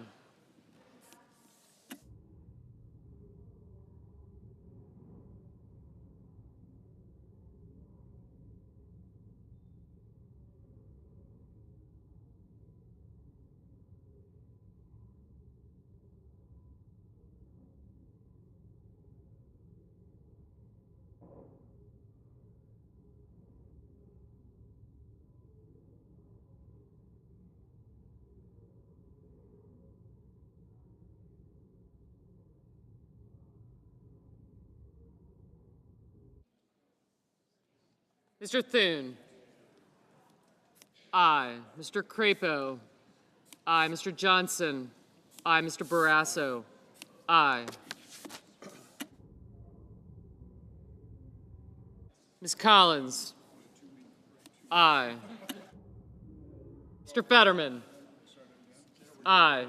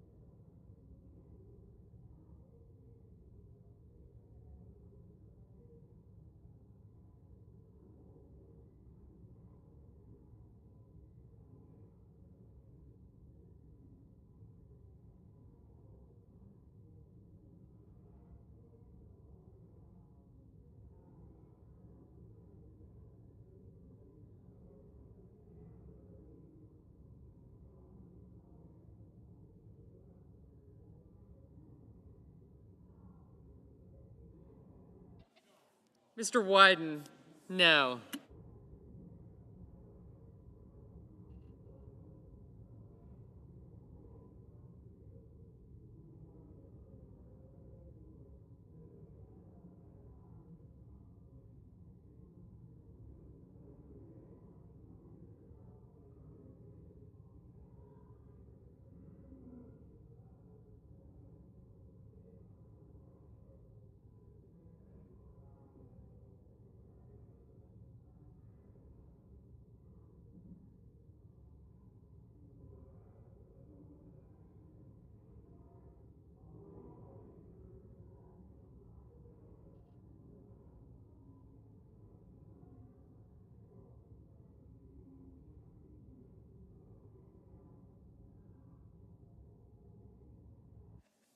Ms. Duckworth, no.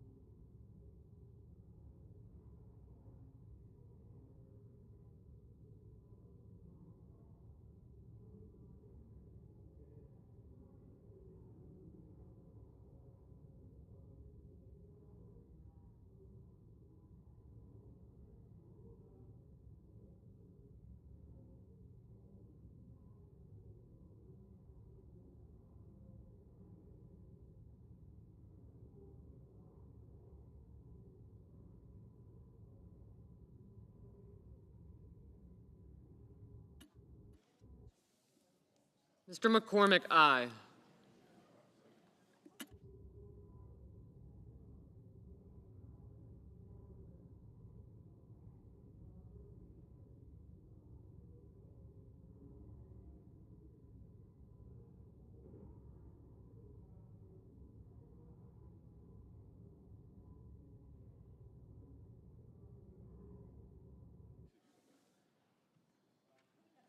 Mr. Schmidt, aye.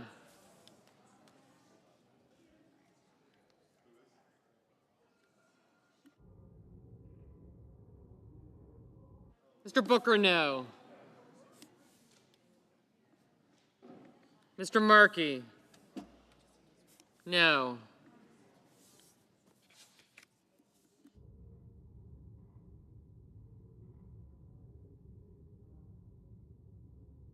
Ms. Smith, no.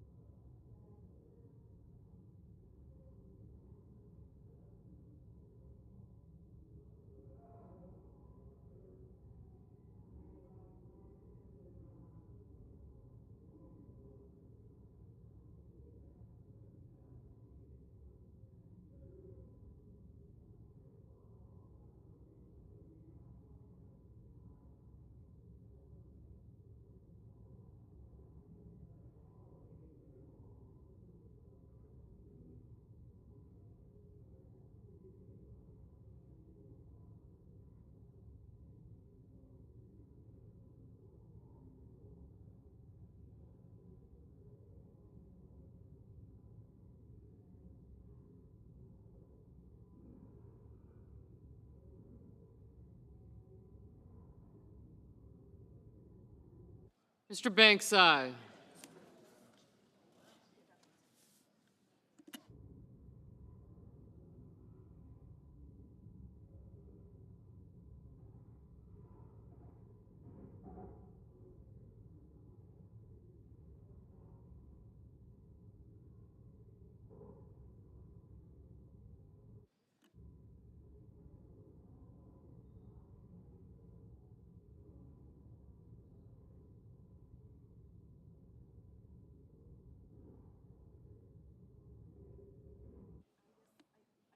Mr. Young, aye.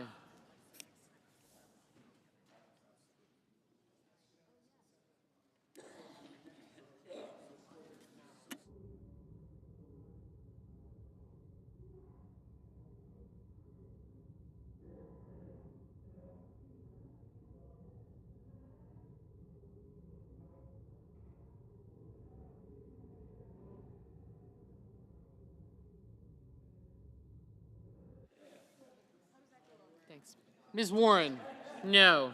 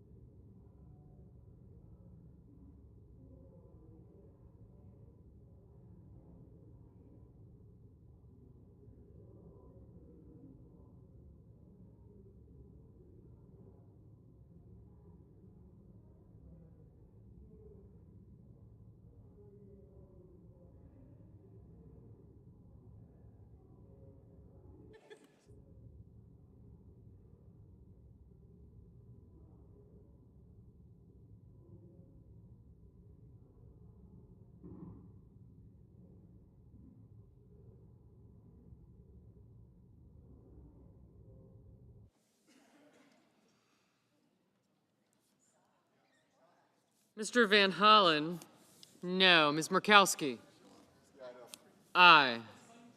Ms. Klobuchar, no.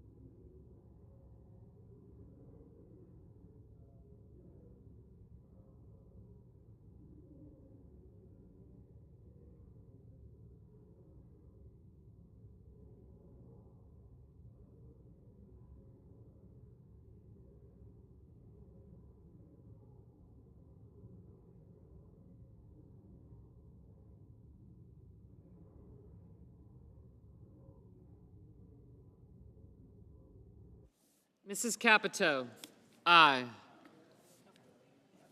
Ms. Alsobrooks, no.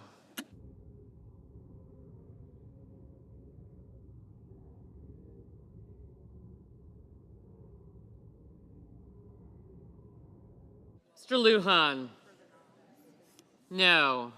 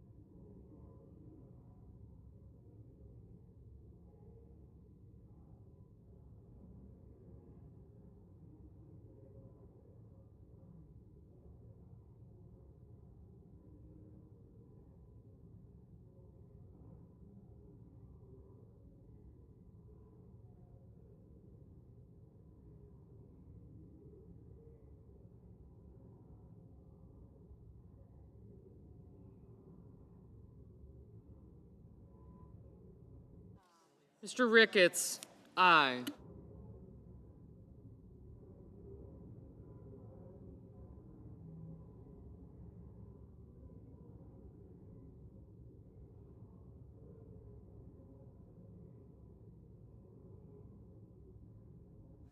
Mr. Sullivan, aye. Oh. Mr. Kim, no.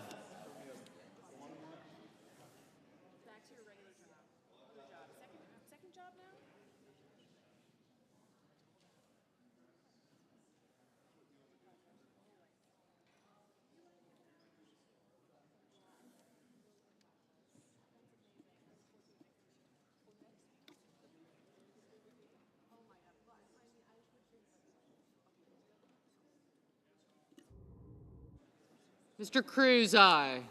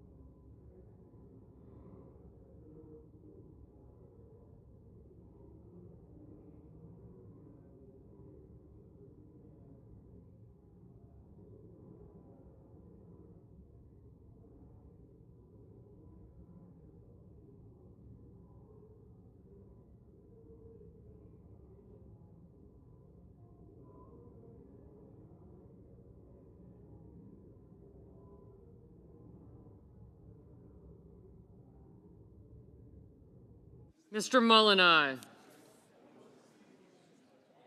Mr. Risch, aye.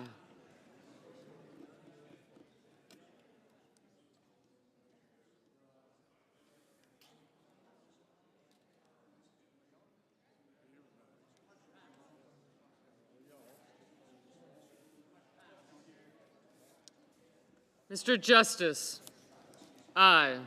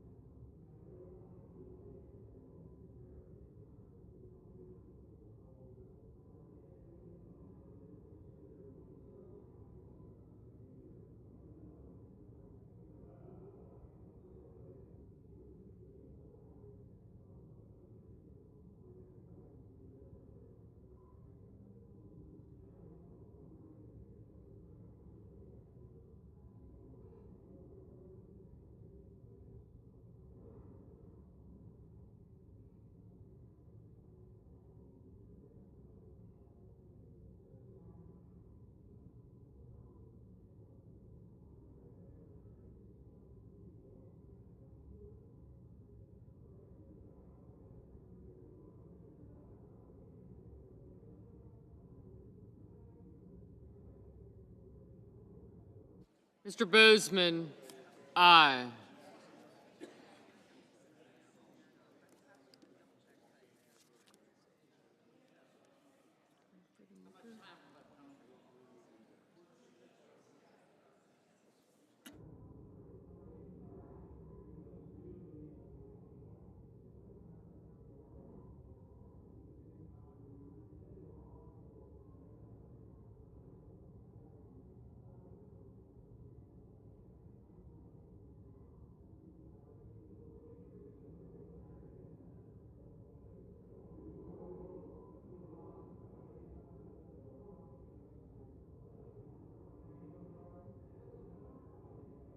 Mr. Kelly, no.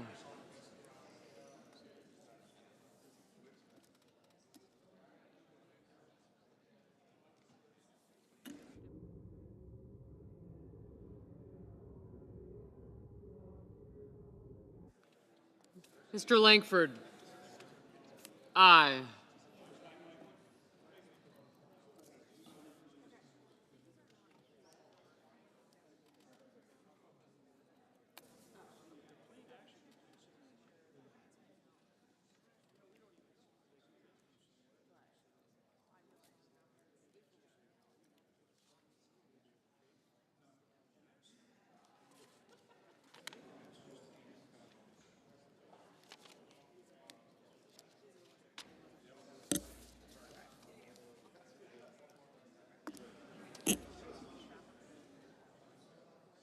Mr. Wicker, aye.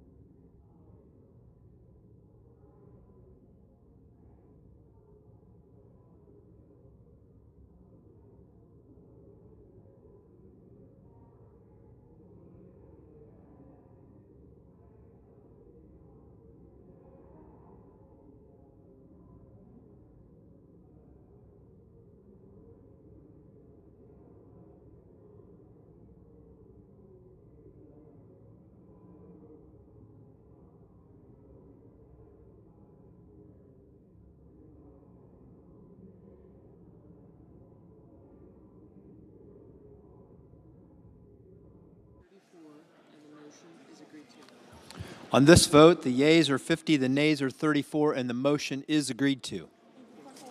The clerk will report the nomination. Department of Commerce, Arielle Roth of the District of Columbia to be Assistant Secretary for Communications and Information. The clerk will report the motion to invoke cloture. Cloture motion. We, the undersigned senators, in accordance with the provisions of Rule 22 of the Standing Rules of the Senate, do hereby move to bring to a closed debate on the nomination of John Hurley of California to be Undersecretary for Terrorism and Financial Crimes, signed by 17 senators. Under the previous order, the mandatory quorum call under Rule 22 has been waived. The question is it the sense of the Senate that the debate on the nomination of John Hurley of California to be Undersecretary of Terrorism and Financial Crimes shall be brought to a close? The yeas and nays are mandatory under the rule. The clerk will call the roll. Ms. Alsobrooks. Ms. Baldwin. I do. Thank you. Mr. Wyden. Ron, I'll see you Sunday.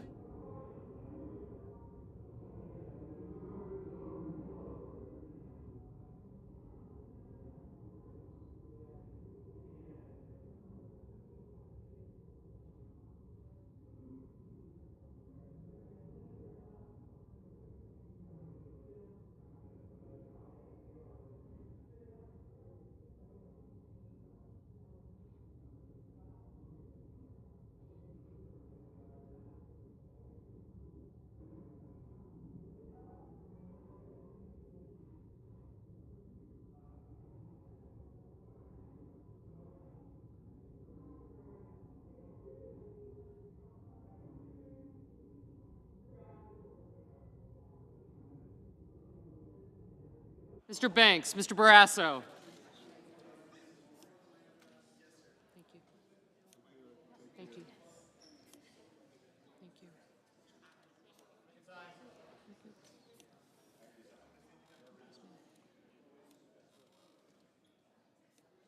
Thank you. You-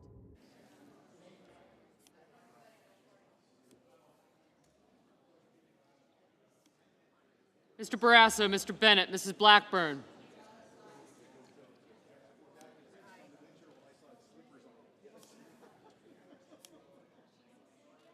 Thank you. Mr. Blumenthal, Ms. Blunt Rochester.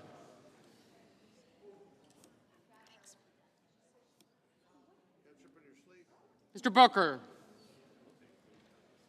Mr. Bozeman, Mrs. Britt, Mr. Budd, Ms. Cantwell, Mrs. Capito. Thanks.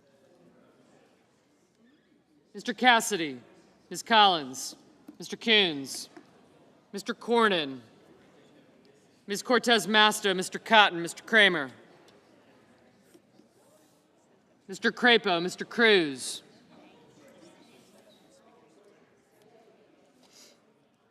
Mr. Curtis, Mr. Daines, Ms. Duckworth, Mr. Durbin,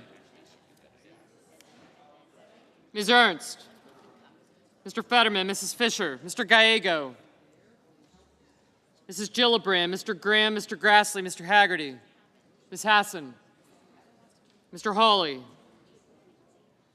Mr. Heinrich, Mr. Hickenlooper, Ms. Hirono, Mr. Hoven, Mr. Husted. Yes. Thank you.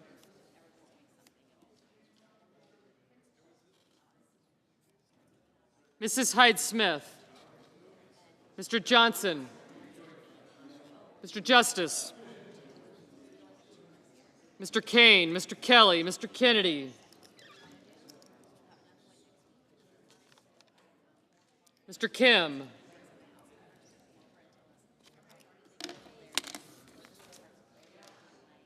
Mr. King, Ms. Klobuchar,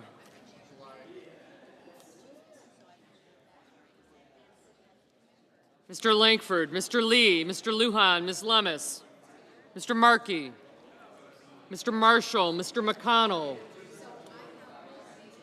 Mr. McCormick, Mr. Merkley, Mrs. Moody. Thank you.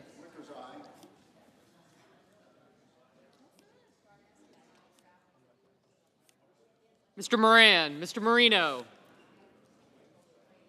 Mr. Mullen, Ms. Murkowski, Mr. Murphy, Mrs. Murray, Mr. Ossoff,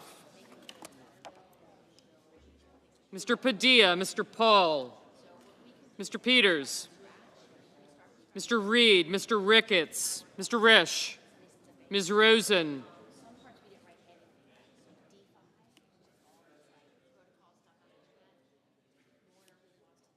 Mr. Rounds, Mr. Sanders, Mr. Schatz, Mr. Schiff, Mr. Schmidt, Mr. Schumer, Mr. Scott of Florida, Mr. Scott of South Carolina, Mrs. Shaheen, Mr. Sheehy, Ms. Slotkin, Ms. Smith, Mr. Sullivan, Mr. Thune, Mr. Tillis, Mr. Tuberville, Mr. Van Hollen,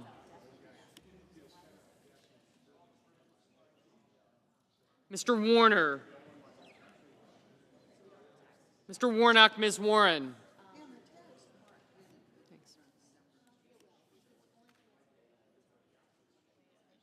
Mr. Welch, Mr. Whitehouse.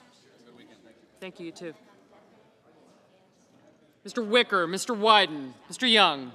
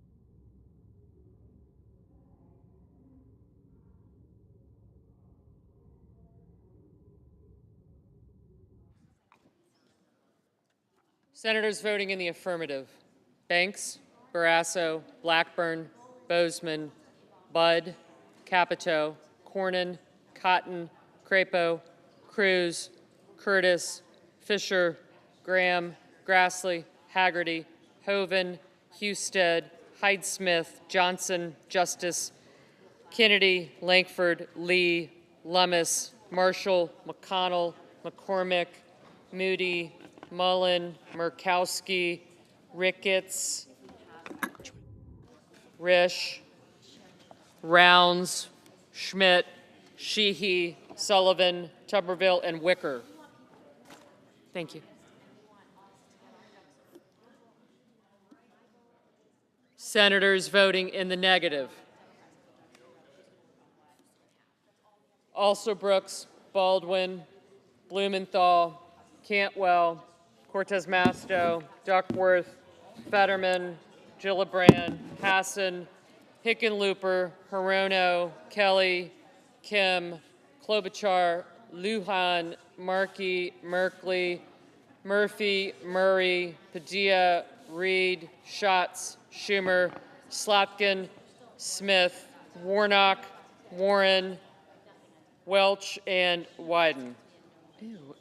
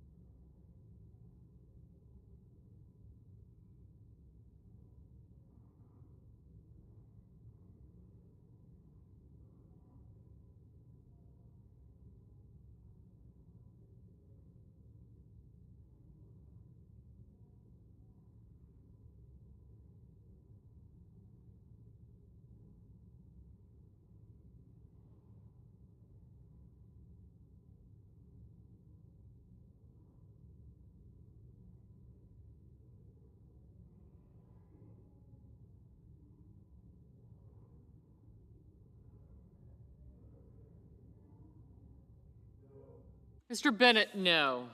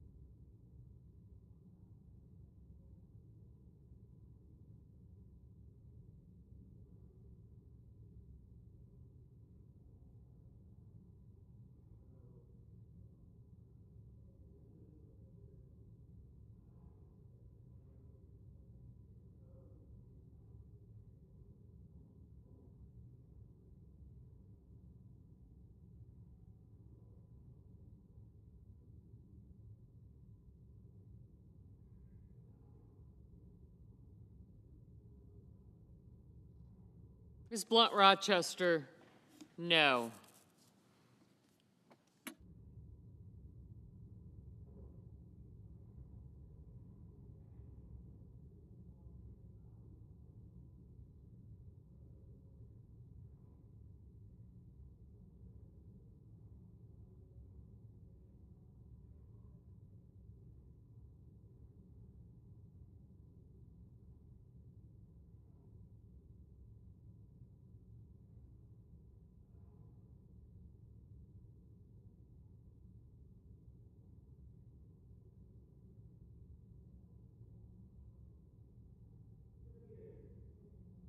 Mr. Peters, no.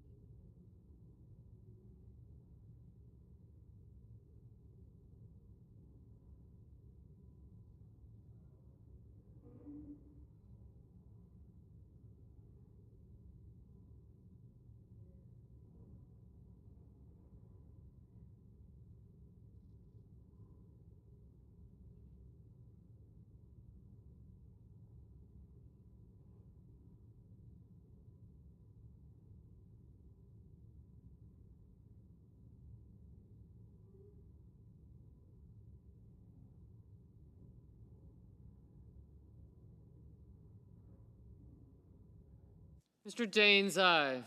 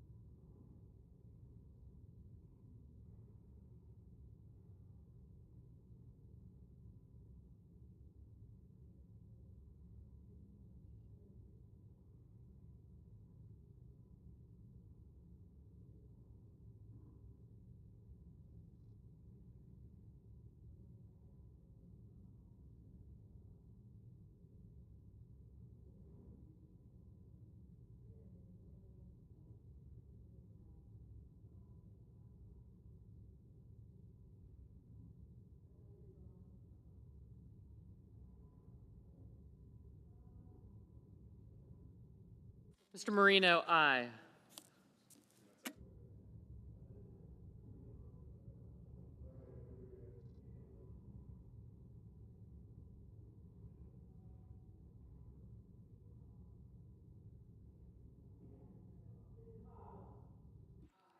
Ms. Collins, aye.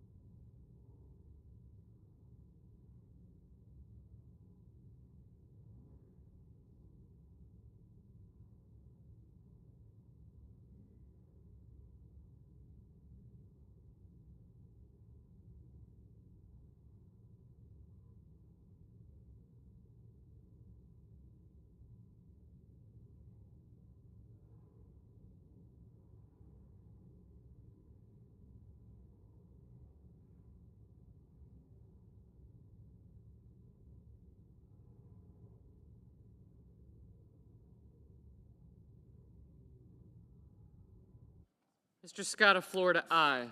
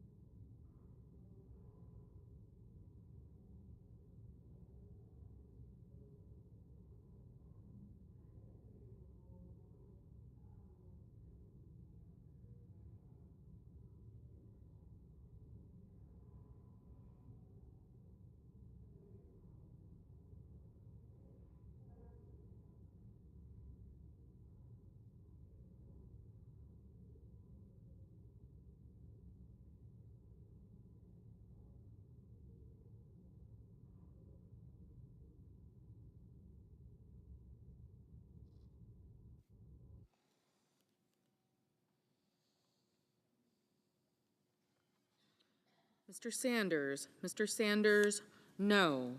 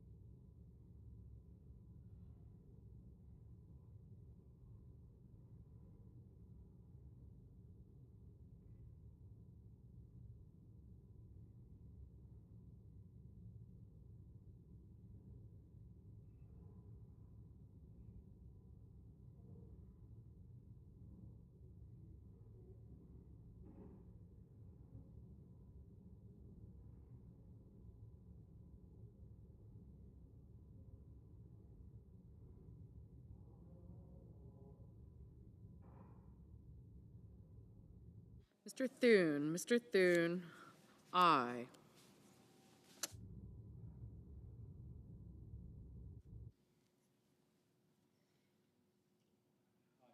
Mr. Cassidy, aye.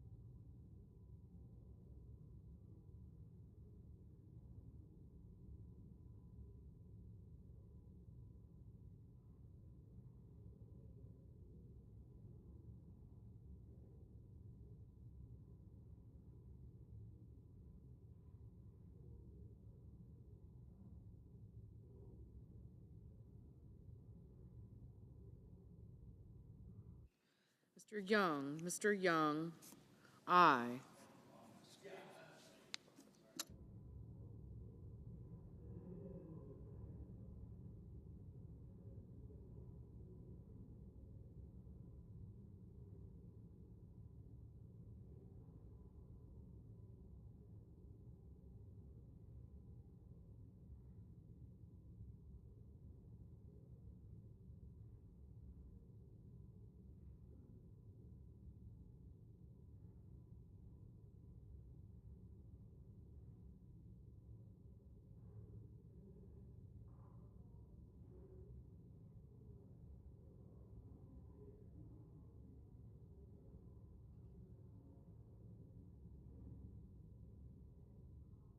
Mr. Ossoff, no.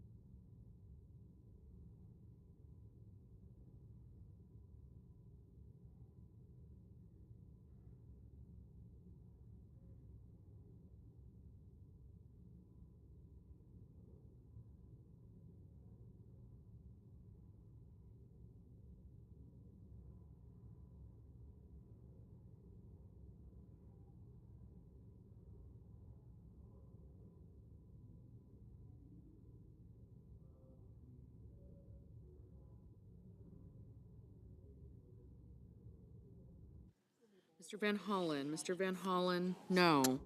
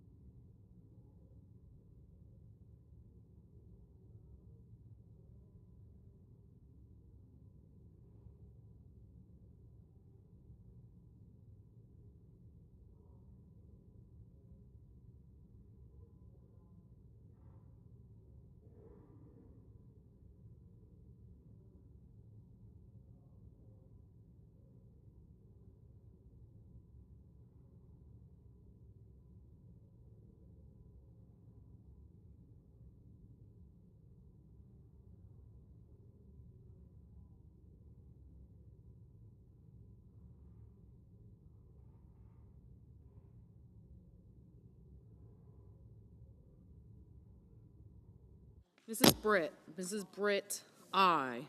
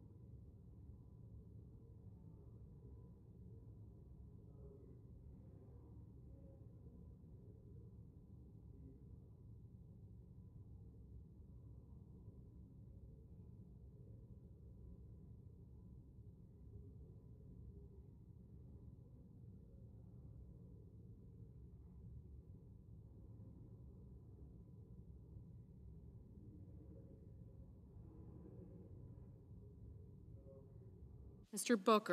Booker, no.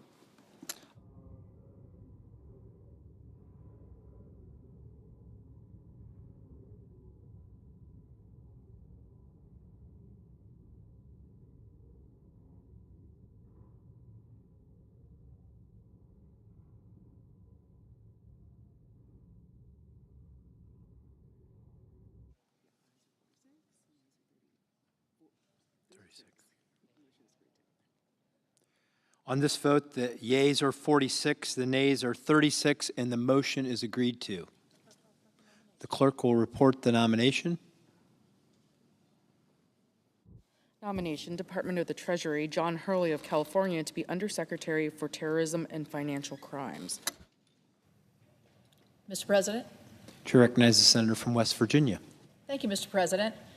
I rise today to honor a dear friend of mine who has dedicated nearly 2 decades of his life to the service of our great state of West Virginia, and really to the betterment of our students seeking higher education.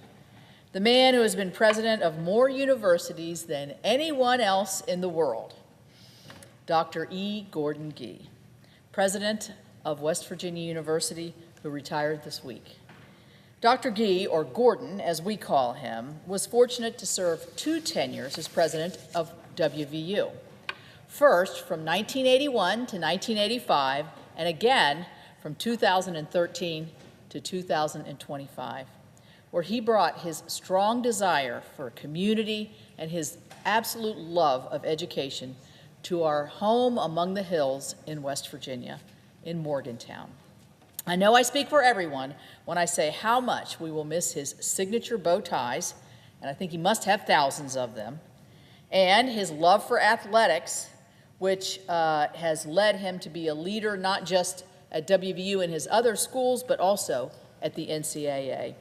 You know, he even offered to suit up for the WVU football team, although he's quick to admit he's not much of an athlete. But he has such infectious energy and thoughtful guidance, and his legacy will be felt at WVU for generations to come. To understand the impact that Gordon has made on West Virginia, I must expand on what WVU really means to our state and people far outside our borders. WVU was established in 1867, initially named the Agricultural College of West Virginia, and became our state's first public land-grant university. Since then, individuals from across our state, country, and world have become mountaineers, and many are WVU grads, including many members of my family. There are a couple things that I must note about WVU. First of all, mountaineers are everywhere. There isn't a town across West Virginia or an airport across the country, and I would even say the world, where you don't see the trademark blue and gold flying WV logo or hear country roads being played. The Mountaineers serve as a point of pride for our state and bring recognition to the wonderful people, passion, culture, and history that we have in our state of West Virginia. Second, Mountaineers are changing the world. Across WVU's 13 colleges and schools, whether it's engineering, agriculture, law, or medicine, Mountaineers are making a difference. WVU is the state's only institution to hold the title of an R1 university, the benchmark that recognizes exceptional research capacity. This is a status that WVU received in 2016 under Gordon's leadership. Gordon's connection to West Virginia isn't just a professional one, it's a personal one too. He chose to return to West Virginia, not once, but twice, because he believes in West Virginia, our people, and WVU. When he speaks of his love and passion for our state, it is unmistakably heartfelt. Gordon believes in the power of education, and that belief has left its mark not only on Morgantown, but across every corner of our great state and, honestly, across the country. When Gordon became president of WVU the first time in 1981, he was only 37 years old. When he returned to Blaney House, which is the residence of the president, in 2013, I'll say he came back seasoned with the experience and perspective that WVU really needed. Through the foundation of his 4 pillars, education, healthcare, prosperity, and purpose, Gordon has guided WVU through both times of success and tumult, including through a global pandemic. He made education for our children in West Virginia more accessible and obtainable, and moved our state towards one of his principles, that West Virginians should not have to leave our state's borders to receive the health care that they deserve. The impact that Gordon has made is apparent in many areas, but particularly noteworthy is the impact he has made through the continued expansion of WVU Medicine. As the chairman of the WVU Medicine Board of Directors, Gordon oversaw the addition of 20 hospitals under the WVU Medicine umbrella that span across our state, and increased the capacity and research support for WVU's world-class facilities like the Rockefeller Neuroscience Institute, our Cancer Institute, Heart and Vascular Institute, and the new Children's Hospital. As West Virginia's senator, I've had the privilege to work with the wonderful and incredibly impressive people of WVU Medicine and visit these facilities many times. And let me tell you, they are on the cutting edge of medical achievements that will save lives and change our world. Gordon's leadership has been a critical part of this success, and it's fitting that his recently finished portrait will live at the WVU Medicine campus. Although Gordon was born in Utah, he is the first to tell you that he is a born-again West Virginian. He has made our state his home, and the effort and energy that he puts towards benefiting the lives of his fellow West Virginians is evident. Two of Gordon's 4 pillars that I mentioned earlier, purpose and prosperity, relate directly to economic development in our state. Along with Marshall President Brad Smith, Gordon was central to developing the First Ascent program in West Virginia.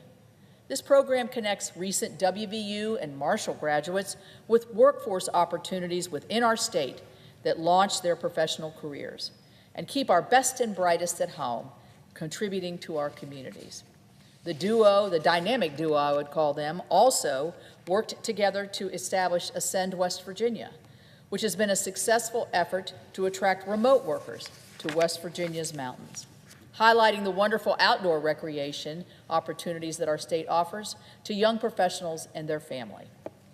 Additionally, Gordon has made it a priority to visit and spend time every year in all 55 counties of our state, showing the excellent work of the WVU Extension Services, designed to build prosperity, enhance educational opportunities, improve health, and create purpose in communities across the entirety of our state.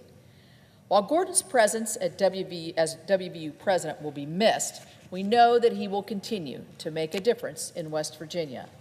And as I said when I started this speech, the legacy he built will continue to be felt for generations to come.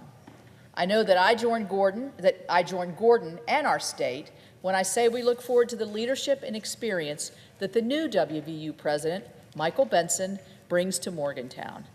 In a recent article published in the WVU magazine, I found the advice that Gordon gave to his successor to be wise, true, and eloquent. If you love the state and its people, they will love you back. And that has certainly been the case for Dr. E. Gordon Gee and the time he has spent in Morgantown.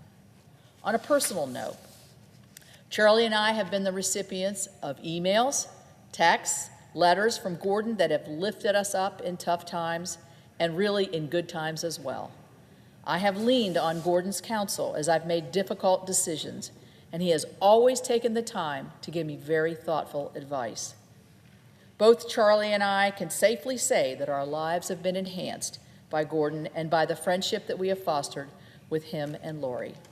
Here in the United States Senate, and as I look at the president of the Senate, I know this is true of you, being from Ohio, there are many members here in the United States Senate that have Gordon on speed dial. But I am eternally grateful that we West Virginians are the ones who get to claim him. Gordon, I wish you the best in your next chapter, and I've heard him talk about his retirement, and he always reminds everybody, I have not died. I have not died. But I hope you enjoy the well-deserved time that you can now spend with your Lori, she has made an incredible mark on our state and the university alongside you, as well as your daughter Rebecca and those beautiful 2 young twin granddaughters that you love so dearly. Thank you, Gordon, for all that you've done for WVU, for West Virginia, for all of us, for your leadership, your vision, your heart, your sense of humor, and all that you've done for our state and our people, those of us like you that call it home. With that, I yield the floor.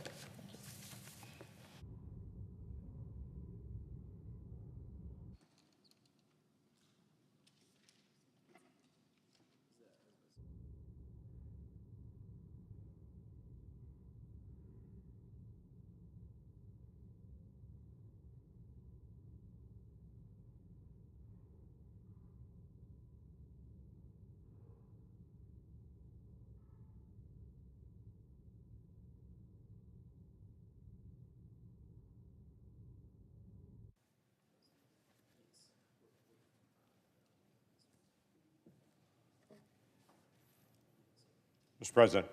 To recognize the senator from Oklahoma.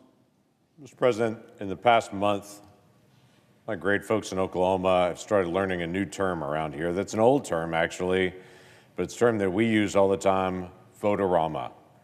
I have to tell you, it makes me sleepy just to say the word, because votorama is a part of the 1974 Budget Act that allows for unlimited debate on an issue of certain types of budget process, rescissions that we did yesterday, and then trying to be able to go back even farther to be able to deal with a reconciliation. I want to spend just a couple of minutes talking about it because so many folks that I talk to have no perspective on this, Mr. President. And so I think it's good to be able to just get some context. The 1974 Budget Act set out 12 different appropriation bills that are done. That's how our budget is actually done. That's how we actually spend. Now, when the House and the Senate and the President signed that, those 12 bills are now law. So they have to be done. That has to be spent. But if the President were to say, I don't want to spend this amount, I don't think it's necessary, it's the law, so it has to be done. But the President can actually send back over to Congress a rescission and to say, I'd like permission to turn this part off, literally make a new law to be able to say, we're not going to spend this. That's what's happened here in the last 24 hours. The President sent over about 40 days ago a rescission for $9 billion and said, I don't think this needs to be spent. And I'll talk about a little bit of the context of that in a moment. But it was on foreign aid, and it was on National Public Radio and PBS. It was $1 billion in PBS and National Public Radio. It was $8 billion for foreign aid. And sent it over and said, I don't think this needs to be spent. Now, what's been interesting is to be able to see the national conversation on this on social media, as if this cuts off all foreign aid everywhere. And I have to tell you, I have some of my good friends at home that they'd be fine with all foreign aid being cut off. But that's not what happened. What happened was actually going through and examining what foreign aid do we want to keep and what foreign aid do we think is wasteful, that we shouldn't keep on it. So what actually happened? Let me set some context on this first. There are things like PEPFAR, which I've been very supportive of. For the last couple of decades, the United States has made one of the biggest impacts in the world on slowing down the spread of AIDS worldwide. The work that's been done in Africa through PEPFAR on AIDS, on tuberculosis, on malaria, has literally saved millions of lives and has dramatically slowed down that virus movement and the innovation that not only affects Americans that suffer with those, but also affects the entire world in the movement of that disease. It's led us to actually engage in areas like Ebola and other areas to be able to go and fight and to make sure diseases that are happening there that are highly communicable don't spread to us or to other parts of the world. All of us who have experienced COVID know full well it's better to be able to attack it early than it is to be able to fight it late. PEPFAR has been that entity that has done that. This bill that we just walked through in the rescission didn't affect that aid at all and said, no, we're going to continue to be able to do that.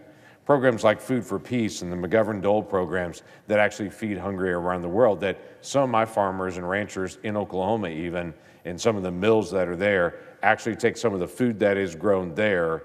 It's literally packaged in the Midwest, and it's shipped all over the world to feed hungry folks. That's still in place. That's not changed. And I know a lot of folks on social media say, oh my gosh, this is cutting off all food aid everywhere else. No, that's actually not what happened. Worked through our foreign aid programs to counter Chinese Communist Party influence around the world. That wasn't affected. In fact, that was specifically isolated out, saying, no, we're going to continue to do that because we've got to push back against communism and its spread across the world. Combating anti-Semitism, human trafficking, religious persecution. No, we protected all those and make sure those were not affected. Polio eradication efforts around the world, especially for children. It's protected. We didn't make any change on that. All that foreign aid is still going out. Now, again, I have folks at home that say that's somebody else's problem, but the vast majority of Americans and of Oklahomans say, hey, we need to make sure that we're engaging in humanitarian needs in other places where we can, as we're also fighting our debt and deficit. But what are some of the areas we actually did do? Because we actually did eliminate $8 billion. Let me give you a couple of examples on that. We actually did a 25% reduction in their resettlement fund that's run through State Department. Now, why would we cut 25% of the resettlement fund? Well, 18 months ago, the United States was facing 2.5 million people a year illegally crossing our border. And there was work across all of government that the Biden administration was doing to try to manage these people in very mass numbers. Well, guess what? We have less than 200 now a day even attempting to cross our southern border. So there's not a need for this massive resettlement fund anymore because the border's under control. So this fund was cut 25%. Now, we're still involved in some resettlement efforts in other places for refugees around the world. We're still involved in disaster aid, but we don't need near as large of a fund for this because there's not near the problem that there used to be because our border's more secure. The Office of Management and Budget literally went through the State Department line by line and identified all these different line items and said, what did we spend our money on in this account last year? This went to humanitarian aid, but then they also identified different areas that the State Department took some of these funds and said they spent it on these areas. For instance, the State Department spent $2.5 million to teach children how to make environmentally friendly reproductive health decisions. Well, we cut that. And we said, no, I think most Americans would say, what in the world are we doing with that? They spent $3 million creating an Iraqi version of Sesame Street to be able to use in Iraq. They spent $4.5 million on Malaysian Youth Climate Corps. They spent a ton of money on a pride parade sponsoring, the United States taxpayer sponsoring a pride parade in Southern Africa. There was money that was spent to promote vegan food in Zambia. There was money spent for social media mentorships in Serbia and Belarus. There was $18 million spent to improve gender diversity in the Mexican street lighting industry. You know what? We cut that. What we saved was aid for polio, for AIDS, for food. What we cut was money for gender diversity improvements for the Mexican street lighting industry. So yeah, we did cut some funds back, but it was very intentional to go back and identify what are areas that most folks at home would scratch their head and say, tell me again why we spent our tax dollars on that. Tell me again why I worked overtime to pay for my family, to be able to make more money and pay more taxes, so that my money would go to be able to pay to teach children how to make environmentally friendly reproductive health decisions overseas. That's what we went after. And I'm grateful that we actually didn't just talk about doing something, we did it. Not only did we do that on the State Department side, we engaged in something that a lot of people have talked about for a long time, NPR and PBS. Now, I've got nothing against Sesame Street. I've got nothing against Antique Roadshow. I've got nothing against NPR programs. If people want to be able to listen to that, well, that's fine. They're an American. They can have the opportunity to be able to listen to it. But this has been interesting just to be able to hear the conversation about it. Because the conversation has been, we shut the whole program down. NPR is closing down tomorrow. Well, that's just not true. Let me tell you what we actually did with this rescission. We gave about 1.5 years of time to NPR and to PBS to find some additional funding, because NPR, 90% of their funding right now, 90% of their funding comes from private sources. The federal taxpayer just pays 10% of it. Now, that 10% for PBS and for NPR equals $1 billion. It's a big number, but it's just 10% of the funding. They provide sponsorships. I asked the question, how does every other television station, every other radio station seem to operate and find enough sponsors to be able to cover them, but somehow magically NPR will not be able to cover the last 10% of their cost? That's absurd. Of course they'll be able to do that. I've smiled and jokingly said to folks, if MSNBC can find enough sponsors to cover it, NPR I bet can as well. Listen, they'll be able to find enough sponsors, and they've got time to be able to actually do that. We didn't cut them off tomorrow. We gave them about 18 months of time and said, you need to start finding some other sponsorships to be able to get ready for that. Because some people really like PBS. That's great. They'll still be out there. I grew up in a time period like some folks in this room grew up in. I was the remote control growing up, okay? We'd sit on the couch and Mom would say to me, go up to the TV, turn the dial, and because I was the remote control in our family. Because we had 4 stations. We had an ABC, NBC, CBS, and PBS. That's the 4 stations we had. We established that as a nation that we need to be able to get emergency information out because that was the best way to communicate because we had 4 stations in America. That was it. Well, that's not true anymore. There are thousands of stations that are available over the air for free, streaming platforms galore if you want to be able to spend $100 a month for each of them. We've got lots of things on our cell phones and access to it. There are lots of different options now that are very different. I think some people don't realize in 1983, Ronald Reagan proposed taking the funds away from PBS and from NPR, saying it was not needed in 1983 because we had enough options. Much less now, and think about all the options we have. It's been fascinating for people to be able to say, if we don't have PBS, people will not know how to respond in an emergency. They desperately need that for an emergency. Now, I have to tell you, I live in a rural state in the great state of Oklahoma. We have occasionally a few storms that roll through Oklahoma. I actually don't know a person that says, oh my gosh, it looks stormy, I think I'll turn on NPR. I actually don't know that person. They pull out their cell phone and they look and see what's going on the radar, or they track through unlimited number of great options for meteorologists in our state. That's true all over the country. Now, again, I don't belittle what they're doing.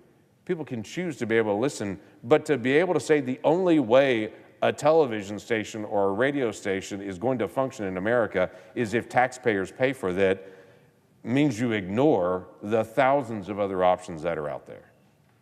So no, we're not cutting them off except for the funding and saying, hey, decades ago, this might have been appropriate use of funds, but when we have $2 trillion in overspending, maybe we should start looking for billions of dollars to be able to reduce our spending.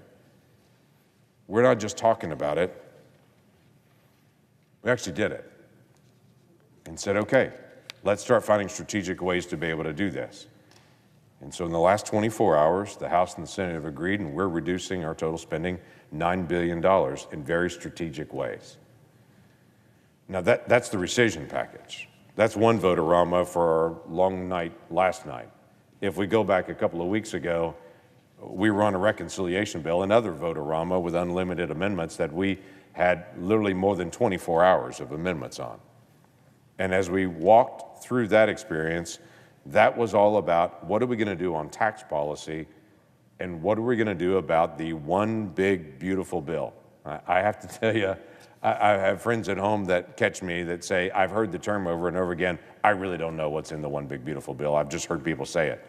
I even have a friend of mine that owns a restaurant that he actually has on his menu now the one big, beautiful burger, because it's just become a catchphrase.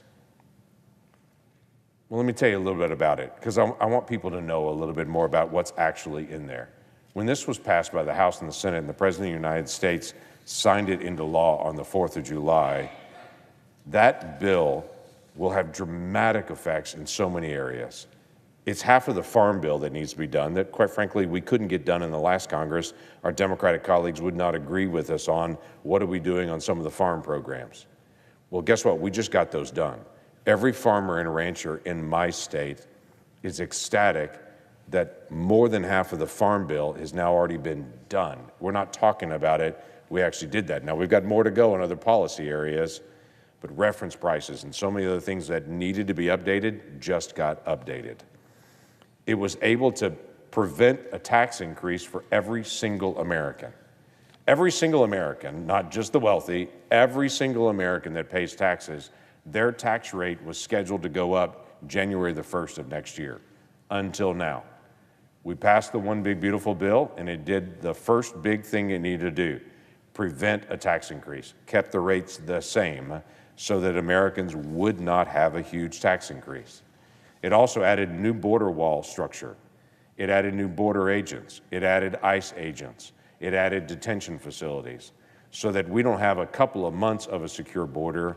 We have structures that are going into place to be able to make sure long-term we have a secure border. Now, there's more to do in law in other areas, but the financial part of it, we put in place, and it wasn't for a single year. We actually put that in place for 4 years to be able to make sure that funding would be there to be able to have the structures in place to be able to do that. There was significant funding that was put in to be able to modernize our military, especially our Navy. We're very, very behind in that area. So there's strategic investments in that. Strategic investments into Coast Guard, which is decades behind. If you go to a Coast Guard station right now, you'll find older ships, older ports, out-of-date cameras, out-of-date radar. They desperately need to be updated. So for all of our coastal communities, they know how dependent they are on Coast Guard. This One Big Beautiful Bill finally puts an investment into our Coast Guard to be able to increase safety. And while I'm talking about safety, we all know we desperately need to be able to modernize our air traffic control.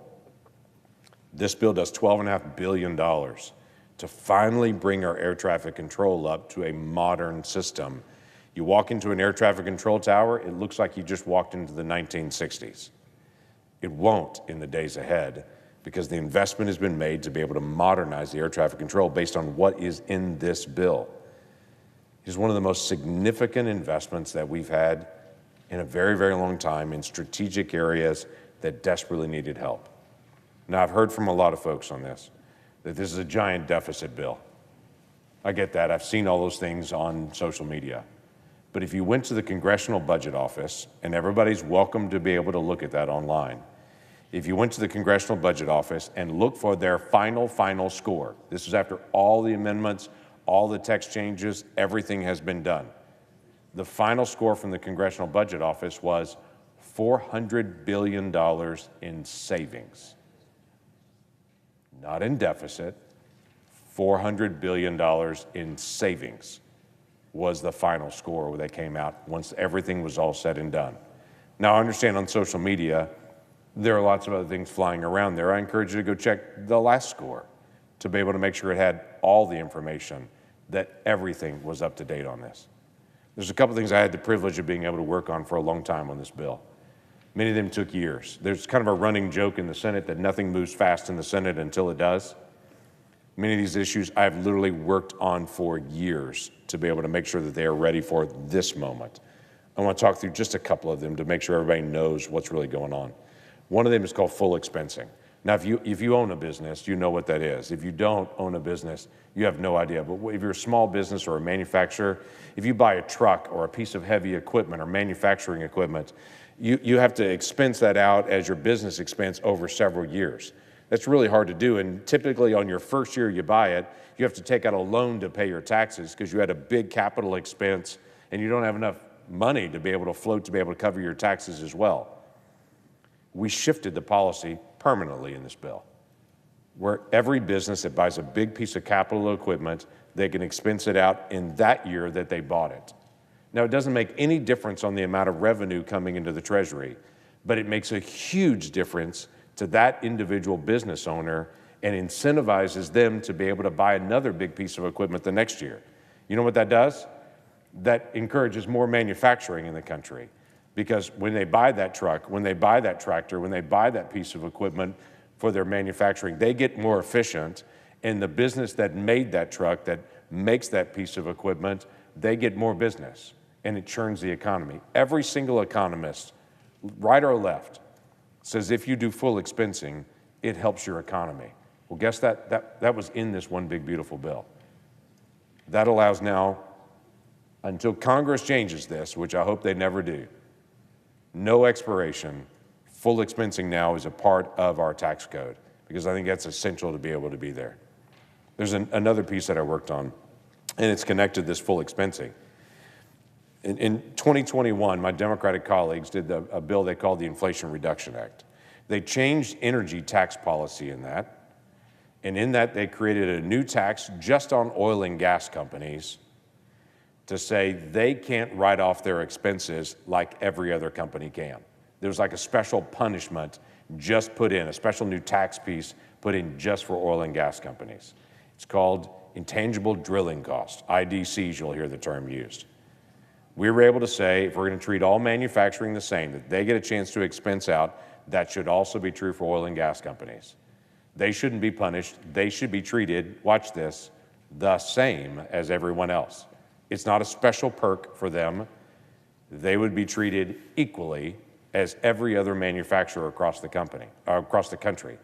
That provision is in here. What does that do?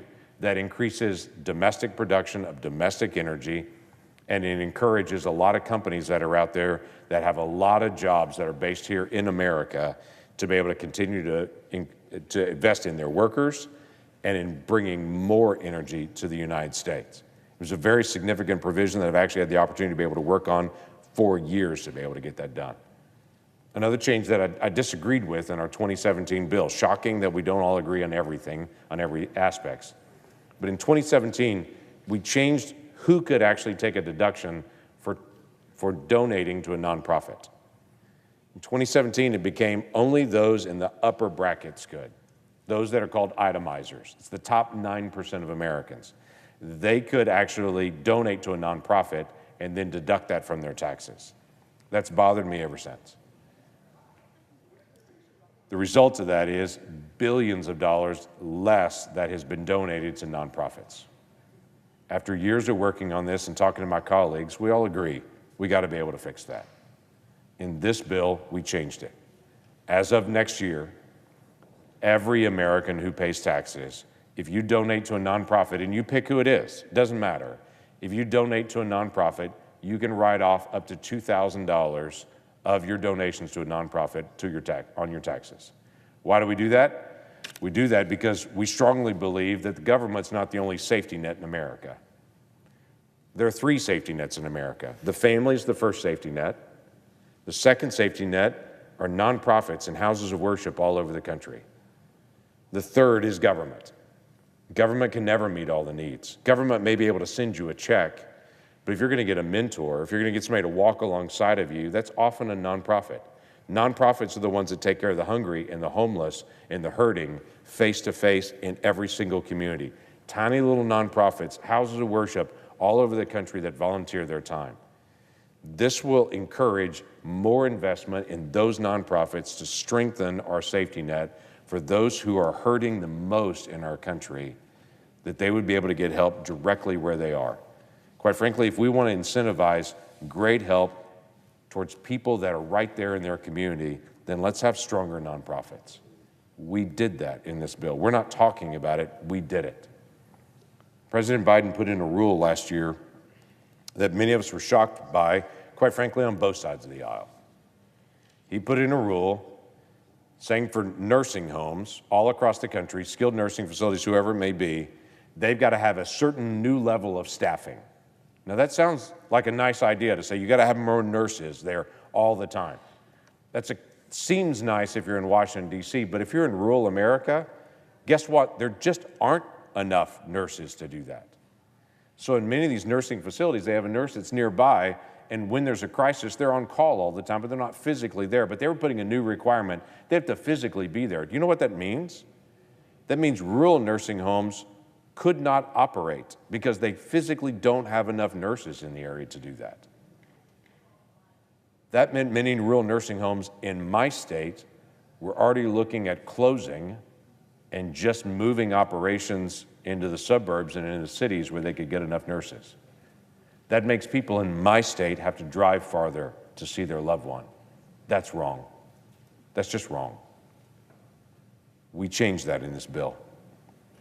And we said, no, we're not going to have that. It sounds like a nice idea. In reality, it shuts down access in rural America to family members that are at one of their most vulnerable moments they've ever had in their life. We want to make sure families can surround people in those really tough days that happen for many people in nursing and skilled nursing facilities. Just 3 quick stories. I know I've talked for a long time, but when I say it's a big, beautiful bill, it's big. There's a lot that's in it that I think a lot of people have missed. But if I can just give you 3 quick stories, Mr. President. Let me talk about a senior adult in Bethany, Oklahoma. Her name is Marilyn. She just found out about the new standard deduction that's in the One Big Beautiful Bill for senior adults that are working senior adults. She just found out about it, and she told us, our Social Security benefits that we've paid into for all these years are key, but they're buying less and less these days. So we're really excited about maybe having some improvement on that. She said, you just never know what life's going to bring, and so the benefit of not being taxed now on my Social Security benefits and being able to keep more of my Social Security that I paid into is essential for me. As she said, because many of us that are using it for our living expenses with the intention of not drawing down our savings and our reserves so we can make sure that it's still there for the future. She's pretty excited about this change in the law where working seniors will not have to pay as much taxes and won't pay taxes on their Social Security benefits. Todd Gibson, he's the police chief in Moore, Oklahoma. We talked to him about the no tax on overtime. This was his statement. He said, police officers do a lot of work on overtime. There's a lot of Capitol Police that I walk around here in the last couple of weeks. They've done a lot of overtime. Todd said this, any bit of money that a police officer can pour back into their family and back into their home is a positive thing. He said in rural and smaller organizations, this is really going to make an impact to retain quality people in the community that provide public safety. He's pretty excited about the no tax on overtime. Finally, last story. There's a waitress in Yukon, Oklahoma. Her name is Rihanna. She's really excited about the no tax on tips.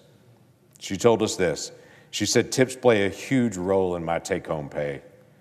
Being able to take home more of my hard-earned tips means I'll be able to support my family a lot better. Not only does every hard-earned dollar that I make go towards things like my car note and a mortgage and child care, she said being able to keep more of it and to put it towards the things that I love and people that I love, that will go a long ways.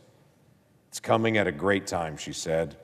The interest rates and the groceries are going up, and that gives me an upper hand to be able to have extra cash in my pocket. Listen, we were thinking about people all over our states as we worked on the One Big Beautiful Bill, and I understand the dissension, the divisions. We don't all agree on things. But as we worked on this bill, we're trying to figure out what's the best tax policy for every American. What are the areas where we're most vulnerable? What do we need to solve? That's what we worked on in the One Big Beautiful Bill. Mr. President, you know full well, because you know this bill well, I didn't even have time to cover all of it. That's hitting the high points of it. There's a lot more there, and I think in the days ahead, as people get the facts and the information about what really happened, they're going to be grateful to have a little bit of breathing room to be able to support their family just a little bit more. With that, I yield the floor.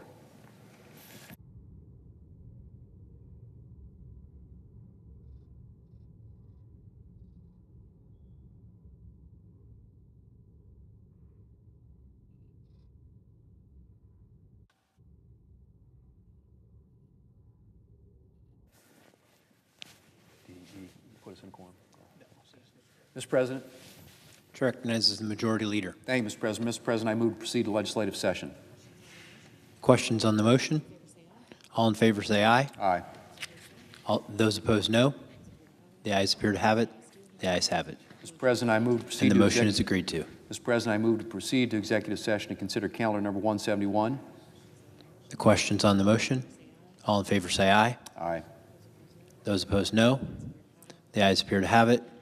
The ayes do have it. The motion is agreed to. The clerk will report the nomination. Nomination, Department of Justice, Terrence Cole, Virginia, to be Administrator of Drug Enforcement. Mr. President, I send a cloture motion to the desk. The clerk will report. Cloture motion. We, the undersigned senators, in accordance with the provisions of Rule 22 of the Standing Rules of the Senate, do hereby move to bring to a close debate on the nomination of Terrence Cole of Virginia to be Administrator of Drug Enforcement, signed by 17 senators as follows. Mr. President, I ask consent the reading of the names be waived. Without objection. And I move to proceed to legislative session. Questions on the motion? All in favor say aye. Aye. Those opposed, no. The ayes appear to have it. The ayes do have it. The motion is agreed to. Mr. President, I move to proceed to calendar number 121, H.R. 3944. Without objection, the clerk will report. Senator from South Dakota, Mr. Thune, moves to proceed to calendar number 121, H.R. 3944, a bill making appropriations for military construction, the Department of Veterans Affairs, and related agencies for the fiscal year ending September 30th, 2026, and for other purposes. Mr. President, I send a cloture motion to the desk for the motion to proceed to calendar number 121, H.R. 3944. The clerk will report. Cloture motion. We, the undersigned senators, in accordance with the provisions of Rule 22 of the Standing Rules of the Senate, do hereby move to bring to a close debate on calendar number 121, H.R. 3944, and act on the motion to proceed to calendar number 121, H.R. 3944, an act making appropriations for military construction, the Department of Veterans Affairs, and related agencies for the fiscal year ending September 30th, 2026, and for other purposes, signed by 17 senators as follows. Mr. President, I ask consent to the reading of the names be waived. Without objection. Thank you, Mr. President.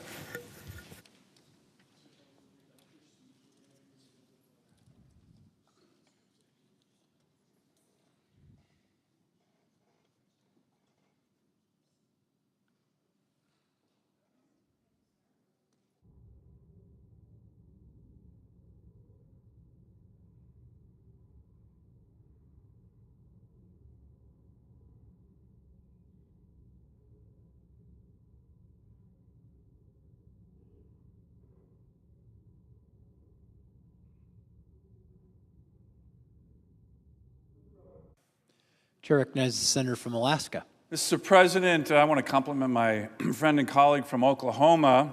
The One Big Beautiful Bill does have a lot of really good stuff in it. I think, to be perfectly blunt, my state probably has more good stuff in it than anyone. Could you read this real quick in your speech? I'm sorry.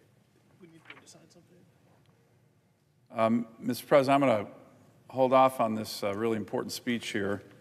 I ask unanimous consent that the majority leader and the senior senator from Oklahoma be authorized to sign duly enrolled bills or joint resolutions from July 17th through July 21st.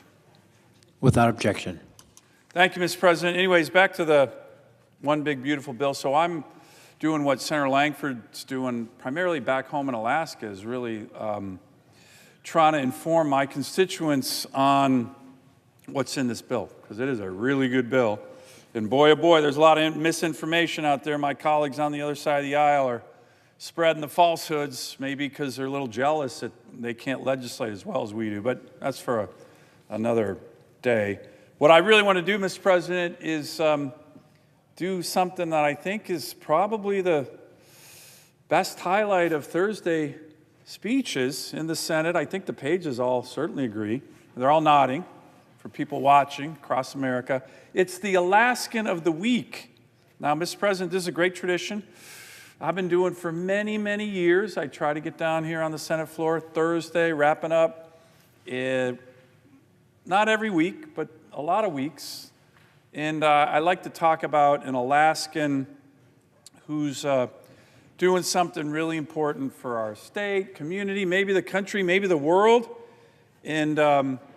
And then talk a little bit about what's going on back home. So I'm going to do that. But we also had another neat tradition today here in the Senate. Our Thursday lunch group in the Senate, on the Republican side, one senator hosts lunch for his colleagues, his or her colleagues, and talks a little bit about their home state. Today was my opportunity to host, and you know, I'm not bragging, but I do think when Senator Murkowski and I, and by the way, Senator Collins with Maine Lobster, but when Senator Murkowski and I host, we get good attendance because we have great seafood.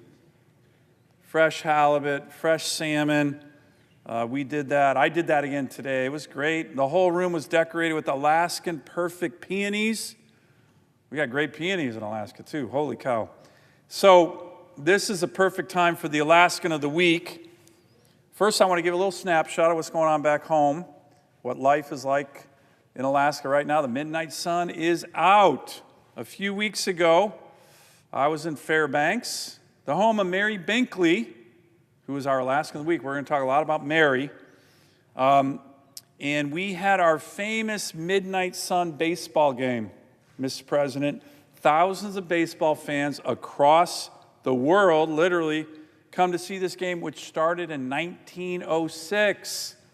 Some miners, some military guys came together for a baseball game in 1906. It's going strong. More than 100 years later, this year, the Fairbanks Gold Panthers played the Glacier Pilots, an Anchorage baseball team that is part of the Alaska Baseball Summer League. Now, this is one of the premier collegiate summer baseball leagues in the country. It's something a lot of people don't know about. I was talking a little bit about it at our lunch today, but great college players come to Alaska to play baseball under the midnight sun, and so many of them have gone in to do great things. So many of them have not only gone on to the majors, so many of them have gone on to the Baseball Hall of Fame and have been some of America's greatest players. Think about it. All these guys came up to Alaska to play summer baseball. Mark McGuire, Barry Bonds, Tom Seaver, Dave Winfield, Randy Johnson, Andy Messersmith. I mean, this is Hall of Fame baseball. And we get that in Alaska. It's really a great league. So if you're a baseball fan, make sure you come up to Fairbanks for next year's game. We were also in Fairbanks a couple weeks ago. I had the opportunity to run the Midnight Sun Run 10K. It's a great run. Again, people from all over the world. We had 4,000 runners this year. I do it every year. Definitely getting slower, but it is one fun 10K. It's great. So come on up if you're a racer. You'll love that one too. So while you're in Fairbanks, if you come up for a game or the 10K, make sure you get out on Fairbanks' beautiful rivers, the lifeblood of the community. When you do so on a sunny summer day on the Chena River or Tanana, chances are you'll spot a vintage-style stern wheel paddle boat belonging to Riverboat Discovery, gliding along the channel, carrying passengers through one of the most scenic river routes in Alaska, really in the world. And if you're one of those lucky passengers, there's a good chance you will catch sight of a familiar figure waving from the shore, and that is 99-year-old Mary Binkley, co-founder of Riverboat Discovery and our Alaskan of the Week. So let's dive into the Alaska institution that is Riverboat Discovery. This year, we will celebrate, the Binkley family will celebrate, the 75th anniversary of this incredible institution. Now, it's made up of 3 iconic paddle boats, Discovery 1, Discovery 2, and 3. Riverboat Discovery shows off the best of Alaska's interior landscape, including a bush plane demonstration, a visit to a recreated Athabascan native village, and learning about traditional subsistence lifestyles. For tourists, it's a 3-hour snapshot of Alaskan history. For locals, it is a beloved institution and a summer job for many young Fairbanksans, including my sister-in-law Janine many years ago, who worked for the Riverboat Discovery. And while the Riverboat Discovery preserves the history of the interior, the Binkley family, who has owned and operated Riverboat Discovery, Mr. President, for 75 years, has its own great history of Alaskan grit and innovation and hospitality and generosity. And the center of that history and that great family, the Binkleys, is Mary Binkley, our Alaskan of the Week. She was born in Vernonia, Oregon in 1926, the youngest of 6 children. You know, that's a tough time in our country's history. Mary's story began in hardship. Her mother passed away soon after birth. Her father, a logger, couldn't raise the children alone. Her siblings were scattered, but they were bonded for life. Her brothers, who went on to become fishermen off the coast of rugged Kodiak, Alaska, rugged but beautiful Kodiak, Alaska, wanted something for their baby sister, Mary. They scraped together a college scholarship fund, determined that Mary would be the first in the family to attend college. Isn't that great? Brothers taking care of the little sister. And so Mary, from Oregon, journeyed north to the University of Alaska Fairbanks, where she had a cousin who was a professor there. And it was at UAF, as we call it, in Alaska, that she met a young, handsome riverboat captain named Jim Binkley, a third-generation steamboater from Wrangell, Alaska. They married back in Mary's home state of Oregon in 1946, but quickly returned to Fairbanks that same year with nothing more than a $4,000 loan and a dream. Jim and Mary purchased their first vessel, the Godspeed, and began a river cruise business that would become synonymous with Fairbanks tourism and the interior Alaska river culture. Mary greeted every guest personally, often serving as a tour guide, a deckhand, and a hospitality manager all in one. To her, they weren't just tourists, they were her guests. She worked alongside her husband, Jim, the captain, in the popularity in Alaska, in America, of this riverboat cruise on one of Fairbanks' great rivers grew and kept growing. By 1955, the Godspeed could no longer keep up with the demand, so Jim built the Discovery One in his backyard with Mary by his side. Jim called her his, quote, lifeline and anchor. Mary did it all. First mate, deckhand, ticket taker, mother of 4 kids, who, by the way, Mr. President, have grown up to be pillars of the Alaska community in so many ways. I could do whole speeches on the Binkley kids. And later, she was a grandmother while watching 3 generations of Binkleys get involved in this great family business, and they've expanded into other things really important to Alaska. Taking tickets with Mary remains a rite of passage for Binkley grandchildren to this day. As the tour company expanded, Mary remained its heart, greeting travelers on the riverbanks, hiring Alaska Native guides to share their knowledge and traditions of Native Athabascan life during Chena Village visits, and helping craft that Alaskan hospitality that guests feel to this day. My grandmother has the ability to make meaningful connections with perfect strangers. Her granddaughter, Kai, recently said, quote, she treats them not like tourists, but more like family. That's Mary. Everybody who meets her thinks she's incredible. So, Mr. President, this fleet, the Binkley fleet, would grow, continue to grow, to Discovery 2, launched in 1971, which was a converted freighter.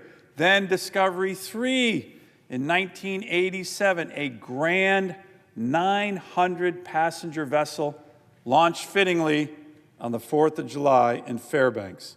That day, as the boat pulled away from the dock, generations of Binkleys waved from the deck. Waving from the shore was Mary, and she's still waving from that same Fairbanks riverbank at 99 years young. So, Mr. President, what began in 1950 as a modest river tour on a converted missionary boat has grown into the cornerstone of Fairbanks' tourism economy. And Mary has been at the center of it all, welcoming guests, sharing the experience and setting a tone of genuine hospitality that endures to this day. At 99 years old, 99 years young, Mary is still part of the fabric of the business. Waving from the riverbank is Discovery Bend. Discovery 3 rounds the river bend. This weekend, Mr. President, the Binkley family will gather together to celebrate 75 years of operation, but more importantly, 75 years of a family legacy with Mary at the front and center. More than 500 family members and friends and guests from across America, from across Alaska, will join Mary at Steamboat Landing this Saturday for a nighttime cruise on the Discovery 3, which will be a fitting celebration for this incredible woman and incredible family behind an Alaskan institution. So, congratulations, Riverboat Discovery, to 75 years, and to Mary, congratulations on one of the most prestigious awards you can ever receive, the Alaskan of the Week from the U.S. Senate. I yield the floor.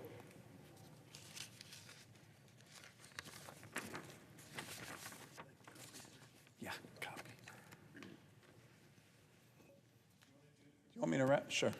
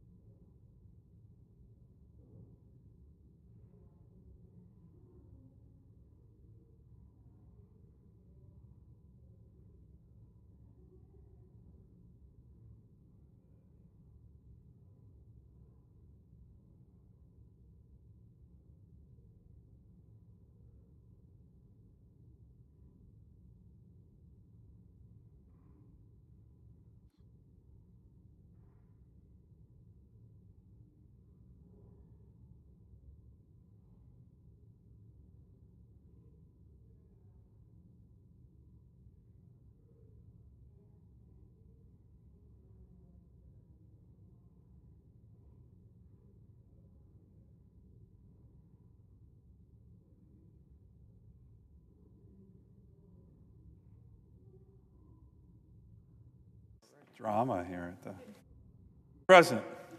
Chair recognizes the senator from Alaska. Mr. President, I have 3 requests for committees to meet during today's session of the Senate. They have the approval of the majority and minority leaders. Duly noted. Mr. President, I ask unanimous consent that the Committee on the Judiciary be discharged from further consideration and the Senate now proceed to Senate Res 314. The clerk will report.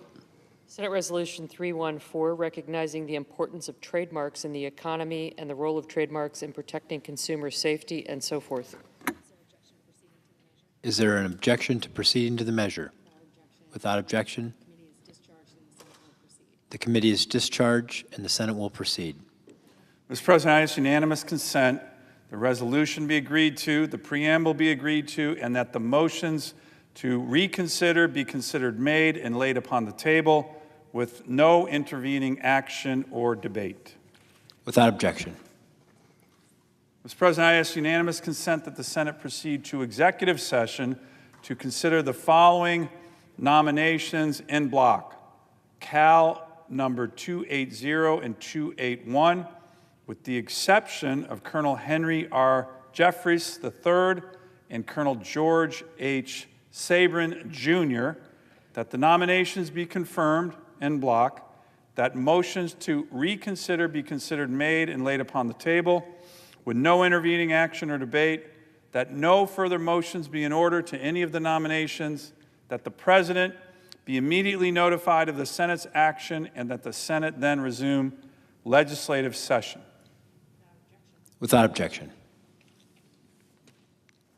Mr. President, I ask unanimous consent that the Committee on Energy and Natural Resources be discharged from further consideration of S-350, a bill to direct the Secretary of Agriculture to select and implement landscape-scale forest restoration projects to assist communities in increasing their resilience to wildfire and for other purposes, and be referred to the Committee on Agriculture, Nutrition, and Forestry. Without objection, so ordered. Mr. President, I ask unanimous consent that when the Senate completes its business today, it stand adjourned until 3 p.m. on Monday, July 21st, that following the prayer and the pledge, the journal of proceedings be approved.